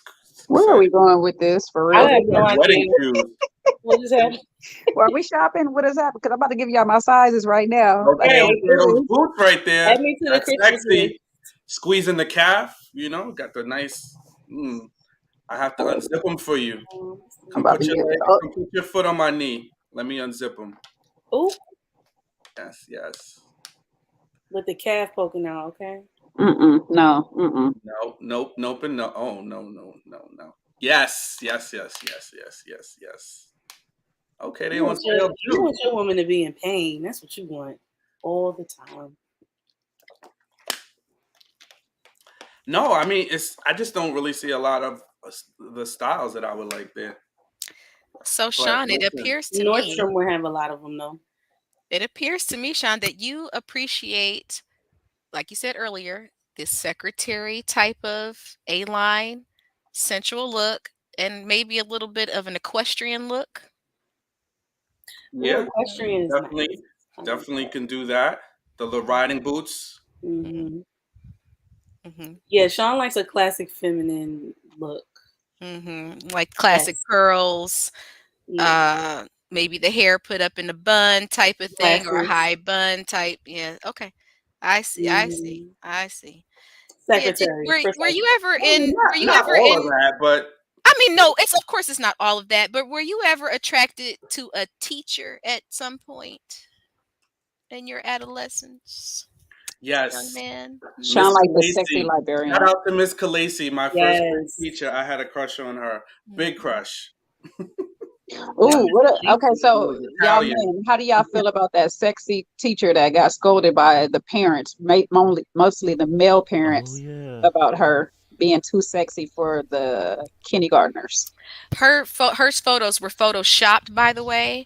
So even though she is very shapely, those photos were exaggerated to emphasize the point. And um, she's teaching kindergartners, of course. Now, I am all about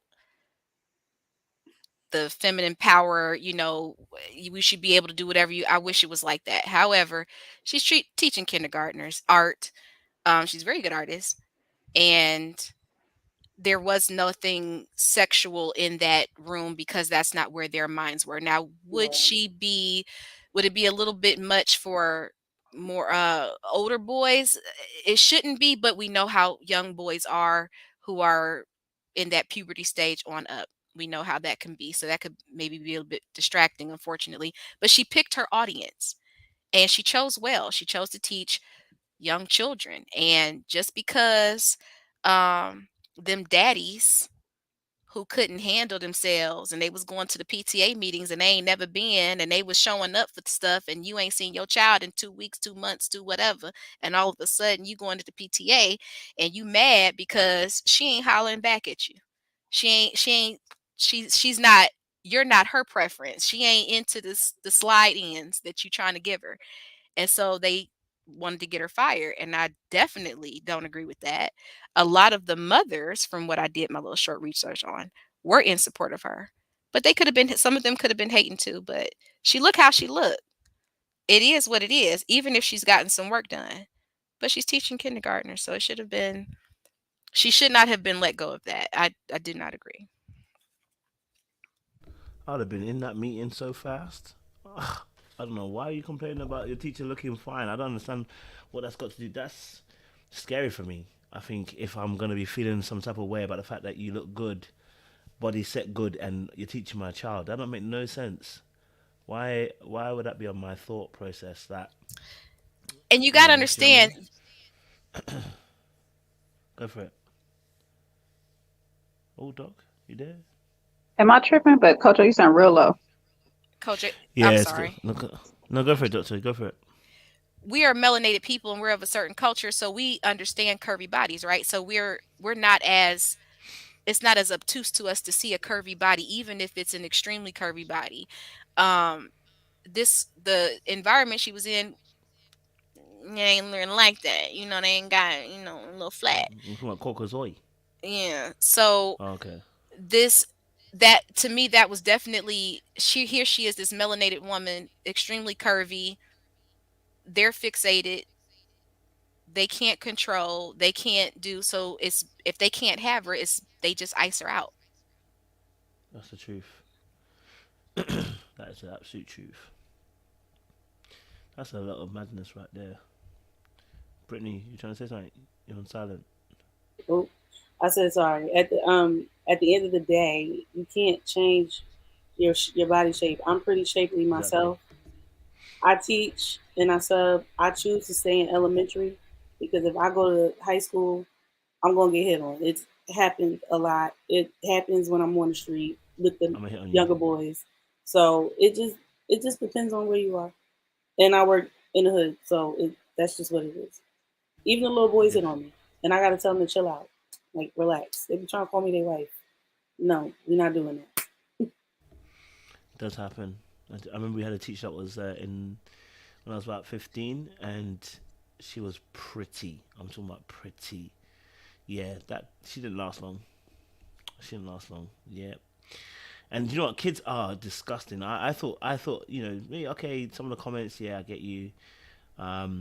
Even me, I made 1 or 2 comments. I remember I said I'm going to KFC to get breast wing. There was no need. I was commenting on my chest. Yeah, I was 15, being stupid. But one kid actually brought a condom and threw it at her. I couldn't believe it. Yeah, threw it at the teacher. Oh, they was asking. No, I ain't gonna say that. They wild. They wanted to fight. That's what. Yeah, I'd have lost my job. That day. Yeah, I'd have lost my job. At least my kids was not that crazy. Like that's wild. Well, I was a detention officer for a couple years, and we had to work with both the female residents and the male residents. They only separated when they were going to their room or had to shower, things of that nature. So you already know with that particular population, behavior is going to be an issue. But here I am, even though we're all in uniforms, I'm a shapely girl. I got curves. So it don't matter what kind of pants I put on, you gonna see something. You Mm-hmm. gonna see a little curve, something like that. I have broad shoulders and I have a medium bust. So I can't hide that. And I rarely had any residents disrespect me, but they were all young, and every now and then they would try it. But you have to know how to command and direct that energy. You have Yep. to know how to redirect them without losing your cool. Because I told them, hey, I don't get paid enough, so I got bail money. Don't play with me. Let's make this an easy day. And they calmed down. But you have to know your audience, and I hate that. I hate that I have to police myself. I don't want to be policed by everyone else, but in order to not be policed by everyone else, I have to police myself. I know that if I wear a certain thing in s- a certain event or a venue, it's going to cause me to have a certain type of attraction or distraction, or I might repel. So if I go to church, say for instance, I can put on a modest dress, but I'm still going to be curvy. It's just how curvy do I want to be? If I Right. go to a club, I might want to put on my get 'em girl dress, my thought dress. I might want to do, but I also got to be aware of who is around. How much how many of the wolves do I want to attract, and how am I going to manage that energy? So unfortunately, in the teachers' situation, it was just rich haters who were able to make a complaint, and because they were funding, they were donating whatever, they got their request honored, and that's just unfortunate. It's very tight in the dunya out here, guys. It's tight in the dunya. Well, guys, we have reached the 4 hour mark. So, to be honest, we've gone a little bit overboard. I was enjoying myself, but it is 6:53 a.m. in the morning here. Sean, if you can give us a benediction and a roundup. I don't even know how to give a benediction after the way this conversation took so many turns. Are we talking about preferences? We talking. Everything was a preference today. Absolutely. That's Even all the it was healing. about, huh? I guess. Okay, so I'll give it the good old college try. So listen, we had an interesting dialogue tonight. We showed how we can turn a great corner, right, and get the swing the pendulum back to have a great conversation. We talked about preferences. So just be mindful, right? Be mindful of your preferences. There's nothing wrong with having preferences, but make sure those preferences are rooted in things that have a foundation and that you can explain, right? Not just because you want what you want, but are you also on the other side? Does your preference prefer you, right? And are you willing to consider beyond your preferences and look at who is knocking at your door, right? What opportunities are coming your way? We don't want our preferences to keep us single. Preferences are great to have. We all have every right to want what we want and like what we like, but don't be so fixed and valuing our preferences that they keep us by ourselves and preferring ourselves, right? We are made to be in relationship with one another. So again, don't be held hostage by your preferences, whatever they may be. Back to you, coach. Yeah, thank you very much, Sean. I appreciate that. Audience has been amazing. It's been great conversation. Look at the turnaround. Hey, who would have thought, eh? An hour or so ago, 2-3 hours ago, who would have thought it, eh? Well, who? Not me. Not me, that's for sure. But no, listen, honestly, it's been great. It's been good chat. Good conversation. I can still see some of you guys are so interested in foot fetishes. Listen, love it. No, it's been a great conversation, and it's been fun actually spending time with you guys and just chit chatting and enjoying some great company. This is the kind of stuff that's going to happen on live panels, guys. Listen, make sure you don't get the VIP, because this is the kind of chit chat that we have. Look at that, heels. We spoke for heels about half an hour. Heels. You know what I'm saying? Like, so as much as we have serious conversation, we also have fun. All right, so make sure you lot grab your tickets. There's a link in the description box. There's links in the chat. I've seen a few of them already being posted up by Brittany. 2 Hours have done some as well. I appreciate you as well. Caribbean Girls done some earlier on as well. So there's a couple of links in there you'll see. But grab your tickets, guys. All right, come join us. Have a bit of fun. And let's enjoy, man. You know, let's enjoy. All right. But listen, it is late or early, however you look at it. I know some of you got work tomorrow. Enjoy yourself. Don't work too hard, you know what I mean? But don't get fired either. We're going to appreciate you guys.